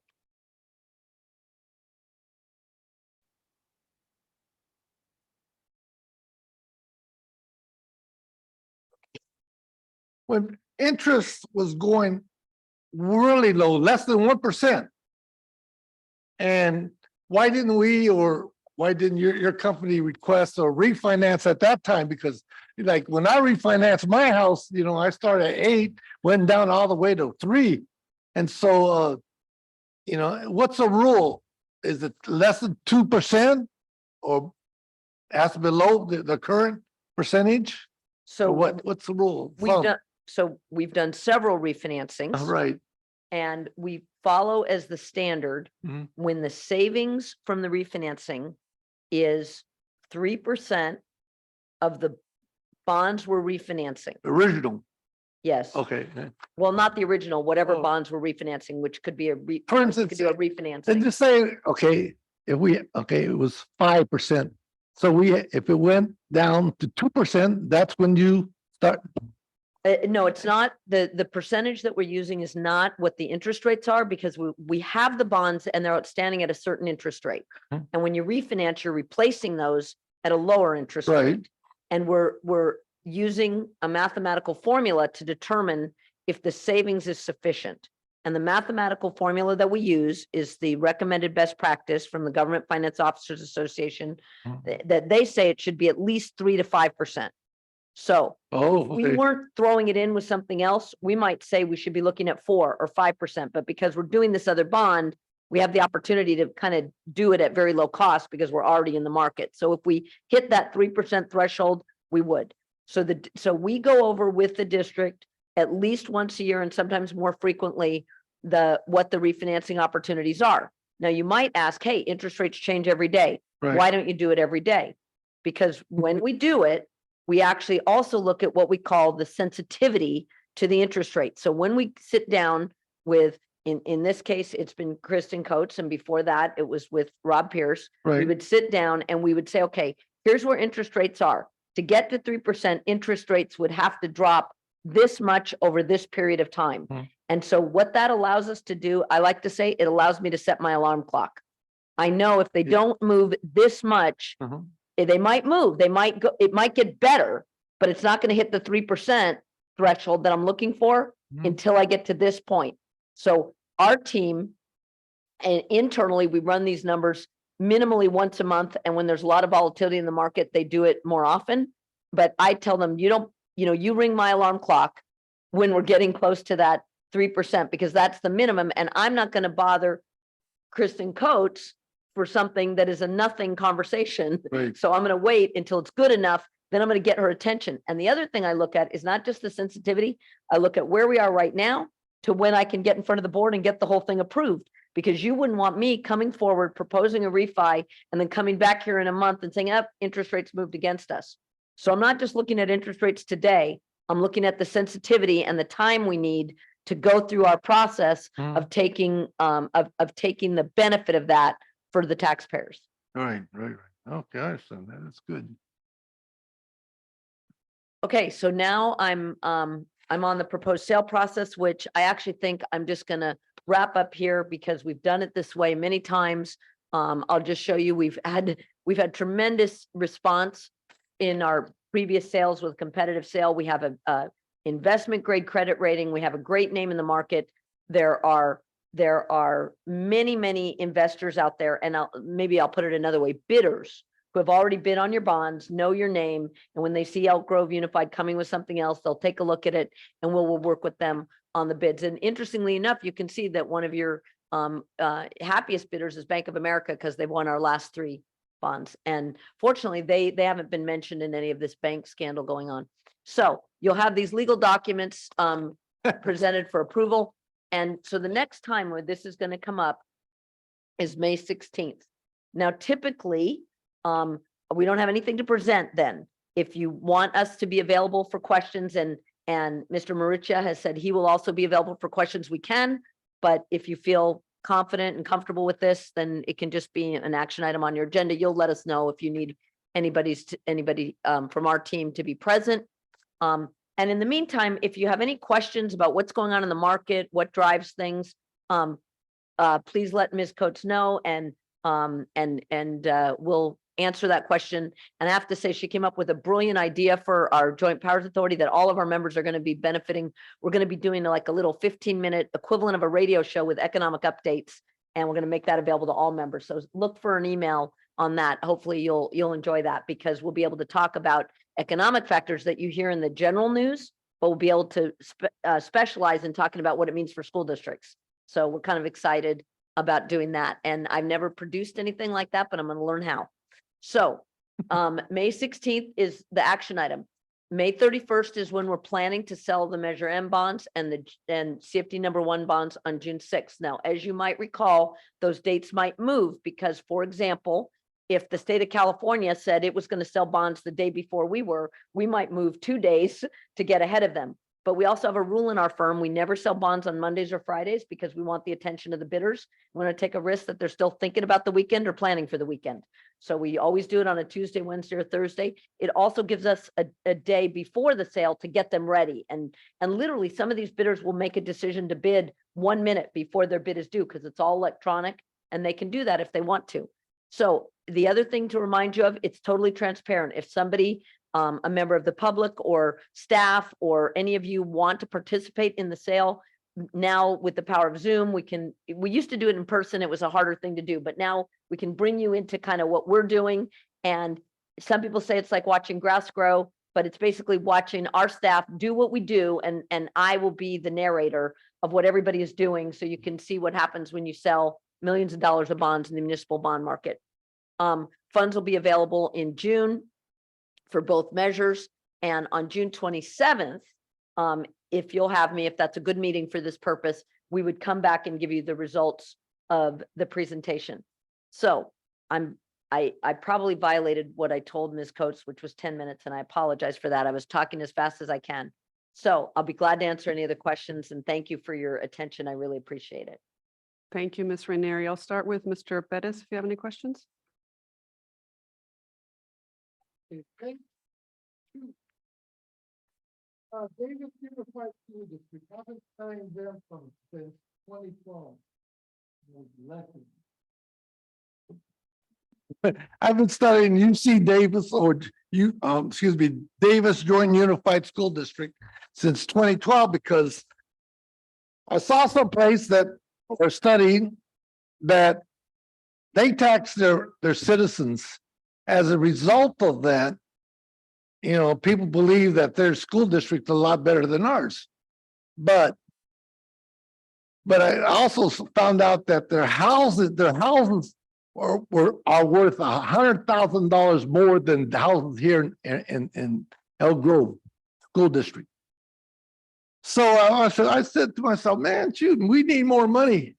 Before Mr. Hoffman was here, are we going to do a bond? Are we, that was the discussion. Well, I didn't get no 4 votes to get a tax, put a ballot measure to tax our, for the school district.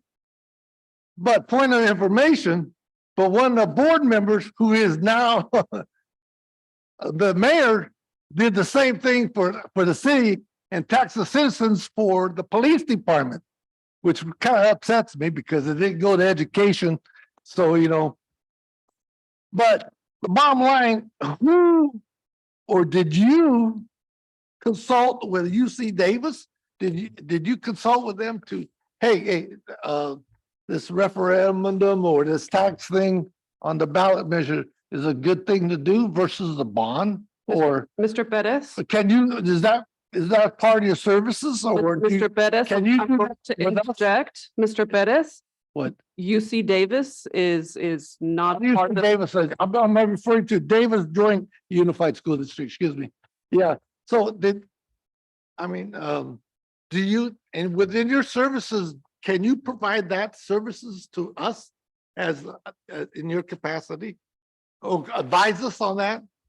So we've been working with Davis Joint Right. Unified School District also for since the 80s. And I think what you're referring to is that they have had several parcel taxes, Parcel tax, yes. which are special taxes Right. as provided in the government code. And yes, our firm helps any of our clients understand their tax bases and consider the types of revenue that can be generated from the tax base. Mr. Bettis, parcel taxes were not noticed as part of this agenda item, so we really can't get into Well, discussing them. I'm asking what, she's talking about bond issues, yes, but as a contractor, we contractor, what other services does she provide? Just can't talk about those other services tonight. We can agendize that for another conversation. We just can't have that conversation tonight. Why is that? The Brown Act, sir. It's not the Brown Act. It is, Do you have any other questions on this presentation? we got to focus on the measure on bonds right now and the CFD. That's what we have in front of us. Maybe I'll ask Lozano Smith. What's your opinion? The chair makes the Okay. ruling Oh, the on the chair does, okay. interpretation of the applicable law, sir. Yeah, I'm gonna give if you it's illegal, opportunity, which I probably shouldn't even do. Do you have any questions or comments on okay, this item? okay, here's someplace I read, for your services is about $3 million for this particular foundation or this, the Joint Power Authority. No, Well, someplace I thought I read someplace. I think what you're referring to is that. So how what much you does it see- cost? Yeah, so I think what you're referring to is page 8, in which you can see that the cost of issuance are showing as an estimated 300,000 for this issuance. So that there's a detailed list and you know what?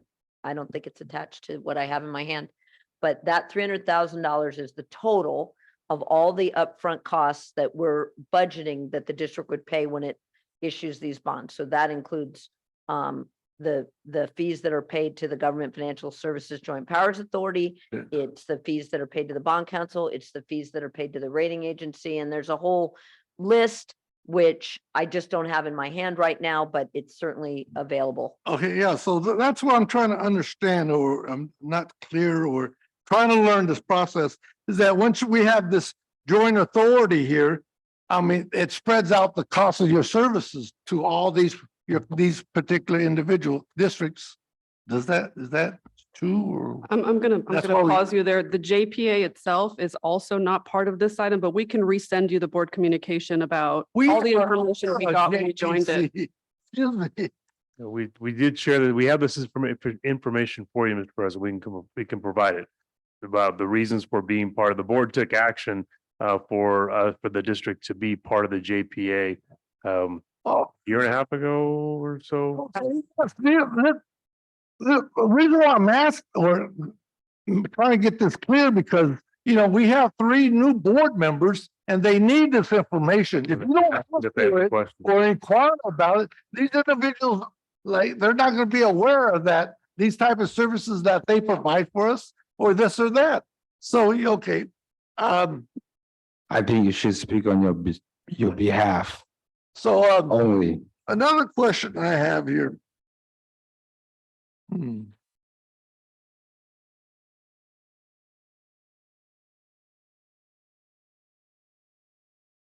Mr. Bettis, it sounds like you're prepared. Is to, this is regarding our communities, our elderlies, they could qualify for tax relief, correct? I mean, is it our responsibilities, or do you tell us to do that? Or what? Is that part of your job? Miss Rainieri, I'm gonna interject again. That is related to bonds, but it is not related to this item. And that is About the bond sale. working with Miss Rainieri to be.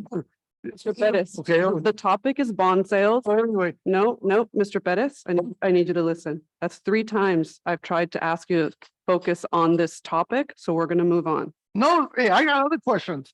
Apparently, none of them are actually on this topic. So any other questions? Mr. Hoffman and I are more than happy to get you the right information. Please send us your questions. Would you write that down and answer that question later? Shoot us an email, sir. We will get it all If to it's you. not yours, maybe I ask Mr. Hoffman to answer that question. Okay, You send me the question, I'll answer. no, Mr. Bettis, you're done. We're moving on Why? for the reason I explained. Okay, I want information on lease back. You didn't mention, there's no, thank you. Mr. Vargas, any questions or you comments? cut me off, man. It cracked me up. Sure. Just go home. You don't want me to participate. I need you to stop interrupting this proceeding, sir. I don't think I might go Can home. you shut off your microphone, please? Cut me off on this. I'm leaving. I apologize. I'm for tired of that. this. I apologize for the interruption, folks, especially to our friend up here. Go ahead, Mr. Vargas. Sounds good. Good. So I would love to see the board communication because I am new and would love to see that. And so I want to dig down really quickly on this on page 13, the 222 million in taxpayer savings. So I know you explained this in a broad sense, but like, help me understand where this is coming from. So a good way to see that is actually on page 11. So on page 11, you can see how much shorter the payments are, or in this case, it's actually showing the expected tax levies, but it just gives you that picture. That dotted line is what we expected when we put the measure forward. And because the tax base has grown at a faster rate than we expected, for that same tax rate, we can actually pay the debt faster. So we're, not only are we paying it off 3 years early, but the 3 years before that, you can see the amount that we have to cover is significantly less. And so that's just gone, right? And then in all the other years, we're actually paying principal faster. We're amortizing faster.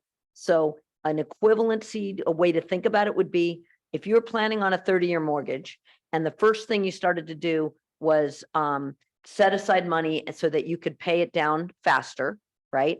And then you refinanced it for a shorter term, and then you refinanced it again for a shorter term, so that your What we would say is the average life of the debt is shortening and you're paying principal faster. So every dollar is outstanding for a shorter amount of time, and therefore every dollar borrowed carries less interest.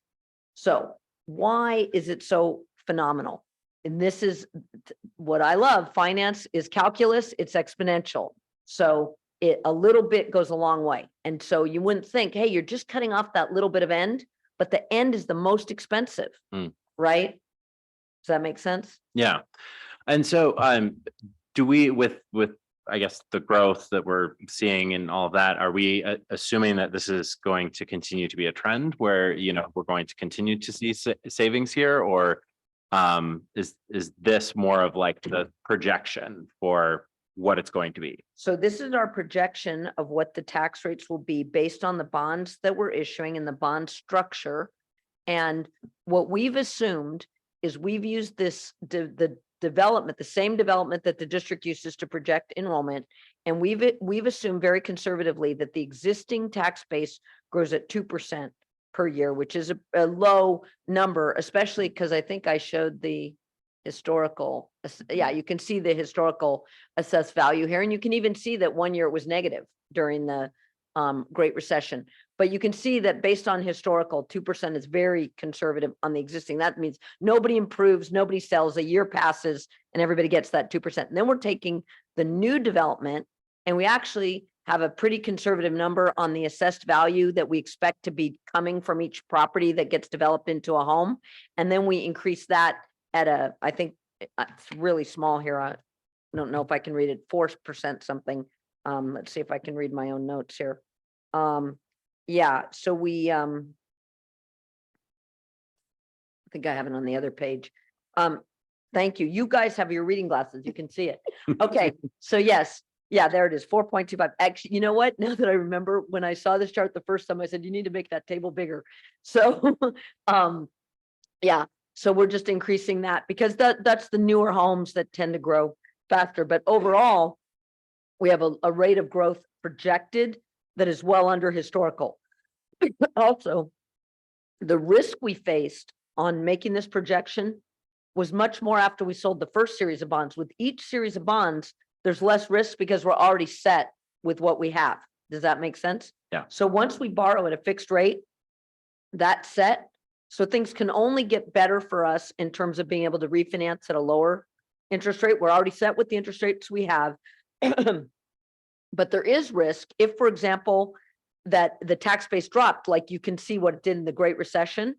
We're not assuming that the tax base is going to drop, right? So if it did drop, then the tax rates would go up, right? But we already have room for that. Thank you so much. You can see we have a little bit of room for them to go up. Just that difference between the dotted line. Yep. So I don't know if you're looking at what I'm looking at, but Yeah, I'm no. pointing it up there and I feel like I'm pointing in the air. Yeah, okay. Did that make sense? Yes, no, that was incredibly helpful. And honestly, like, thank you for this presentation. It's been incredibly informative, and being a new person, like a lot of this, when I first saw this, you know, the slides was like gibberish. So this was incredibly helpful. Thank you. That's all the questions I have. Thank you, Mr. Vargas. Mr. Track, anything? Okay, Ms. Albiani. You're really good at this. Thank you very much. You make it very understandable. I appreciate it. Mr. Yang?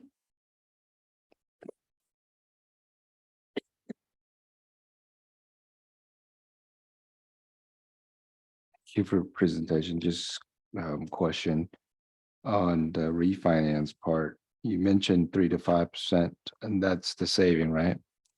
The savings as a percentage of the bonds were refinanced. Yeah. So what about the payoff period? Would that be stretched the same? Okay. So at the end of it, are we still saving 3 to 5%? Well, the way that the authorization requested from the board would work is we would ask you to authorize that we could proceed with the refi as long as we can save at least the 3%, right? And if we can't, then we just pull that off. We don't do it. Does that make sense? And Dan, did you want to say anything about that? About the authorization limiting when we would do the refi? Sure. Mr. Lucia, I have to ask you to come up to a microphone.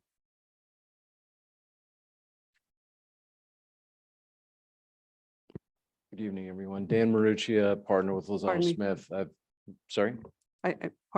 Excuse me for calling you Lucia, Mr. Marucci. Oh, no, it's okay. It's So fine. close. It's It's the a hard lateness. name to pronounce.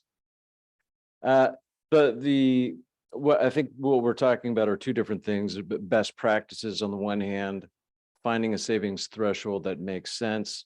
You are being supported by, a highly regarded financial consultant that has worked for the district for a long time and had the district navigate financial issues in series. And I've worked with and for the district on 11 of the district's debt issuances since I think 2010.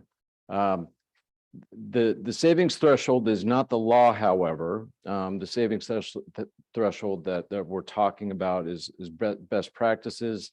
The law, however, requires a very, very low savings test to be reached, which is the principal plus interest of the refunded bonds or the principal plus interest of the refunding bonds must be lower than the principal plus interest of the refunding bonds, the bonds that we're using to take out the bonds that are outstanding now. Does that answer the question? There has to be a savings. There must be some savings. The board can decide at what level the savings should be, what threshold we should reach before authorizing the issuance of the refunding bonds. And then that's the topic of conversation now. Well, Like what I'm understanding is that the recommendation is 3%. no, I get that, but I'm just curious, at the payoff period, we're still saving that much or it's going to be more? I hope it'll be much more. That's what we're hoping for. Well, I mean, I'm talking about the math, right? And that's what sounds like the best practice, 3 to 5%. I'm wondering, is that a So we're less than. accumulation of the whole period of paying off or yeah, Are you asking, are we going to know what the savings is going to be, or is it? Right. Okay, yes, Yeah. we will. We will know that on closing because we know what the interest rates were on the bonds that we're looking to refund. Yeah. And upon closing or upon sale, Mhm. we're going to find out what underwriters are going to offer the district and what rates at what rates they're going to offer. So we will know what the savings is going to be. And there won't be any mystery to that upon sale or really upon closing Right. So after the sale. this is the net present value of the savings. And what we calculated is refinancing all of the callable bonds. It would be at 2.25%. Okay. Now let's say that there's no change in interest rates. Everything comes out just like this. Okay. I'm going to tell you what we're going to say to Ms. Coates on that day. We're going to say, we can pick off the most expensive bonds in this 2012 issue and get 3% by just refining them right now. And we'll leave the rest. Hopefully we'll get that later. So that's how we would handle that. And that's what that little text at the top that's too small to read says. So the best practices recommendation is you hit at least 3%. Now, what I see happening in the market is people will do a refi just because they started it. And they say, well, you got to pay all these costs of issuance. So you better finish it so you can pay it, and they don't get enough savings. But once you've done the transaction, you can't redo it. So we only want to do it. That's why we have these standards. This kind of discipline in financial transactions is what the best practices say gives you the overall best result. So this is a very, very small part of this transaction, right? Our recommendation is we're going to sell the Measure M bonds. This program has been, from a financial perspective, tremendously successful and better than budget by every measurement. For the CFD1, because we're already engaged in this process, there are two different kind of bonds. There's not economy of scale for our firm or for the bond council, but there is economy of scale for you, although I'm rapidly eroding that, and for the district staff, because you only do one financing, right? You're not dealing with this every month for 2 years. And so that's why we're doing it now. There's nothing about now that calls for the refinancing, except that we're doing facilities financing, we're doing the new money. So we're tossing the refi in. So I think the key thought from a policy perspective is, do we have discipline coming from the board so that the staff acts within the best practices, right? And the thing that I know, if many of you know Rich Malone, our Chief Operating Officer, if he were here, he would say, but I don't want the resolution to say 3%, because what if it's 2.99? Right? So what's going to happen is you're going to see, and that's what Dan was talking about. There's going to be so you made me sorry to say your last name and butcher it again, because then I cause other people to do that. Yeah. Anyway, so there'll be a very low number in your authorization, but we're shooting for that, and we have some strategies to get it. And we will be making a recommendation on sale day based on the pricing that is available on the bids that we get. Does this refi stay in the sidecar, or do we say, this is your stop, get out? And no matter whether we refi all, some, whatever, then there's still more, because there's other lease revenue bonds that are being supported by CFD number 1, and there's the the COP, and the lease revenue bonds, the COP, and what am I missing? The lease purchase, thank you. So we're monitoring all of that to take these opportunities for refi. This is just something that's an unusual item. You don't want to be dealing with it every day, because it takes your time and staff time. Thank you. Mr. Fortuna, any questions or comments? My only comment is, Lori, I can listen to you all day, every day. It's a pleasure. Easy. The information is easy to understand, but it's the graphs are always such that they're easy to read and make sense of. So thank you. You good partner with us. I'll be very brief. Thank you both for a great presentation. I know you have to way simplify this for us, but somehow you leave us feeling smarter. It's a magic trick. We really appreciate you preparing us for these big decisions, and the prospect of saving $22 million is far more exciting than watching paint dry or whatever you said. That's very exciting. I'll add real quick. So refinance, although that's not part of the recommendation right now, is something that we've been able to take advantage of. It's last time we did it, we used a lot of that savings and put it into the new Franklin Elementary, for example. I think that's one of the ways that we funded that. And to my newer colleagues, great questions. We really appreciate the engagement. Those of us who have been around longer have had the opportunity to pepper Ms. Ranieri with a lot of questions, and just so grateful for you preparing us for these decisions ahead. Thank you so much.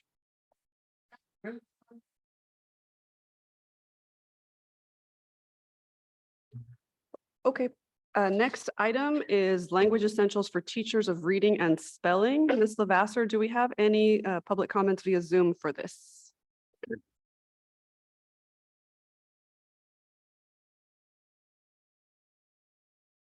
Madam President, we have no public comments via Zoom for this item. Thank you, Ms. Albiani. Do we have any blue cards? We have no blue cards. Thank you, Ms. Avey, whenever you're ready. All right. Good evening, Madam President, members of the board, Superintendent Hoffman, and Ms. Avalos.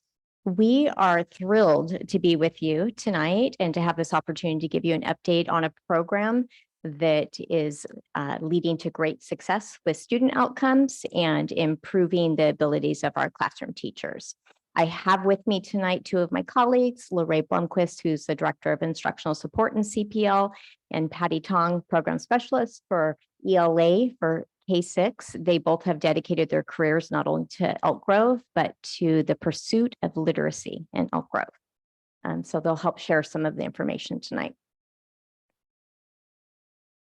So we always like to start off with our learning vision, but just to pull attention to this, we are really focused on the every student learning in every classroom, every subject, and every day. But really what this is, Letters is contributing to students being able to lead our district as readers.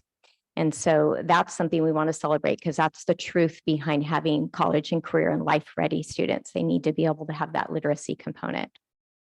We're focused on three of our goals specifically.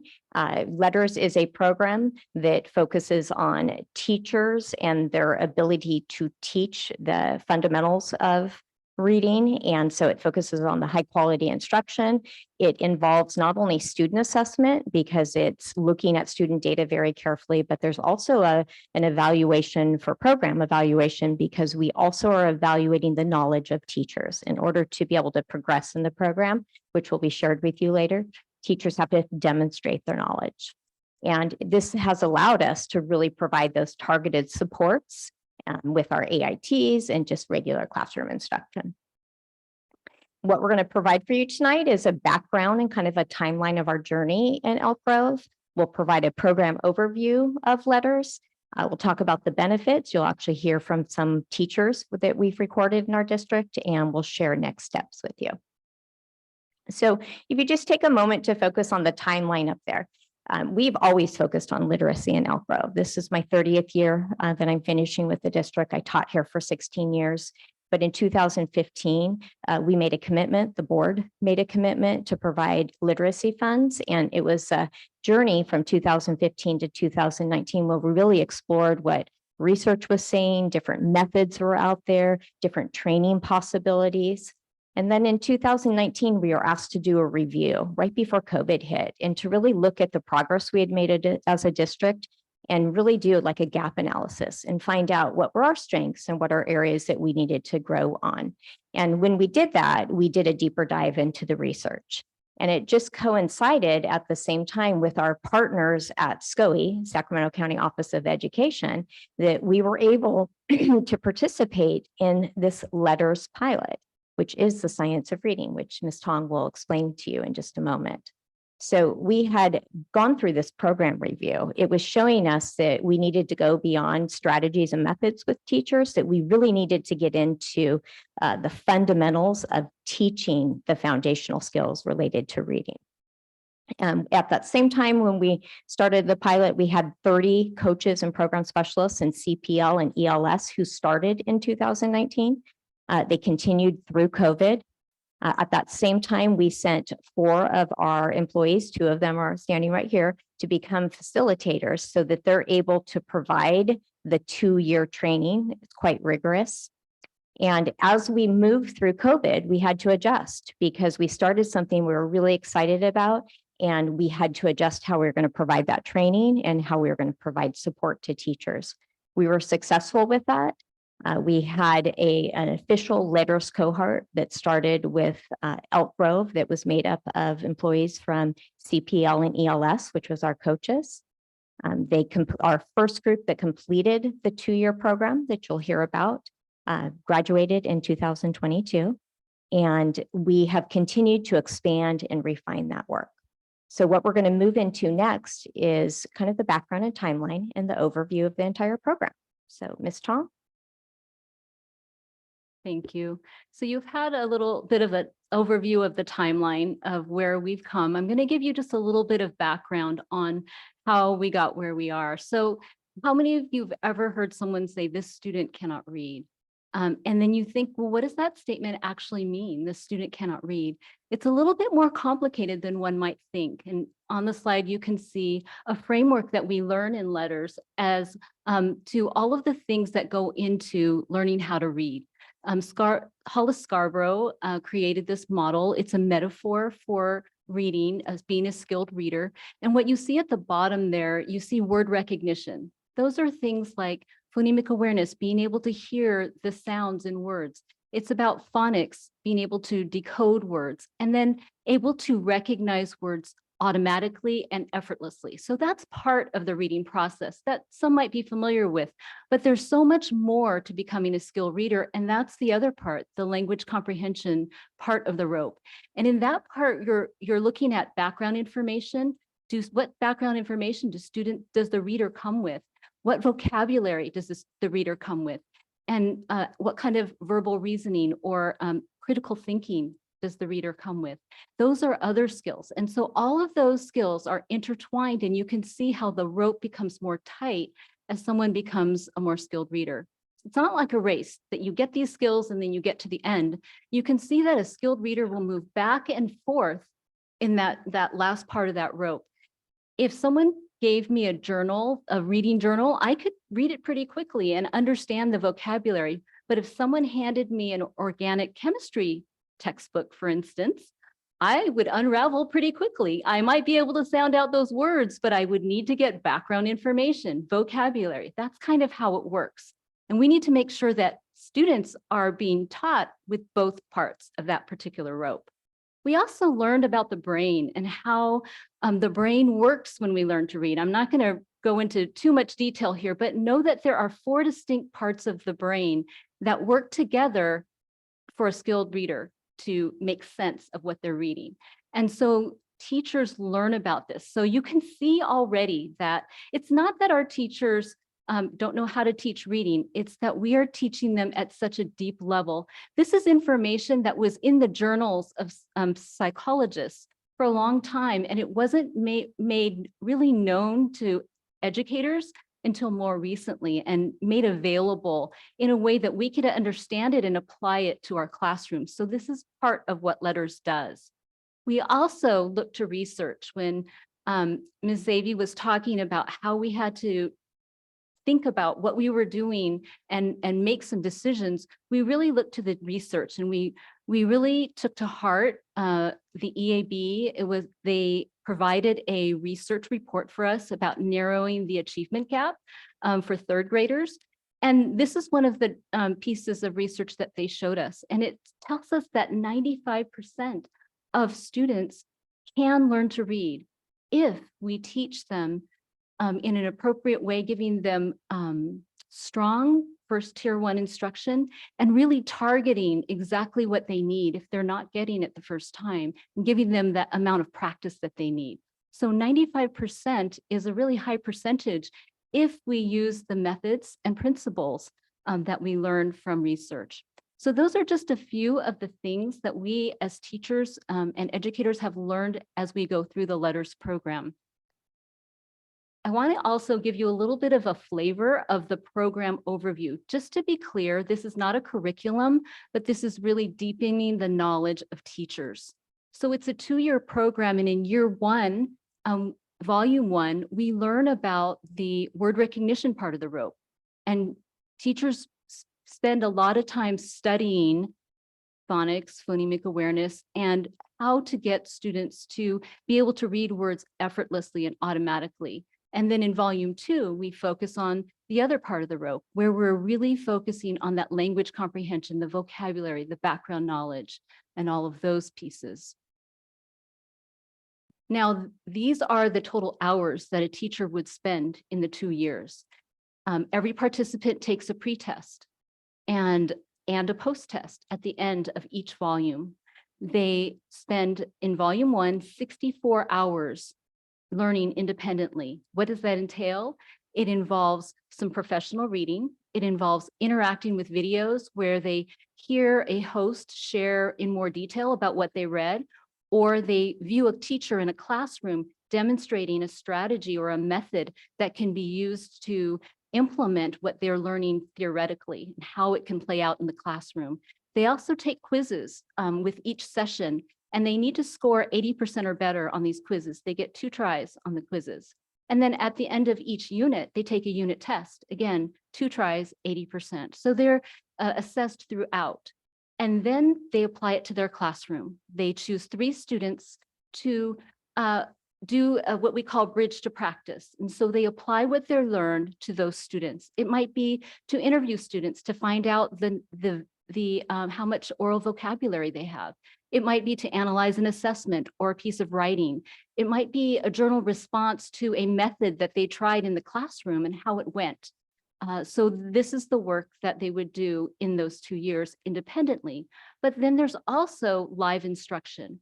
We have 48 hours of live instruction between the 2 years, 24 each year. How does that work? Well, some of them choose to come on Saturdays for 3 hours. We do all of this on Zoom. And so for 3 hours, 8 Saturdays during the year, they'll meet together and we will provide live training for them. We also have an option for others that don't want to come on Saturdays. They can come after school, and it's 2 hours for 12 weeknights during the year. And they receive their 24 hours of training that way. We also have required jobs that require letters training. for our AITs, we require it. For our coaches, we require it. So we do provide the same training during the workday so that they can complete that training during their workday. So these are the options for that live instruction. Letters participation. I know you heard a little bit about how we started with that small group in that pilot, and that started in the 2019 school year. And you know what happened in 2020? We quickly moved our training to Zoom, and we appreciate the coaches hanging in there with us through that first 2 years of training. We did it all on Zoom. But in the 2020, as Ms. Avey shared with you, 4 of us, ELS department and CPL, we went and became certified to teach volume 1. And we started with just one small group each, a small group of secondary teachers and a small group of elementary teachers. In secondary, we focused on the teachers that were teaching intensive reading intervention. And in elementary, we focused on Title I schools, teachers from Title I schools. And we knew that it was during COVID, but we just kind of put it out there to see if anybody would be interested. And we did have enough for a small cohort that were interested in participating. We had a few more than finished. Some of them had to pause because of the circumstances, and they later went on to other cohorts, or some of them are still on pause. So, but we did have a small group complete in 2022. And in 2022, what we also did is we expanded and formed another cohort in secondary and 3 more cohorts at elementary. We also became trained and certified to teach volume 2 at that time. And then in this past school year, we grew again. So you can see that by the end of 23-24, we plan to have over 300 staff members trained and in letters. And so we'll share a little bit about what comes next after that, but I wanted to share just a few of the benefits that we've seen already from this work. Again, I want to remind you that everyone takes a pretest, and our average in our district for the pretest was 65%. And I want to let you know that this assessment is very technical. There are very technical questions there. And some of the vocabulary may not have been taught to teachers in their pre-service education. So 65 is not a bad number. In fact, it was higher than the EAB schools that we saw in the report. But what is fantastic is the post-test at 90%. So there was a strong gain in knowledge as evidenced by this assessment. What we do know is that when we increase teacher knowledge, students also, we can also see student success. So I want to introduce you to two different staff members that wanted to share their experiences with letters. Hi, my name is Erica Alvarez. I'm a teacher at Zinder Ranch Elementary School. I teach 1st grade, and I was a participant in the 2-year letter program. And I cannot tell you how impactful it has been for my teaching. My students have progressed with their reading, their dictation, and their writing so much because of this program. It has opened my eyes as a teacher to see the methodology behind what we teach in English and just the background behind our language. This is such a program. This is a program that I would highly encourage. Thank you. So we also have Laura Stock, who is an academic intervention teacher and also a learning center teacher. Hi, my name is Laura Stock, and I am an AIT teacher at James McKee. I'm also one of the RSP teachers at James McKee, and I've been involved in the volume 1 of the letters training this year, and it has really helped me focus more on targeted phonics skills, looking and also through it, the assessment process, being able to identify kids in need of academic intervention supports. And I actually had one of my students' grandparents come up to me and let me know that they were really happy with the progress their grandson has made, and that he learned to read because of that small group intervention. So you can see that, and this is just a few of the examples. There are other teachers that had volunteered to share as well. These are the 2 that we selected to bring before you tonight. But teachers will say that it's hard work, but that it's worth it. And it's one of the best professional learnings that they've ever had.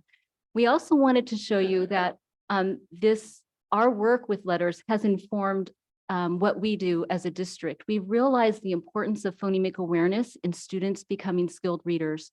We found that we didn't have a strong enough instructional piece there. So what we did in 2020 school years, we offered training to teachers to provide additional resources for phonemic awareness. And that was with the Hegarty program. And it was very organic. We have a numeracy and literacy connection series where we highlight some key pieces for teachers. We do this training on Zoom, and we train teachers to use this program. And any teacher that came got the print materials as well as digital access. And you can see here, this is our scores for last year in the 21-22 school year at the beginning of the year. And you can see the increase to the end of the year. And that was just last year where it was optional to use the curriculum. We then made that curriculum part of our core curriculum. And so this year, you can see our results. Right now, we have beginning of year data and interim 2. This is not end of year data yet. They still have 1 trimester to complete. And so we have, you can see that there has been an increase just by the use of this curriculum and strong first instruction. So when the teachers know more, they're able to, there's a strong correlation to the student's success. And so we're going to continue now and show that connection to our instructional framework. So we want to talk about the connections with what we're already doing. Content knowledge is one thing, but then putting everything into place with pedagogy and instructional moves. This does this. So we have the very clear phonics lesson plan that is shared with the teachers. There are clear learning targets, there's success criteria, we have active participation, we have student talk, we have formative assessment where we have opportunities to provide very proactive and responsive feedback. It's also created this amazing collaboration with other departments. So we have a curriculum professional learning, and we were the champions of this, I guess you'd say, and with our partners specifically in English Learner Services, but it's also caused partnerships in early childhood, special education, and elementary ed. And on the screen, there's a list of some of the things that have come out about this. So we have, as Ms. Tong said, letters facilitators from both CPL and English Learner Services. We have all AITs that are required to be trained, and that makes sense because they're working in small targeted groups with our students. Early childhood, there's another version of letters that is specific to early childhood. So they're working with a small group of teachers. So that's what the pilot part means, and looking to see how can we scale, because right now we're starting small, and how do we scale? At secondary, I taught in the classroom for 20 years for English. We weren't shown how to teach reading. Kids are expected to come to us knowing how to read. So it's been instrumental, like the summer teacher planning and my secondary teachers getting together to figure out how do we roll out early intervention, early literacy kinds of things when there isn't the curriculum for that. So our teachers have been planning that, especially with newcomer teachers. We've got our instructional coaches are working in small group instruction. They're also doing assessment. So that's the other thing. When we know what assessments to use to figure out what kids need, that's really powerful. So we have more teachers understanding the power of specific assessments to figure out what's the next step for a student. We have data analysis by student placement. So with special ed, we're partnering with them to figure out where do kids belong? Is it an absence in that word recognition area, volume 1, or is it an absence in the language comprehension, volume 2? And then our special education coaches too. At the secondary level, I'd say about 60% of the students are special ed who are in early intensive intervention, but 40% are not. And so having that kind of collaboration is really, really important. So for our next steps, Ms. Avy's going to bring us home. All right. And one of the things great news, right? This is great news. One of the things we really want to emphasize too is the dedication of our instructional coaches in curriculum and professional learning and English learner services. This has been a huge lift for them to do the job that's expected of them, but also to learn the knowledge so that they can be supporters to all of the teachers out at our school sites. So as we continue to focus on this work, we're continuing the cohort work. Right now, it is all on an organic basis. The only groups that are required for training, as was mentioned, were AITs and coaches.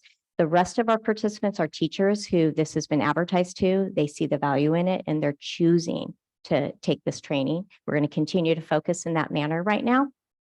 We are looking at what type of collaboration meetings we're going to provide for the participants when they're post-program completion so that we can keep the learning and the understanding of the best methods and strategies that we want to emphasize.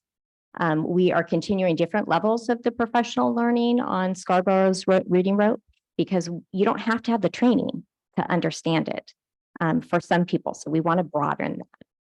We are potentially looking at some connections with family and community engagement as well.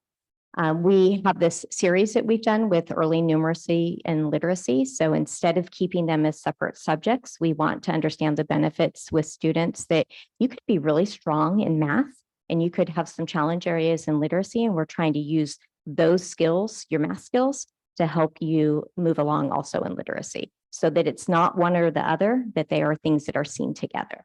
We're continuing that. We're looking at the assessments. So we've done a beautiful job in Elk Grove with our interim assessments. We're continuing to refine them. And we are using those with our fit groups, helping our teachers understand how to continue to use that data so they can refine the targeted instruction to meet all students' needs. We want to get to that 95% for all students. And we're looking for the letters light opportunities, which is that piece that we want to be able to give an overview to principals. We want to give an overview to staff that needs to support the work, but they aren't going to participate in the 2-year training. And so with that, I think we'll end and we'll just stand up here and wait for any great comments or questions. Thank you. Mr. Track, do you have any questions or comments? Yeah, that was a very good presentation, so thank you for that. I have one question. I think it was on slide 10. So when it talks about the struggle with severe cognitive impairments, I was just wondering, I'm not sure if you said this already, but I was wondering if there were like any extra support for those with the extra cognitive struggles. Those would be typically students that are on an IEP and have a specialized program. And they might need to be learning to read in a different way. Perhaps they are deaf and they're not going to hear through, they're not going to read through phonological awareness because they can't hear the sound. So we'll need to teach them in a different way. So that's what it's referring to. Any students that might need to learn differently and not in the way that we're talking about. And then other students may not learn to read. They may learn to do other things, other means of communication. Thank you. I honestly can't remember where I started last time. So Mr. Fortune, I'm going to start with you. Thank you. Oh, but 1 second. Go ahead. I'd like to make a motion to extend the meeting to 10:45. Second. Very optimistic. We'll go with that. Well, I'll say till 11. Okay, second. Moved and seconded. All in favor, please signify by saying aye. Aye.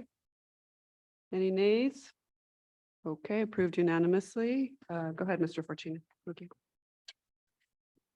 Okay. It appears that the early results are promising. And if you continue with that level of success, at what point and what factors do you look at in saying, you know, it's time to move this from voluntary? I think that's a fair question. So one of the things we would always do is we have strong partnerships because we're talking about our teachers and we have fabulous teachers. So we would work collaboratively with that as we do with most of our things. We'd also look at ways to honor teachers.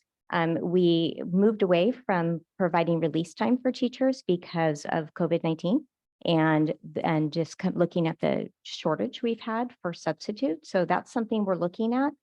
This organic approach about honoring the time where they can choose when they receive the professional development. Everybody likes choice. But we also want to recognize that there are some people who do want to participate, but their family commitments that they have outside of the school day may truly keep them from participating. But being able to go back to an opportunity where we provide release time and that opportunity to do that. We have interest in looking at how we onboard our new teachers, K1, 2. That, that's a potential discussion that we would have. But again, that would be done, collaboratively with our partners in EGA. Okay. And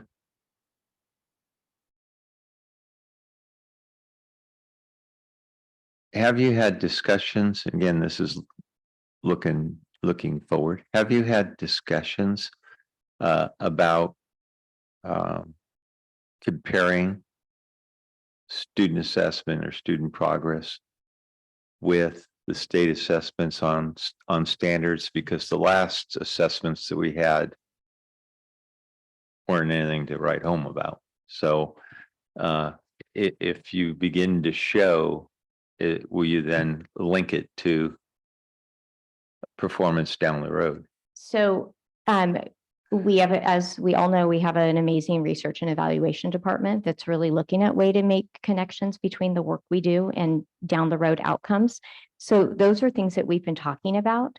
I would say right now with the K1, 2 focus is that's a component that we don't do CAS testing with, right?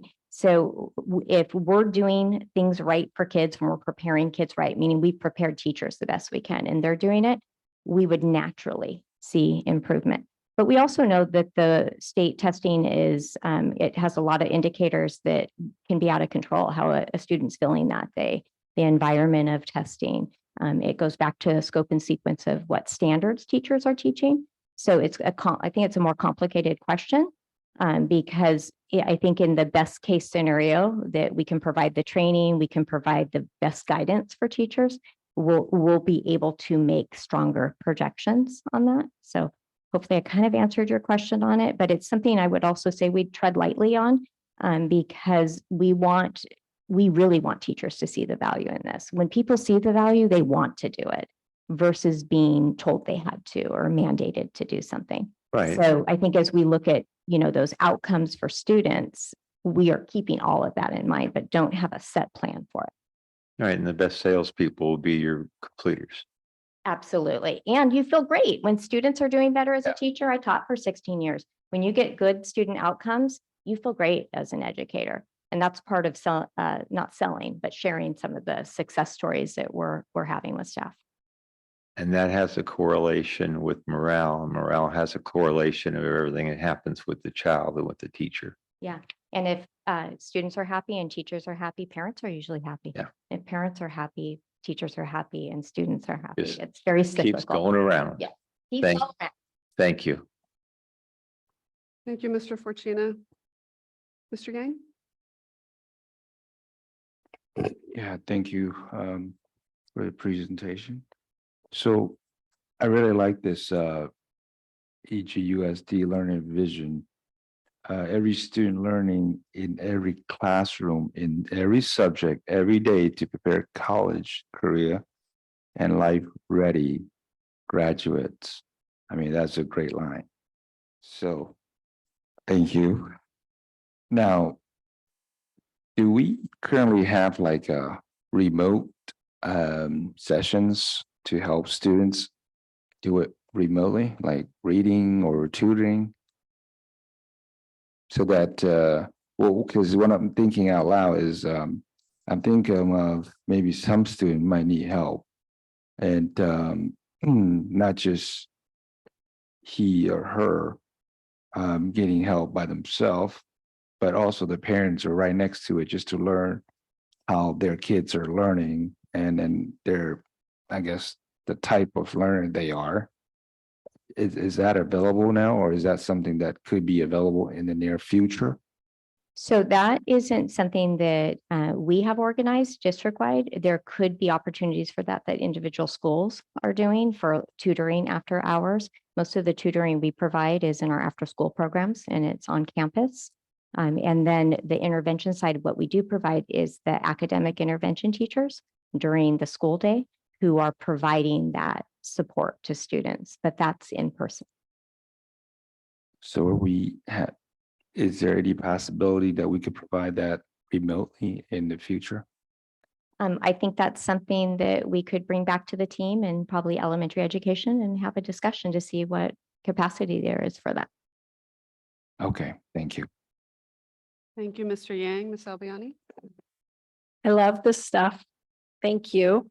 I was able to have a long discussion about this when we put this in our superintendent's goals last year. I think scale is always a challenge with our district. And so we are focusing on K-1-2, which makes 100% sense to me. I'm not aware, and I don't know if you know off the top of your head, approximately how many teachers that means. You have a guess? In the hundreds near?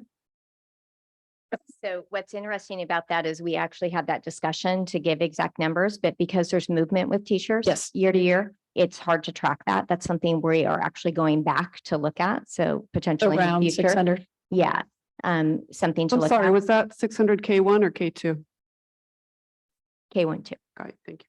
But also keep in mind, we've trained some secondary teachers as well. So the focus is K-1-2, but we do have secondary teachers who are doing the work in our middle schools.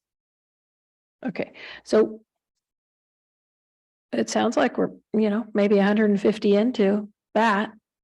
And are you able to scale it as more interest comes? What is the limiting factor right now? Is the limiting factor you guys or the people signing up? How's that balance working out for you? So there's really not limiting because when we're looking at scale, we're developing more facilitators. Okay. So it started with the 4 facilitators, 2 for secondary, 2 for elementary. And so we're moving ahead with having people trained to be able to be the facilitators. When you work with SCOE, and SCOE's the institution that provides it through an organization, is it like $3,000 a person, $2,500? We can scale it down by just paying for the materials, and then our staff that's paid through the district is providing it. So honestly, it's just a matter of time. It's a matter of having those trainers get to all of the staff, be able to provide in a time span that they can actually receive the training that works for them. This is so amazing to me. I was teaching 2nd grade, reading out of my open court book and hoping, they had it all right. And so I still haven't felt like we keep trying things, and the results and the change in this is just so impressive. I'm very excited that we require the AITs to know it because you're working parallel in the same way. And we still allow them the freedom to use other options, right? We're not constricting them to using letters because there are other best practices. I just wanted to remind that letters is a program that teaches teachers. It's not a curriculum. Okay. So what we are encouraging teachers to do is to follow the phonics lesson plan, because it's accessing the parts of the brain in the order that will allow it to stick in their brain and keep it there so that they can automatically read those words. But they use the Wonders curriculum to teach, but they're just more knowledgeable about what to pick and choose. Think of a buffet. There's a whole buffet before you, right? What should you eat? So what should you do for this student? It gives the teacher that knowledge to make those decisions so that they can target that instruction that particular student needs and pull out that particular method of doing it. Okay, that makes a lot of sense. It's not telling them what program or curriculum they have to use, but it's guiding them to use whatever they have, the resources they have available, and providing more resources for them to consider. And helping them look at each student and figure out what's best for that individual child. Exactly. Okay, my last comment is our assessment program. I can't think of the name of it for the life of me. What is it? So the tool that we're using is Illuminate. Yes. Yeah. So we're putting these assessments on Illuminate.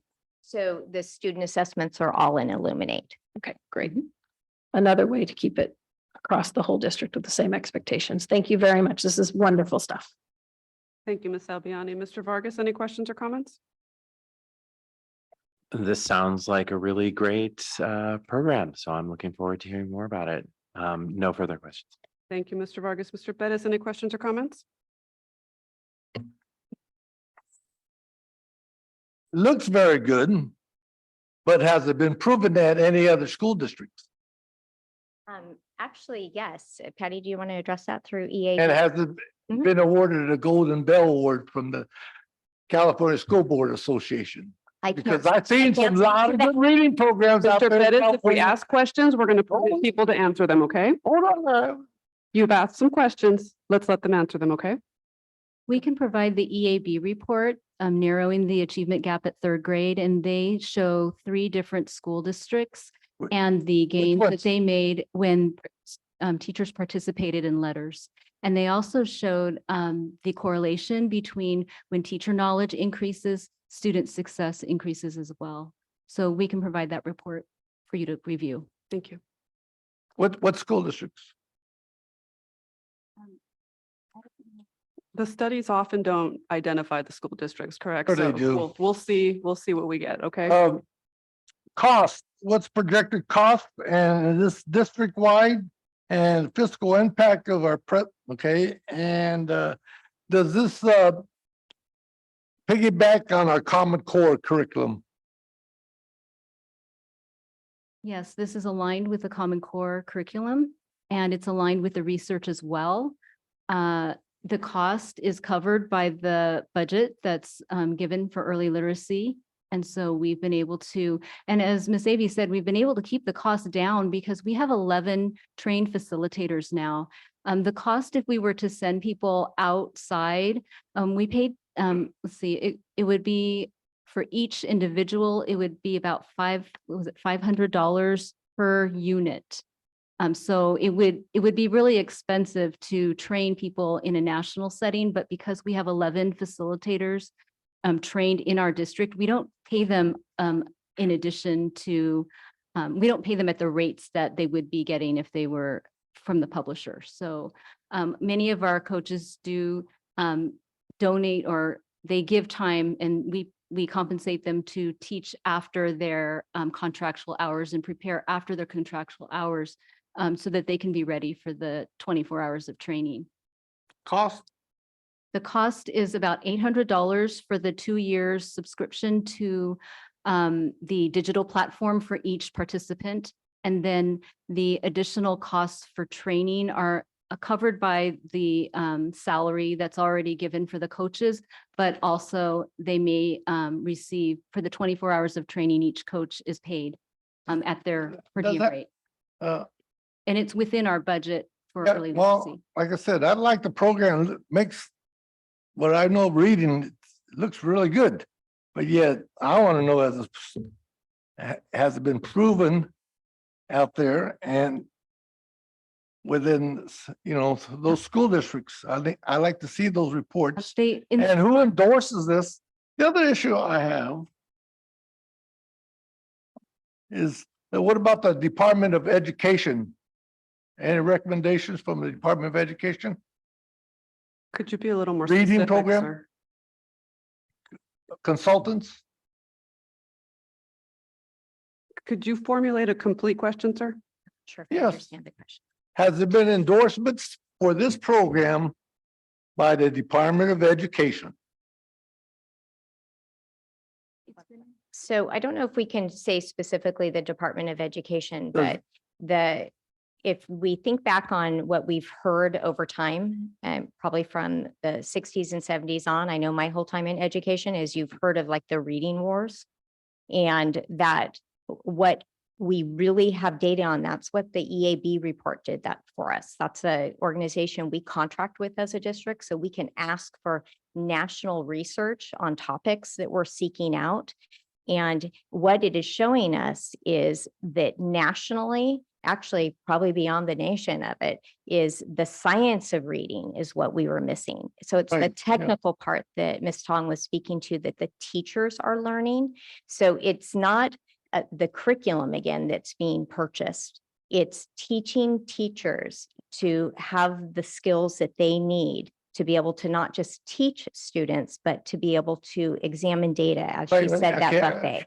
That's But- what I was wondering. It was kind of gray in that area because you didn't mention it was a curriculum or booklets for the students. Okay, the methodology and the theory and all that, reading, perfect. But under the phonics samples, I didn't see consonant blends or diphthongs and all that. Is that covered under that? It is. And what do you call it? Syllabication and all that. Kids, the word, okay, that's very important. And has it been proven? What's it was the ethnic makeup and the socioeconomic? Mr. Bettis, you need to move on. We're going to get the study. And you okay? cut me off. These are Yes, very because you, important things third time that you're going you- back and they've already answered the question. So you need to move on. Well, I want to know if it's proven with that population. You're going to get to see the study, sir. You're going to get to see the study. So next question, please. Next question. Huh? You don't have to ask one. I'm just taking my time. I think that's pretty inconsiderate of the folks who have been with us for so many hours. It's very important that we ask very important questions because we're making very important financial decisions. This is And not a this financial or budgetary item, sir. affect our students. This you is know, not a financial I or know it's budgetary different, item. But yet, people go to prison because they do not know how to read Mm-hmm. at the third grade level. And you talk about you want to stop the prison pipeline, but you don't want to spend no time on this issue. That's what aggravates me. Mr. Bettis, You say, have any other Mr. Yang, questions? what do you think about third grade reading level? Mr. Yang is not running this meeting, Mr. Bettis. Last opportunity to ask questions on this item.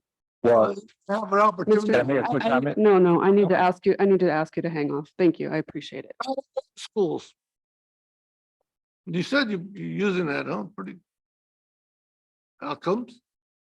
We started with Title I Right. schools Yeah, that's and right. we've expanded to anyone in the district that wants to participate. We held informational meetings where they come. We've also invited intermediate teachers at Title I schools to join because we know that in their populations, they could use this expertise. So we've expanded to inviting interested intermediate teachers as well. Has there been like a crash course, summer course, 6 to 8 weeks for this type of program? There isn't. So it's a 2-year program. For like. And it's a 2-year summer program. enrichment? It's a 2-year program because you have to learn information and then you actually have to practice it. And then you have to come back and work with your colleagues, your trainers, and then you have to test out on it. So it's not the type of program that you can just sit in a classroom or sit in a session and learn it all in 6 weeks and then go out and flourish. It really takes that practice, the lab work, because that's where the real learning takes place. And then I'd also, because I appreciate your question, I have that passion for, as we all do, I think everybody in this room does for readers. The science of reading, it's a science. There's research behind it. And to address your question, the research shows all kids, regardless of background, regardless of their ethnicity, that 95% of kids can learn to read. That is what we're striving for. That's why we did the deep dive into the research. And that's why we've actually chosen the program that we're using, the training that we're using, and why we're so committed to bringing it to scale and helping teachers see the value for students. You mentioned in 60s and 70s, they were using this too? I wasn't sure I which. was mentioning the fact that the reading wars about the best way Reading to teach children how to read has been all over the place for years and years and years. And the research has been directing us towards the science of reading, but it was shared more on the psychology side of the house. It wasn't shared with educators. Now that we know better, we're doing better. So one last question. Department of Education or any teacher preparation program, reading course for training of teachers, do they use this process or curriculum? So the ELA framework, it aligns perfectly with that. As far as higher ed, those programs are determined by individual universities. There's some states that have mandated this in every single university in their state. Is it Kentucky or Mississippi. They saw a tremendous increase in all of their students. And it had to do with standardizing the teacher program. But California has not done that yet. Okay, well, in your reports, once, like, for instance, one school year okay, if the students reading at the second grade level and they're in that class and that teacher has that particular curriculum study or that methodology or process, have there been like an increase of grade reading level after that student's been with that teacher?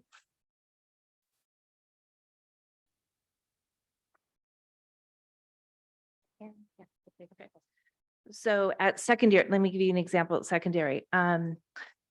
It's really interesting at secondary because when kids come to No, I'm talking primary. I'm talking like primary, elementary. Okay. It's hard to increase a grade level when your grade level is 1 or 0. Well, look, a lot of our students, especially elementary level So, and even middle school, they're behind 2 to 3 reading levels. right. Okay, Yeah, we don't do standardized tests until 3rd grade, and this program. he does, and the feds. Sir, at the primary level, right? This is a K-1-2 program, so there really wouldn't be data for that. Well, it's not, it can be applied. Yes. The it can, knowledge yeah, can be applied all the way up. Right. But it isn't like a snap and it Right. happens. It takes time for us to learn and to target and to train. So there have been improvements in students. You heard Mrs. Stock talk about her student who she was able to target instruction, and even the grandparent noticed how the student had progressed. So it's happening in places like that where an AIT said, oh, this really works. All my students are testing out. I'm moving them on. Is this really the way it's supposed to be? So we are seeing results. It's just going to take time. Right, exactly. And this is at this grade level, what I like to see, or what's the future, or how we could elevate that to higher grades all the way, because a lot of the students are push outs, they're not dropouts. You know what that means? They're behind their grade level when they graduate, So, Mr. Perez, if we do our job right, which is what we're focused on the prevention of it. So we're putting a lot of our energy right now into K-1-2 to prevent our students leaving second grade, Right. not having the skills that they need when they go into 3rd grade. But we also have emphasized some of the students where we have gaps in middle school and high school. But our goal is, our plan is, our dream is that we won't need those in later years. And if we do, Exactly. it will be a small group of students that maybe didn't have their whole educational experience in Elk Grove. But we want to really focus on the prevention, which is why our work has really been focused around K-1-2 teachers and our AITs. Well, it's a good foundation. That's what I like about it. Once you get it, but I like to see it all the way to K-6 and, continue with. I'm going to Especially- take that as your closing, Mr. Pettis. You're a couple questions past your last one, so thank you, sir. Yes, sir, go ahead. It's brief.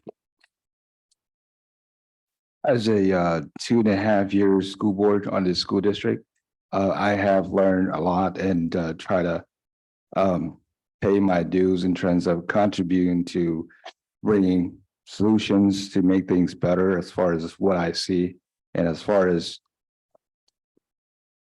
having conversation and meetings with staff and parents. I think that, there is a extended questions and back and forth conversation is important, but I think the real work is not in the boardroom, is off the boardroom. So it doesn't matter how many years you're on the board, it's important that you build that relationship and spend those time away from the boardroom to get the real solution and get things done. So that's my comment, and thank you for the presentation. I look forward to work with you ladies and other committees in our school district that work so hard, relentlessly try to improve our programs for our students. So thank you. Thank you, Mr. Yang. I will be very brief because my colleagues have already made such great points. This work is so central to our mission. I'm not telling you anything you don't know, obviously, but reading is one of those gatekeeper skills. It's very near and dear to my heart. Only a year ago, I was having a lot of anxiety about where my son was with respect to reading. And we focused on phonemic awareness and he made a tremendous leap. But, one of you mentioned organic chemistry. I have to tell you, as a parent and as a non-educator, learning all of the pre-reading skills and trying to figure out how to teach that was no less daunting than organic chemistry to me. So I have great respect for everything that this program is trying to achieve, and also for the teachers so far who have made this tremendous commitment to our students. I very much appreciate it. I also really appreciate your collaboration with other departments. Just nothing but great things can come of that. I do have two quick questions. Is there anything in the research that you've seen that indicates we might have to make any tweaks to support children who either already know another language or are learning more than one language at a time?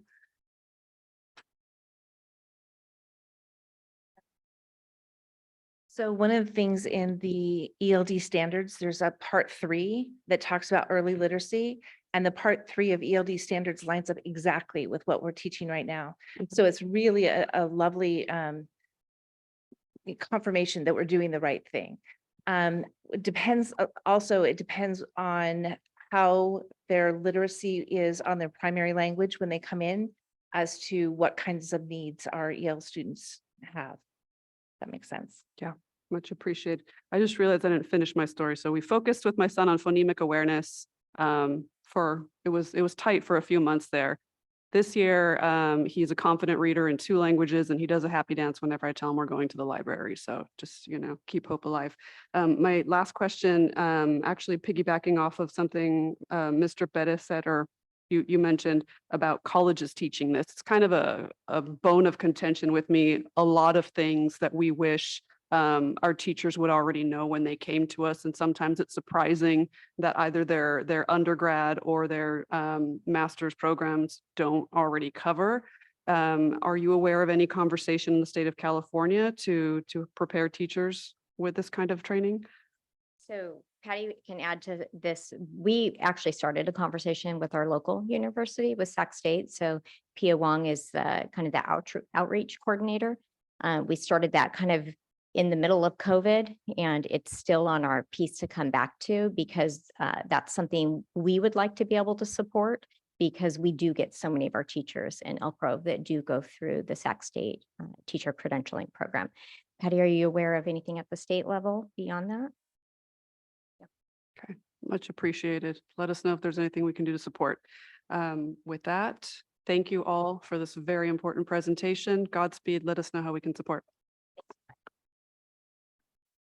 With that, I will move on to our public hearing and action items.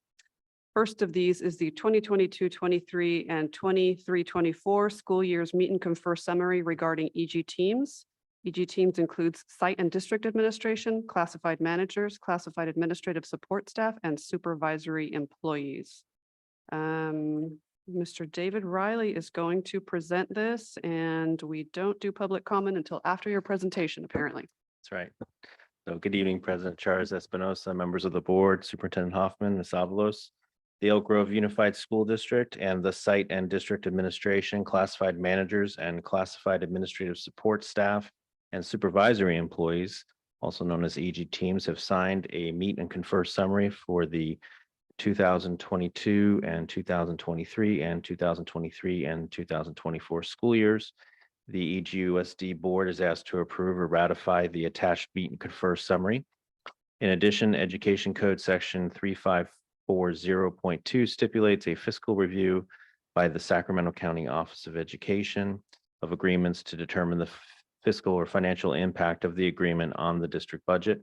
Therefore, the AB 1200 report, which provides the financial analysis of the meet and confer summary, is attached and was submitted to SCOE for their review and approval.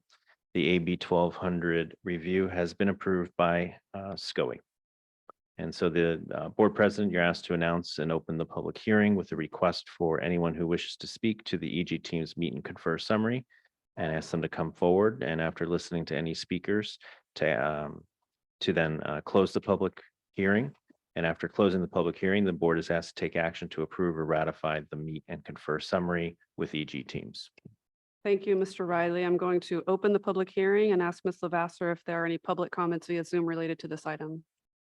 Madam President, there are no public comments via Zoom related to this item.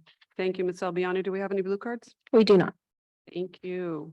I'm going to close the public hearing and call for a motion to approve the 2022, 23, and 23, 24 meet and confer summary regarding EGTEAMS. EGTEAMS, I'll repeat, includes site and district administration, classified managers, classified administrative support staff, and supervisory employees. Do we have a motion? So moved. Second. Moved and seconded. All in favor, please signify by saying aye. Aye. Opposed? It is approved unanimously. Thank you. Thank you. Next, we move on to our one action item of the night, school board. Do you want to? Okay, Mr. Track has to leave because we don't want to be accused of child abuse here. So thank you, Mr. Track makes his apologies.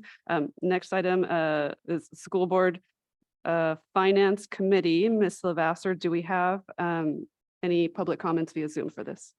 Madam President, we have no public comments via Zoom on this item. Thank you, Ms. Albiani. Do we have any blue cards? We do not. Thank you, Mr. Hoffman. Thank you very much. So I'm here to share the recommendation from the Finance Subcommittee that met with regards to ongoing recommendations with regards to the Finance Committee.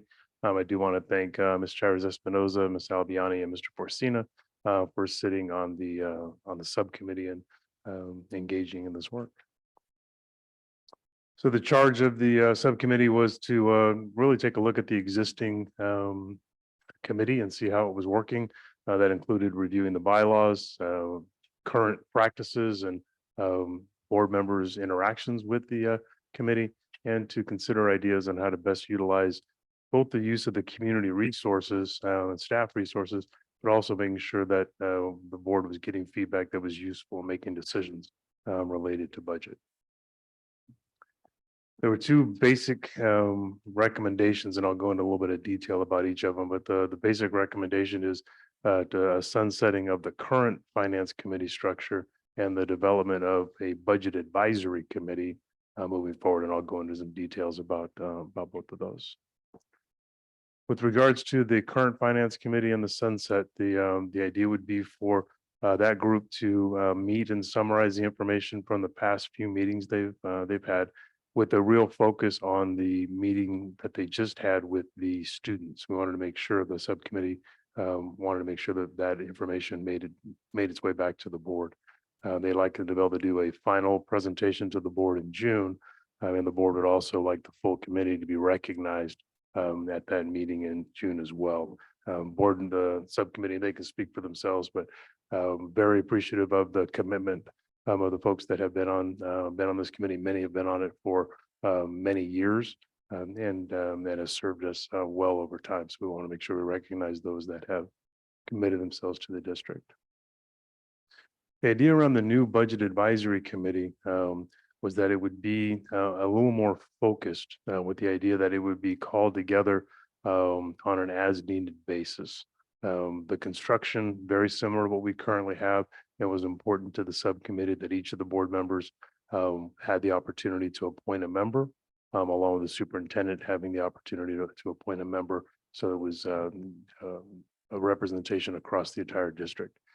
They also want to leave the option open that in some cases, depending on the topic, there might be a need to identify additional members. You might make a decision that each member of the board would identify 2 or 3 members, just depending on the complexity of the topic. And the committee would be assembled for a specified time frame with a specified focus on topic and or topics identified by the board.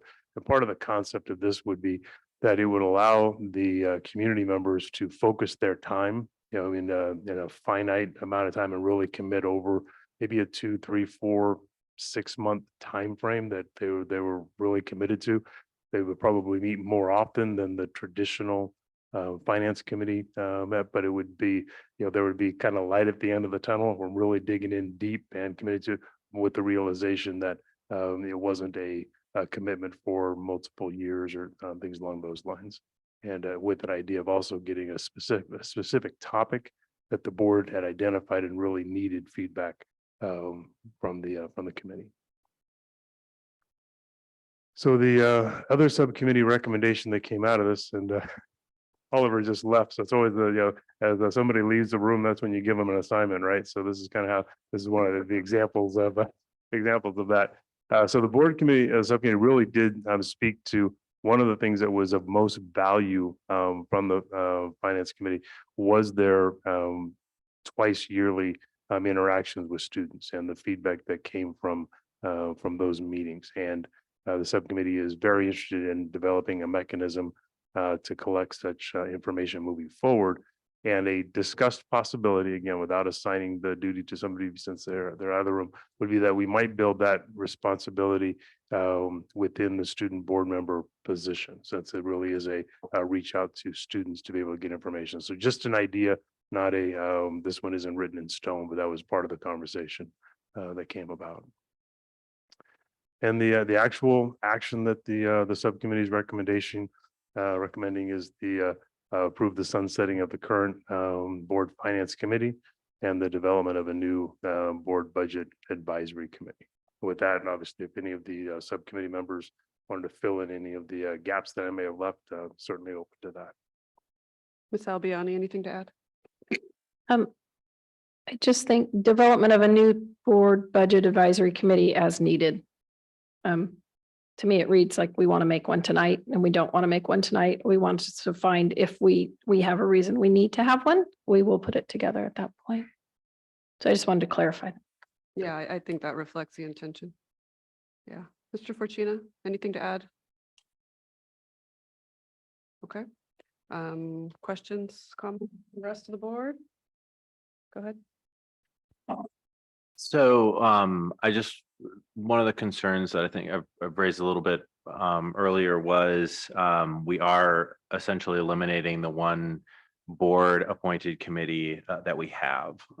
And so that has implications for community engagement, which is something that I think is important to us. It has implications for leadership development, which I think is important to us. And to some degree, I have intimate experience with that, being that, Area 2 did not really have a pipeline. There was nobody who was, ready to run in Area 2 who'd been involved for a long time. And, that created an opportunity for me, but it does raise the issue of, it would be nice to have a pipeline. It would be nice to have opportunities for future leaders to get involved. And there are certainly areas where I think some more involvement, would be beneficial, right? One of those areas, just off the top of my head, is equity, right? We have an equity office that's still young, still, could use some support and advice from the community and some community engagement. And that could be something that we could do. But I appreciate, the report, and I think, and I'm happy to support it, as we move forward. But I do just want to, sort of raise some of those concerns around community engagement and around building a leadership pipeline in the district, because I think those are very important priorities. Thank you, Mr. Vargas. Go ahead, Ms. Albiani. I understand where you're coming from. I also want to say that the pipeline that brought me here included the PTA, the site council, the superintendent's parents. So while we were very aware of not letting go of our one committee we had, that's why we reserved this. It was Mr. Fortuna's point to reserve the right to make our own committee. And I think as someone who is not with a child in the district right now, that has a different value. And I can see how there's a harder on-ramp for that. That makes a lot of sense to me. If you do have children in the district, there is kind of a pipeline in that way. So that's a different thing to consider. Yeah, go ahead, Mr. Pettis. Mr. Vargas here, trustee Vargas. Took the words right out of my mouth, and I agree with them 100%. It's a training opportunity, orientation opportunity for future board members to upper mobility and participate not on that, also at the school site, see the interaction of the different committees at the school site, district site. And that's it. Thank you, Mr. Pettis. Mr. Fortuna. Yeah, no, I have 2 cents. The point on development is an important point because in disbanding this committee, you knowingly eliminate that as an opportunity. So that's a given. I fought very hard for the establishment, or let me back up. I fought very hard for changes to what had been an existing subcommittee. But the subcommittee has never functioned as it had been envisioned.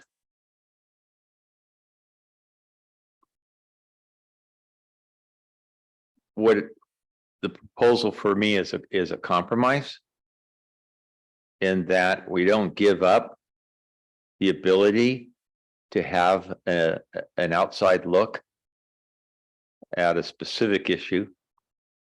And that's a positive.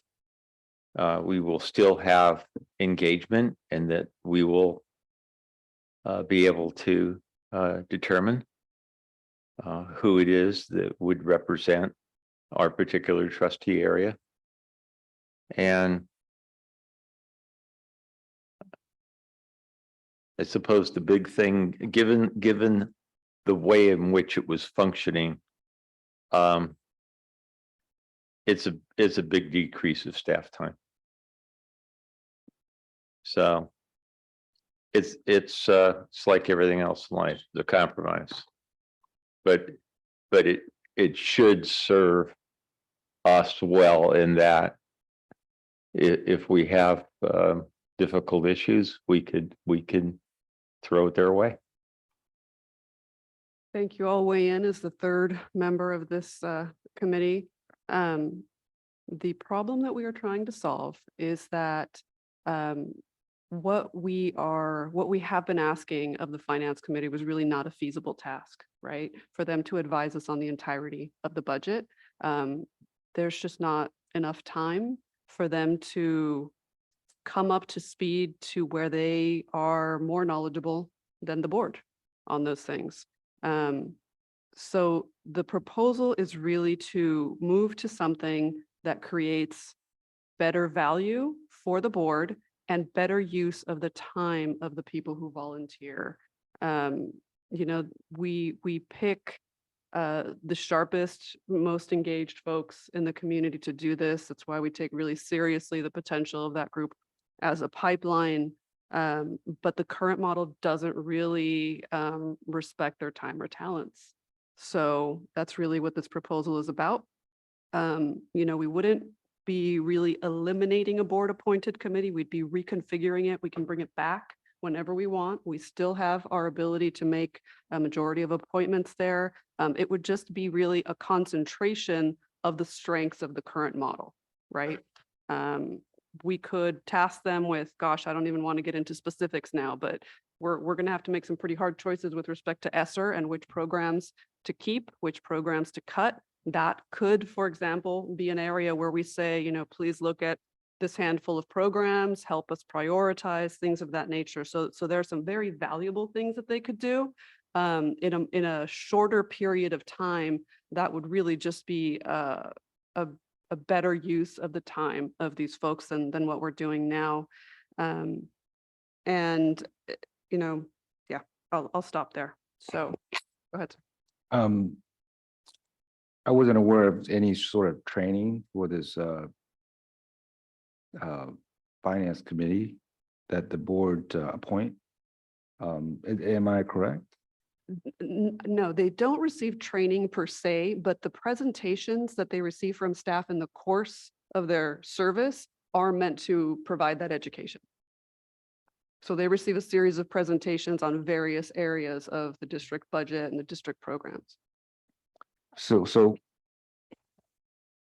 right, so I'm just thinking, if that's not effective, is it because of lack of training? Because, I mean, we put someone right in there, probably lack of, I would say, numbers of meetings. I mean, can we implement something that will train them better, more prepare? I think the issue really is we're setting them up for an impossible task. That's what I'm saying. So can we implement something that will help develop them be more prepared to do their job, to do their tasks? Because it sounds to me like we put them in there and it just. No, it's no, Sean. Again, when the changes were made, we envisioned that the subcommittee would get would receive very specific tasks, and that they then would address those and come back with recommendation. What happened instead was that it basically became a standing committee. And given they met on a regular basis, they kind of put together what that looked like, which became getting reports from each of the various areas in the school district, as opposed to having an arm of the board that would take a look at specific budgets or total budget and come back to the board with recommendations with respect to how money should be spent, or take a look at specific functions for the purpose of making recommendation with respect to enhancement or dissolution. Because even though the people who participated on a regular basis became knowledgeable about the district because they were getting repetitive information over the years, and even though that was occurring,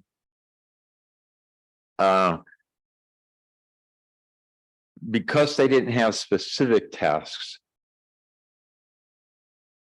the interest was waning, and such that there were a lot of vacancies and a lot of absenteeism. And I would surmise that's probably because some folks said, it's really not worth my time. What we're saying is we don't want to give up a board subcommittee, but in recognition of staff resources and in recognition of the time of the people who would serve, let's replace what we have with an as-need committee that would address a specific function. And Nancy shared one of them. As we come in to having to deal with how we maintain positions that had been funded by ESSER, people are going to put their own 2 cents in on a whole variety of things, but we can throw specific questions to them to go dig into and come back with recommendation from their perspective. So it'll have tenets of the original thought, but instead of ongoing, it'll be specific and shorter lived, and make a better use of everybody's time. Thank you, Carmen, for highlighting the other problem that we're trying to solve, which is that there are multiple vacancies, and there have been for years on this committee. We look for the best and brightest people who are willing to spend, less time with their family and volunteer with the district. But what we find is that attendance becomes a problem. And we think one of the reasons is because they're not really seeing value. They're not feeling like they're making a valuable contribution. So that's one of the problems we're trying to solve here. Have you built like list of questions to identify why we have high turnovers for this particular committee. Yeah. Because, I mean, if we don't ask, we wouldn't know, right? I mean, my guy's been okay. Well, it's one of But- the newest, right? It's one of the Right, most but recent. I see and understand, the lack of interest going forward. Yeah, because the lack of impact that they're making perhaps could be one of the main reasons why they don't want to be involved going forward, because they see as they're not adding value to their role. So maybe we could amend it, some of the duties that they can make an impact on. And what that is, we could discuss furthermore. Okay, we've had a robust discussion. We've had some different ideas here. I'm going to ask if there is a motion to approve the recommendation to sunset the current finance committee and to create the opportunity for the development of an ad hoc budget advisory committee. I so move. Second. Moved and seconded, all. Okay, What does that budget look like? what is what Because budget? from my understanding, we have to pay someone to do it, right? No, No. no. Okay. What it means is that we would sunset the existing committee. Right. And if and when we feel the need to recreate a group that's going to do a deep dive as opposed to a broad one, Establish it. reconstitute them. Yeah, and appoint them again. We would appoint a new committee. Right, okay. Okay, so we had a first and a second. All in favor, please signify by saying aye. Aye. Opposed? No, No, Okay, measure passes. Thank you, folks. roll call vote. I think we can count 4-2, even me, even after a meeting. for I 7 know hours. who. so when is that gonna go into effect? Mr. Superintendent, that is a good question because we did talk about that. You want to talk about next steps? Yeah, so that was part of the. On presentation. agenda. It was. We'll go- Just do a quick recap. There we go. So the idea would be, let's see. So, yeah, we would actually, I'll talk with the committee chair this week and share the information that the board did tonight. Ask them to call one more meeting to be able to summarize the information from the past few meetings that they've been put together with an emphasis on the information they received from the students at their last meeting. And then ask them to present a final report at one of the June meetings, kind of look at their timetable as far as being able to get together. And we'd like to recognize them ideally at the June board meeting and recognize the group for their contributions to the district. Okay, with that, I'm going to move on to board member and superintendent reports, calling on those who wish to submit official committee reports. We'll look for hands. Yes, Mr. Superintendent. The only comment I have is I'm sorry for all the Kings fans out there, but I'm happy to announce that we will have graduations at the Golden One Center, and that takes one thing off of our plate that makes life a little bit easier. So. Yep, sorry, not sorry. Last item on our agenda is consideration of future agenda items. Want to look for hands? Go ahead, Mr. Bettis. Well, this should be beyond consideration for future agenda items, issues that board members should want to talk about or have concerns about. For instance, right now, I have a concern that I'm going to be requesting to you, Mrs. Chidas, that I am requesting family medical sick leave forms and information, how to go about to write requests for family medical sick leave and also Mr. reasonable Bettis, accommodations. This I item, want to make this public okay, because it's affecting my health and sitting on this board. okay. So. Mr. Bettis, this and is not the please- appropriate time. Please put that in the agenda, I mean, minutes of the meeting that I'm requesting those two items. Mr. Bettis, please talk to Mr. Hoffman. I'm sure we will do Already. everything we're able to do, but I'm making- consideration of future agenda items is not the time. Yes, I'm making it time. The other issue that I'm requesting to attend a training conference to tackle the potential issues facing educators, students, and families, and the policy solutions to address these issues, educational issues. I have been asked by NALEO, a Policy Institute on Education Governance. That's the title of the conference or the workshop. I'm attending the Policy Institute of Education Governance, Empowering Families and Evaluating Student Outcomes. This month, taking place May 16th and the 17th, 2023 in Phoenix, Arizona. It's a training conference that would empower me on these issues. Mr. Bettis, is your request that the district pay for this travel? No, Okay, so what is your request? You don't need our. I received a scholarship. Okay.